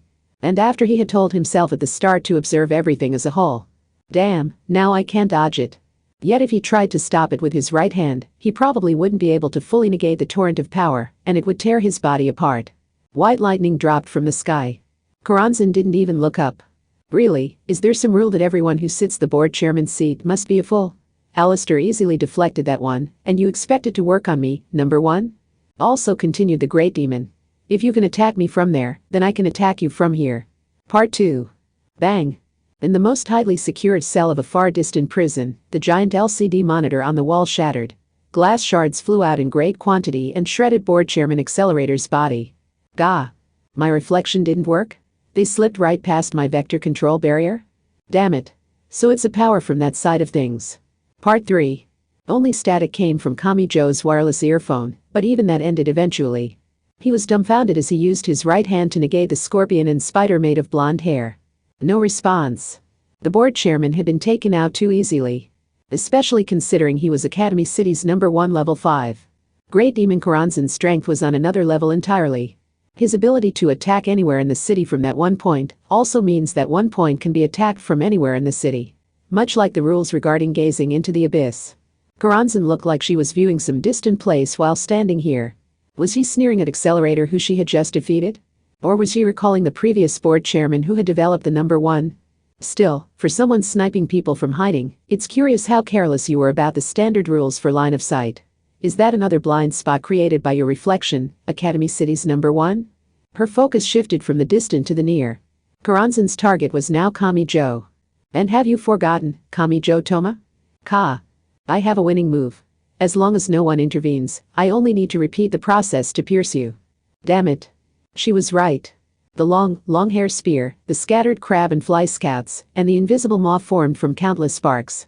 He knew that series of attacks was coming, but he could not break free of the rails. Position, movement, distance. Koranzan only had to use small steps to adjust those factors, and Kamijo would effectively be trapped in a thick cage. It was like a shogi problem only requiring a predetermined series of moves. And the time had come. Koranzan made her sneering announcement, while directing the tip of an immaterial rapier toward him. Magic. Flaming sword. Manifest thyself through descent of the Sephira and bathe him in thy power. Blam. He had no choice but to block it. This was beyond the limits of his right hand. But rather than strike it with his fist, touching his palm to it and swinging his arm to deflect it away just barely qualified as a correct answer. His arm made a disconcerting creaking sound, but the bones were not broken. But that was all. Kamijo Toma's feet left the ground. As soon as he noticed that, his body was thrown backwards. Twice, thrice he bounced along the red snow before entering a roll. He only tasted a rusty flavor. He supposed still having senses at all was a plus. That meant he wasn't unconscious. Unlike last time. I told you. I only need to repeat the process. You didn't think this was a one-time usability, did you? This is an elementary move. Our last battle was cut short when your right hand went nuts, but, well, this is what happens when I actually make an effort to surround you. She was overwhelming and then some.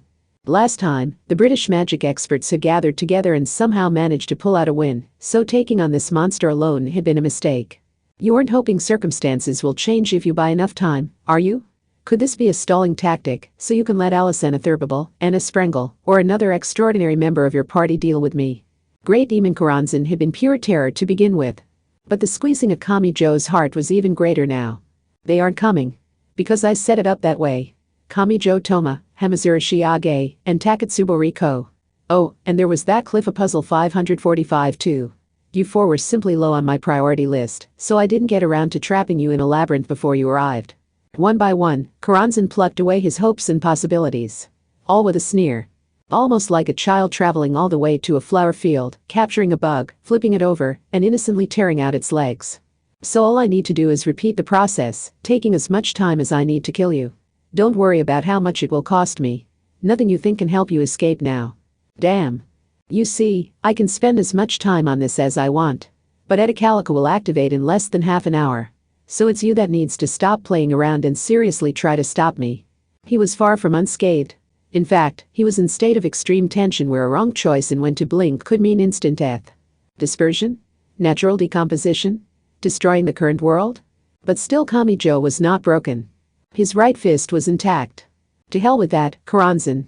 Who alive today is going to accept that? My value is 333, my meaning is dispersion. I am the one who tears apart the bonds between people and obstructs their evolution. Karanzan whispered her own purpose as if rolling it around in her mouth. And she looked up. Once more. Kehehe. You humans were given the freedom to choose for yourselves, yet you continue to let others make your choices based on information and trends, so you can never understand those who are only given a single path. Freedom? Kamijo frowned. The jealousy in her voice made it sound like that was something she didn't have. How could she say that after everything she had done? But before he could say so, it all flowed out like a rotten clump. God made all his creation in accordance to his plan. Not a single part of his plan failed. So it naturally follows that all this world's sin and vice function as gears in his master plan. That includes all things in this world. Yes, the scams, the theft, the violence, the murder, the swords, the guns, the poison gas, the nuclear weapons, everything. Vices that even a great demon like me could never imagine will continue to be discovered in this world. 333. Dispersion. The one who lurks in the abyss hidden in the Sephiroth and obstructs human evolution. God is omniscient and omnipotent. He knew from the beginning I contained the possibility to betray him, to become a hideous demon, and to lose the war. So why didn't he stop me? Did she sound like she was spitting on heaven because she was a being known as a great demon? If so, had these very words been expected by someone? Karanzan put on a twisted smile. Because a creation is no more than a creation, it is difficult for me to escape my traits and my role. Unlike the humans who were tempted into eating the fruit, we the beings known as angels and demons have much greater restrictions placed upon us. You could say we are God's tools. Just as a sword is a sword and cannot be a dinner knife or fork, we can make use of or even abuse the abilities given to us within the bounds of our created purpose, but we can never take an entirely different path. What was this? The previous diagram was breaking down. Or could it be? Was the very act of understanding Karanzan's feelings and inner state enough to drag one toward vice? So there is but one way to bear my fangs toward heaven. Instead of futilely resisting, I must take my purpose farther than he ever imagined, derailing his plan in the process. That gives me a chance of ruining God's plan without ever betraying my purpose in being here. I am here to fight against all the tragedy that occurs in a world designed for someone else's benefit. Karanzan spread her arms and wings wide as she made this grand proclamation. You're kidding, muttered Kamijo Toma. Without thinking. She was 333, dispersion. So she could not allow anything to exist forever, and would ensure all things faced natural decomposition. That was indeed her original purpose, but it only described a method. No one had touched on what she would gain by breaking down the entire world. No one had mentioned her personal objective. The answer was a simple one. That being who far surpassed the bounds of humanity could be summed up as follows. She was sick of it. 333, dispersion. She tore apart the bonds between people and obstructed their evolution. Those were the hideous numbers and symbols within her at her very core. When comparing herself to the many other beings who dedicated themselves to roles of bright blessings, mercy, protection, honesty, safety, she couldn't accept that she existed only for that dark function. So she had tried to overturn that. Karanzan wrapped her arms around herself, doubled over, and screamed. As if trying to forcibly seal away the source of her nausea, which just so happened to be the very core of her being. It makes me sick. Oh, so sick. Both myself for being used in that way, and the humans who think this power has any value and create so many spells to interfere with me. But most of all, the world that requires me repulses me. Do you understand, good one who always strives to be righteous despite your imperfection? God knew I would stray. So, I was robbed the chance to grasp even the tiniest sliver of freedom by rebelling of my own free will. In a way, it was like being forced into the role of telling people to fail and find misfortune. She was a tool only expected to harm and frustrate others. No matter how powerful she might be and no matter how important the seat she sat in, the very first assumption had distorted her. How could she find any confidence in that situation? She had been told she was a necessary part of the world. But when God had created her from the start as someone capable of rebelling, even that could perhaps have a purpose. Her power was to tear people apart and prevent their evolution. That was who she was. A great demon. This world could not exist without that despicable and contemptible system, and the current age could not function without so much anger, sorrow, resignation, and infighting, so Karanzan had concluded they were far too twisted and imperfect. So, she had decided to use every last part of what she was to destroy the plan she didn't understand, and without even trying to understand it. She had wanted the fastest way of doing that. She had settled on something she could reach out and touch. She thought her best option was to destroy the world that God had created and raised. Am I nothing more than a sumptuous feast for you humans, designed to fail in order to give you courage when you defeat me? Or am I the deluge bucket, designed to succeed so that my thorough destruction can cleanse this impure world? The answer doesn't really matter. This went beyond the degree of violence. Great Demon Karanzan had something that would overwhelm others on another dimension altogether, more closely related to concepts of good, righteousness, and the mental struggle against doom. Either way, if I simply take the role of my symbols and value too far, I can derail and ruin it all without violating the rules. So you cannot convince me with words. I will never hold back. I will activate Atakalika here no matter what. I will bring this to a level that will make anyone, yes, even God himself, hold their head in their hands and look away. Something exploded. Karanzan spread her arms and roared as light exploded out from her in a dome. Light. A dazzling white. As if screaming that her rebellion against heaven was the truly righteous and correct choice. Maybe it had been a mistake to listen to her. How could Kamijo Toma overcome this when his own position was starting to waver? The blast struck him across his body. He was knocked back, thrown through the air, and fell to the ground. He rolled again and again, throwing red snow into the air. It was night and Academy City didn't have many lights on since repairs were still slow in coming, but neither was the reason his vision rapidly grew dark. It blinked in and out. He felt no pain, nor any obvious fear or panic. All of those active emotions were melting away from his mind. It reminded him of when Alice Anatherbable had killed him in his school that night. The same sensation was filling him once more. Mercilessly. Oh, no. This time he really was going to. Part 4. The night wind raged. The darkness was colored by the blowing red snow. Only a winged figure stood within it. Kamijo Toma had still clenched his right fist, but that was all. He had passed out with his fist still tight. He was completely out. The communication line was staticky, and there was no response from the person on the other end. Physical distance and thick walls were meaningless against magical curses. They provided no defense. New board chairman Accelerator had also been fully silenced. It was quiet. Divinely so. Cliff a Puzzle 545. Ka. The artificial demon floating stealthily in the air, shook when she was called out without even a glance in her direction. You could try that stunt again, but know first that I have already developed a countermeasure. Leviathan, was it? That sacrificial spell will only lead to a meaningless death. So settle down and watch the end of the world. That would be the better option for a lonely demon like you. Red snow fell through the dark night. Atakalika's countdown continued unabated, but no one remained to stop it. The world's fate was sealed. No. So you're the last one left, Hamazura Shiage. A voice spoke. As if recalling old times. Another form had gotten back up. Quietly. He was battered and bloody, but Hamazura Shiage was not dead yet. With an ironic smile, Karanzan spread the wings on her back. I can't imagine what an ordinary human can accomplish, but fine. As a human, you lack perfect righteousness yet work desperately to gather up the fragments of a good heart. Toying with that treasure without realizing its value to me is the height of folly. So fight back against my annihilation. You know. Hamazura Shiage sat down in the red snow. Yes, he did not back down or dive behind cover. Almost suicidally, he sat right in front of Great Demon Karanzan. And he let the words spill out. I had a feeling it would end up this way.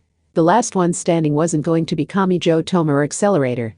Karanzan, since it's about you, I had a feeling it'd be me, even if I don't really belong here. Are you suggesting that I showed mercy to my enemy because we are acquaintances? Do you think I, a great demon, standing here as a concentration of vice, would do that? No, I don't think that's it. Hamazura's voice sounded somehow empty. But also confident. He personally knew Karanzan, not through hearsay or myth. You're logical. You're trying to destroy the world for a very rational reason. So you labeled everyone opposing you an enemy, and you defeated them. It's simple really. You eliminated them because they were trying to stop you, so you don't actually hate Kamijo Toma or Accelerator. Yes. She didn't hate them, but not for some emotional reason. There just wasn't any connection between them. Kamijo Toma and Accelerator were nothing more than strangers to Karanzan. What reason did she have to thoroughly hate Villager A? Haha. Then what? Have you accepted it yourself? You're saying I forgot to even mark you an enemy because you're just some pathetic delinquent? Even then, anyone who stands before me is an enemy. I will destroy anyone and everyone who tries to stop Atacalica. You damn that. You cannot stop me, Hamazura Shiage. That's not it either. He rejected her claim again. Immediately. Even Koranzan had to frown now. Could the being known as a great demon not understand this tiny truth? I'm not working against you. I no longer have any reason to attack you.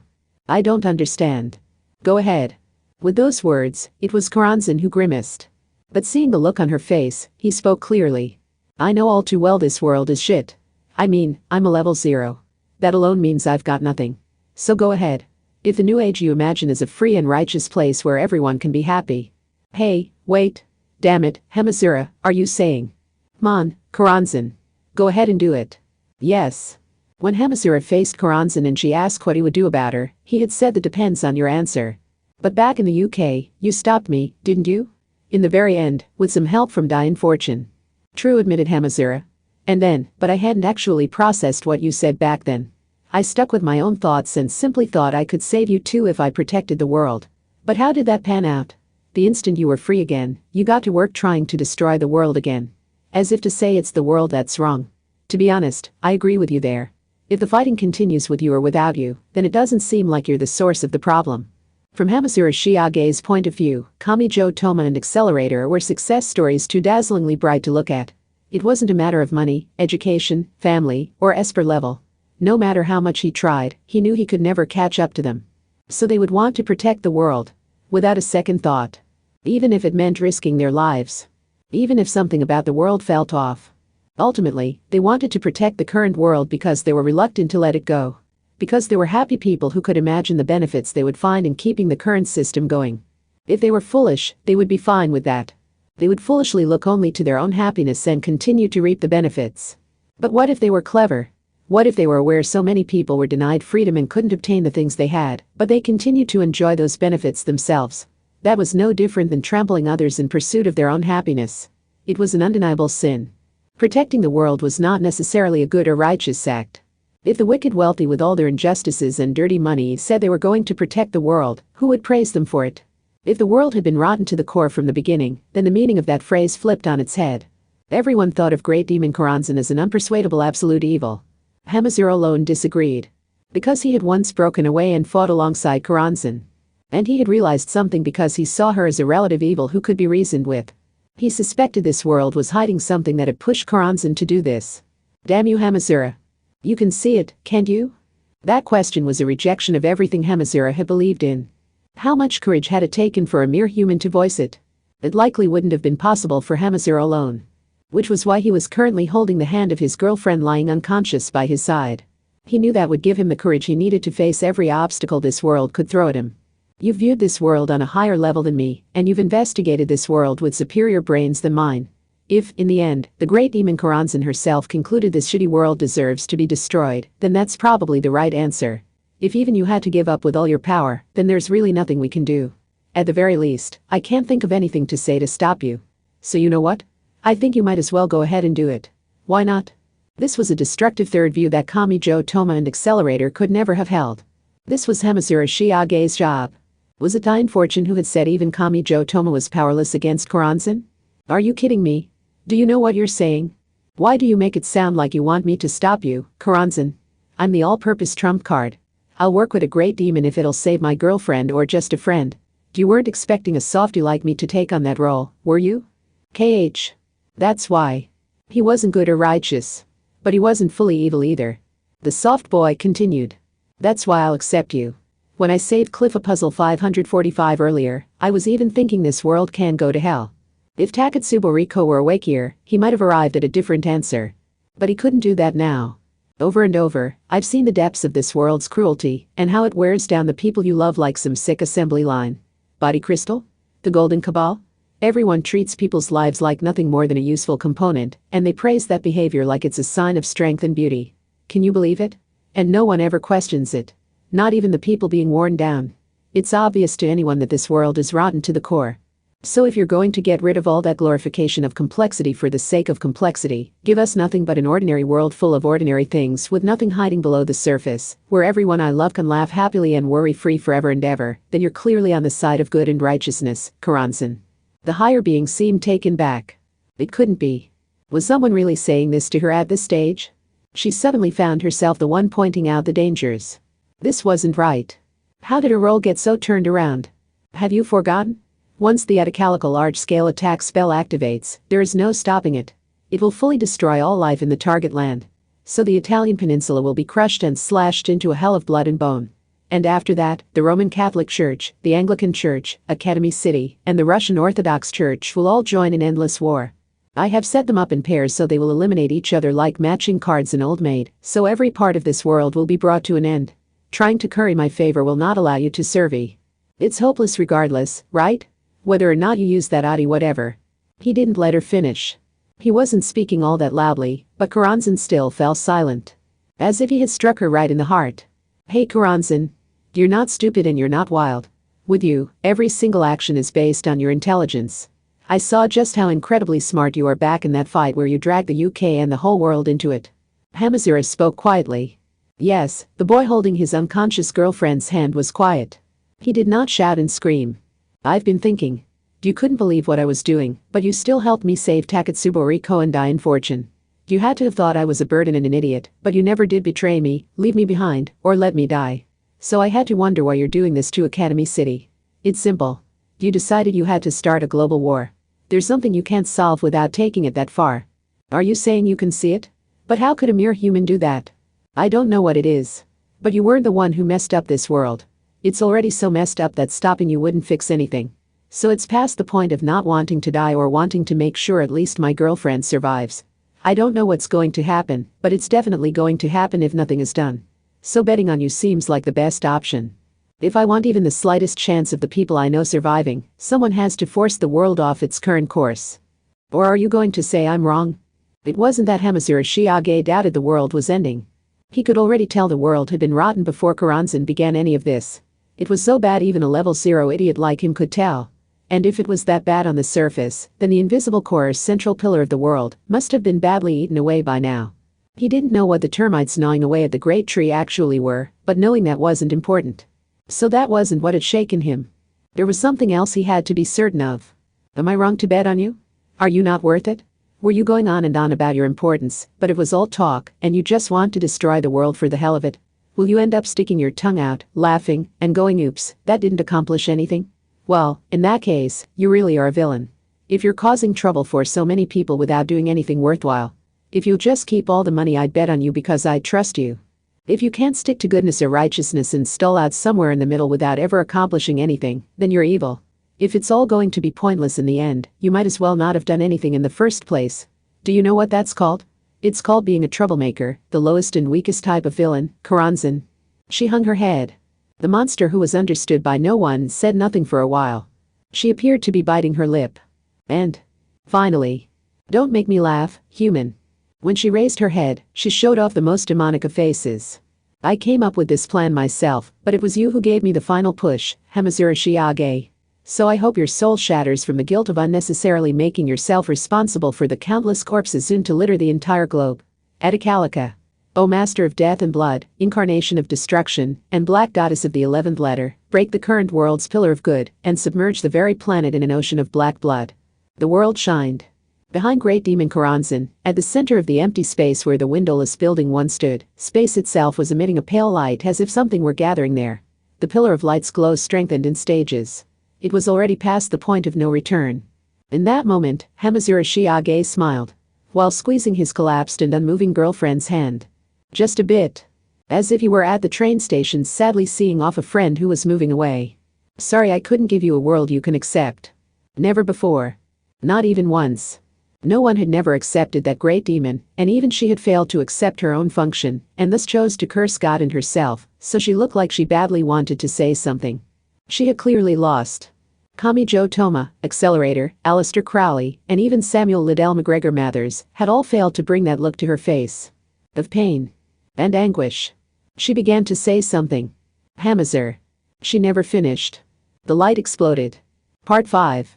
Shortly before that, Kamijo Tomale collapsed on the ground, half buried in red snow. Something was wrong with his body. He couldn't seem to get up. He actually felt no pain, making it hard to figure out what part of him was broken. In his state, the lack of a bloody smell actually seemed unnatural. So he guessed his senses were acting up too. He had been damaged in some lethal way. That much he was somehow certain of. Even so, he glared out of eyes that could barely see anything anymore. Someone was talking. Hamazura Shiage and Great Demon Karanzan. They were preparing to do something decisive. He didn't know the details. His ears weren't working right. Even his brain was nearly dead, and he couldn't manage to break down and comprehend human language. Even so, he understood. If the current sequence of events wasn't stopped here, then it truly was all over. So he slowly moved his right hand, stretching it out. It would never reach. Even though it was right over there. He could see the glowing pillar of Atacalica from here, yet it was just too far away. Was it no use? He understood what Great Demon Karanzan had said. Something other than his physical strength was on his mind. He always fought using his clenched fist, but even he thought it was a raw deal. No one would want the job of tearing people apart. All she could do was choose to rebel. What she did wasn't on the level of forcing someone to give up on a reckless dream, because they would be happier that way in the long run. She really did just tear relationships apart. Nothing more than that. She already didn't like it, but she wasn't even allowed an excuse for herself as she did it. And this naturally led to everyone else loathing her. If you were told that was all you could ever do until you were dead and gone, of course you would despair. And since the angels and demons were higher beings than humans, it had to be all the more unbearable to have nothing but that function. She would want to change it if she could. She wanted to reject it. Kamijo thought those were natural reactions. He understood. But he didn't want the current world to be destroyed. He didn't want the people living there to be hurt. He wasn't talking about the magic gods, transcendents, or other special humans whose special powers and abilities would make their deaths a great loss for the world as a whole. He was thinking of the dumb conversations at school and all the nonsense that happened in his dorm room. He wanted to protect those ordinary things. He wanted the ordinary things to continue being ordinary. Without fear. Without trembling at the possibility of being lost. Wouldn't it have started out that way for Karanzan too? Wasn't it because she understood the importance of people's small and ordinary feelings that she couldn't forgive this world for requiring a person who tore people apart, that brought her despair and having that role forced onto her, and that it ultimately led her to rebel against heaven? Was this what she really wanted to do? Was it really right to let the victor destroy the entire world without getting any clear answers to these questions? If the world really ended now, if Karanzan herself wasn't sure if she would gain anything from her victory, then how could the humans accept their impending deaths? Kamijo's throat was dry as a bone. Maybe even the mucous membranes inside his body had been scorched. I don't care who. Even so. What could he do? It could be anything, he just didn't want to give up. He forced his throat to move as if peeling it apart. And still collapsed, the boy only had one thing to say. As if in prayer. Help. Part 6. You got it. You got it. Part 7. It sounded like a song. The lovely girl's voice controlled everything. Atoa. Joag alter target of Atacalica. Jump over Europe and go to the Atlantic. And? What? Great Demon Karanzan turned her gaze aside. She knew Atacalica had activated. It had been launched. But she didn't understand. Why hadn't she sensed the result? Her eyes widened past the limit and viewed someplace other than here before groaning. It was released. The Atacalica large-scale attack spell was launched. So why isn't the Italian peninsula submerged in a sea of blood, flesh, and bone? Because you redirected it yourself. Although it was my spell intercept that made you do it. The response was calm. It was a girl's voice. That spell targets a land named by humans, and it brings slaughter to everyone there. That means it won't have any effect if it's sent somewhere without a name. It was Shorthair's idea. She said Japan has a lot of unnamed islands that are only identified with numbers. And other countries do that too. Damn you. No matter how big the spell, no matter how intricate the preparation, and even if it is carried out by a higher being far greater than humans, magic is still magic. The spells of angels and demons are based on the same foundation, but did it never occur to you that they could therefore be obstructed by humans? You mean the filthy tongue of a mere human was violating my mind? Karanzan raged, spread her wings wide, and began to yell, but she was forced to fall back a few steps. Because of something flying in at 3 times the speed of sound. With a boom. The air was fiercely compressed a moment later. After catching the projectile in her palm, she could tell what it was.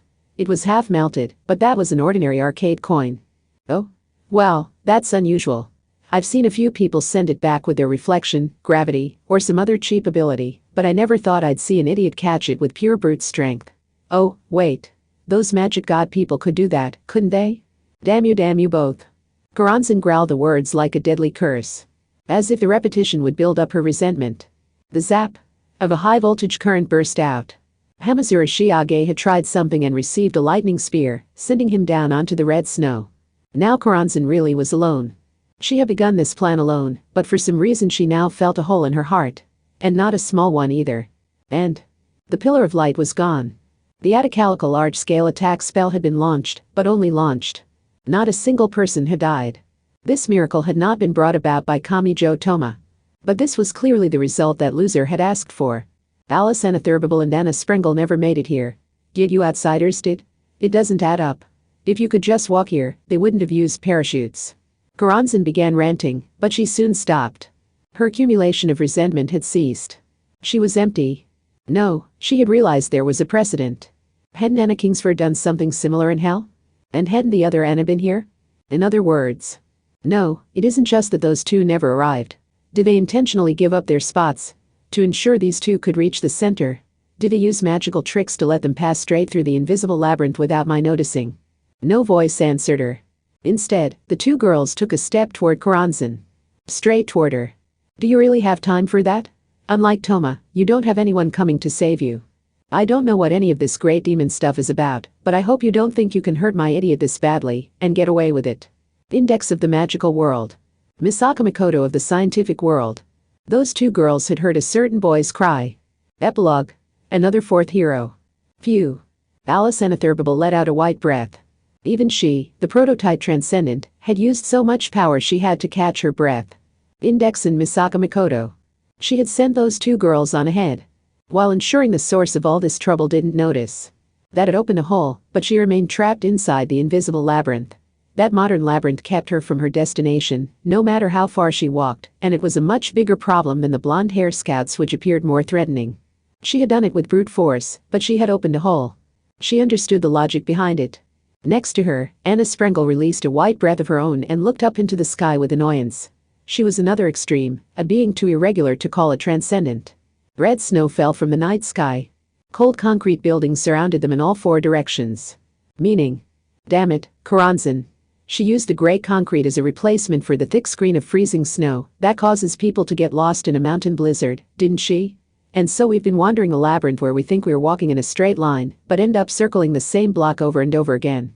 Right. Tonight was snowy and thick clouds covered the sky above. There were no landmarks. However, it likely wouldn't have mattered if there was a moon in the sky. Knowing the direction wouldn't be enough to escape this dungeon. Human senses were fragile. It was simplest to think of it like a room with green screens covering the walls, floor, and ceiling, but people could easily lose track of distance and direction when their vision was all colored a single, unchanging hue. When pushed to the limit, people would wander into places they shouldn't be, and even begin to doubt the accurate data provided by their map or compass. Once that happened, they would only sink further. Strange things happened in the mountains. Maybe so, but a few of them were the result of people unwittingly passing the limits of their body's functions. Magician Alistair, the creator of magic, had also been a mountain climber. That may have played a role in how he shaped his spells. But the girl opened a hole once, so she can do it again in the same way. Let's try again once the girl has managed to charge up again. Assuming Karanzan hasn't applied any countermeasures. Which she would have. She wasn't a foe you could use the same move against over and over. These two were out of the loop now. They hadn't been fully driven from the scene, but their arrival would be much too late. The two young-looking girls heard a voice from overhead. Oh? That was the Bologna succubus with Blotta with the bouquet hanging down by one huge arm of her metal coat. Not even looking down from the sky was enough to escape the labyrinth. Just like you couldn't rescue people from a mountain blizzard using a helicopter. The super skinny apron girl looked surprised. What are you doing, Alice? It's not like you to give up your feast to someone else. She's finally maturing, remarked the Bologna succubus. Heh. Silently, the red snow continued to fall. Great Demon Karanzan looked up into the starless night sky and laughed. It was a laugh of pure scorn. Ha ha ha ha ha ha ha ha ha ha ha ha ha ha ha ha ha ha. Oh, was there some funny joke I missed? Asked an exasperated Makoto. Karanzan answered with her fit of laughter continuing. Funny? Yes, funny indeed. My. Atacalica really was a poor choice. The spell structure was a bit too delicate, so it could have broken or even shattered had I poured my full strength into a defense at this close range. But that ends now. No longer will I be disturbed by such trifles. I can finally draw on my full strength. Jaya ha ha, and what could be funnier than that? BFH, GH, ha ha ha he. Full strength? Mikoto frowned and Karanzan came to a complete stop and explained. Without reservation. Everything before was just a rehash from the previous battle. Did I do anything new? A rehash. Some of my power nearly overflowed with Cliffa Puzzle 545, but that was all. If not for that, Kamijo Toma and the rest of you would have been instantly smashed into meatballs before you even arrived here. Grimoire Library, do you perhaps understand the relevant values in units here? Heh. You should know all too well that Great Demon Karanzan is at least an international threat, and not someone any individual should attempt to fight. Waha. Oh, I can't help it. Sorry, but I just can't. Wahahahaha. Index didn't bother answering. She cut right to something more important. You mean Atacalica wasn't your goal? Not really, no. Once again, Karanzan admitted it with terrifyingly little reservation. Despite everything, Atacalica was just one possible method. I wasn't all that attached to it. Make no mistake. My priority is the ends, not the means. I can begin the end of the world somewhere else. In the very near future. How near? Tomorrow if I wanted to. From somewhere on the other side of the world from Academy City. Yes, maybe from Brazil in the southern hemisphere. Karanzan sounded almost puzzled. And then she burst out laughing. Waha. Wait, don't tell me. You didn't think Atacalica was my one and only trump card, did you? I am Great Demon Karanzan, guardian of wisdom in the Great Tree, and the traitor who stole that knowledge. Kihihihihihi. Every last one of my fingers and toes wouldn't be enough to count the ways I know to submerge the planet in a sea of blood. Wanaya ha ha ha ha ha ha ha. Karanzan had several cards in her deck. She had no pressing reason to insist on victory here at this moment. She was already the strongest and she wanted to rid herself of that loathsome power. No failure for her would weaken her. She might be interrupted and driven to failure by humans, but she would retain her full power. So as long as she was willing to keep going, she could accept any number of losses. She wasn't like Fiamma of the Rider Magic God Athanas who had bet everything on a single opportunity. Karanzan's evil nature was stickier, harder to get rid of, and hopeless. Had she had her fill of laughter? After wiping a tear from her eye, Karanzan finally returned to a serious expression. Hee. But now I know what to do next. You two are first on the list. I seriously doubt you could disturb any of my other trump cards, but you did manage to stop me this once. So I will eliminate you before the silly countermeasure can spread to the rest of the riffraff. Then I can take my time as I get to work. And without having to look after Atacalica, I won't have any limits holding me back. Or do I need to put it plain words for you? From now on, I will be at my full power. This was all the more reason for Index and Misaka Mikoto to fight. Great Demon Karanzan. The destruction of the world didn't even come into it. Did she realize that the mess she had made of the city was unforgivable enough? That destruction of their ordinary and everyday was sufficient. Index and Mikoto weren't trying to rack up a high score by saving people all around the globe. They couldn't stand to see just one nearby person die. Something audibly beat against the air. The Great Demon had spread her enormous wings wide. She had readily abandoned the Atacalica fight, which gave her freedom. There was an exaggerated element to her behavior, like she was only enjoying an event. Now, come. One of you is the Grimoire Library full of knowledge gathered to fight back against the modern Western magic developed by magician Crowley, and the other is a level 5 produced by former board chairman Alistair. The perfect combination for the world's final attempt to fight back. It is time I went around crushing each and every sliver of hope he left in this world, so that I can wring the bloody tears from his soul, and watch that soul turn blacker and blacker. A high-pitched cling rang out. It came from the arcade coin flicked up by Misaka Mikoto's thumb. I don't understand anything you're going on about, but I hope you don't think you've defeated everything the number 3 can throw at you, just because you stopped a railgun head-on. These powers are all in how you use them. There are only 7 level 5s, but that isn't because no one else has this kind of firepower. I'll show you the wide range of applications that sets the 7 of us apart. Misaka Mikoto was eager to get started, but Index looked pale. Perhaps because she was from the magic side, and therefore had a better understanding of what they were up against. Great Demon Karanzan was still confident enough to play around. As she had said, sporadically throwing individual power against her was not the appropriate strategy for full power Karanzan. Athanas whispered from Index's shoulder. Don't be intimidated. That will only guide you in the wrong direction. As a god of war, I know that all too well. Right. But you find it disturbing how easily she gave up on Atacalica after putting so much effort into it? She claims he doesn't care because she has plenty more options for destroying the world? Nonsense. She can laugh, but that doesn't change the fact that she's panicking after her plan fell apart. She's currently trying to recover from that failure and is desperate to stay in control so she can reuse as much of her plan as possible. So as a god of deception, I tell you, do not be deceived. You've driven her right up to the precipice. You have no reason to let up now. Even so. And if Koranzan is a great demon of knowledge, then you of all people have no reason to fear her. As a god of magic, I assure you, the knowledge in your head is in no way inferior to the knowledge she clings to so preciously. The two of you are equal. All of this had occurred to Index already. The problem was Index's inability to refine her life force into magic power. That meant she could not use the knowledge of her 103,001 grimoires to wield magic herself. She also couldn't force that role onto Misaka Mikoto, since that girl was a scientific esper. If an esper did force themselves to use magic, it could easily cause severe damage to their blood vessels and nerves. Athanas also couldn't do it after being shrunk to 15 centimeters, and Index couldn't expect anything from the cat in her arms. So they weren't enough. Grimoire Library Index knew that before the fight even began. Battling that great demon on even footing would require a clash of knowledge against knowledge. That required a magician. A human magician. They were missing a crucial piece needed to battle great demon Koranzan head-on. Just then, she heard a voice. There still. It came from Kamijo Toma. Koranzan frowned. She supposedly contained all the world's knowledge, yet this truly baffled her. He couldn't even get up, much less fight, so why wouldn't he just play dead? Why would he draw attention to himself? What could he do at this point? He had already lost. Kamijo Toma had lost. Accelerator had lost. Even Hemazura Shiage was no longer moving. But there's still someone, whispered the puny boy. Was that all he could manage even after gathering the very last of his strength? Even so. Long before us. Long before any of us were born, there was a hero who's been fighting this cruelty all along. Fighting against the world and losing, but refusing to give up and getting back up. There's another who eventually built the city and gave so many people the power to fight without having to give up. What? Isn't that right, Alistair? Great Demon Koranzan froze. For just one definite moment. And crack. The sound of cracks running through something rang out from within Koranzan's chest. Afterward. If you picked them up one at a time, welcome back. If you bought them all at once, welcome. This is Kamachi Kazuma. As Diane Fortune said in the last volume, this one was something of a reunion. So I included or mentioned characters both old and new.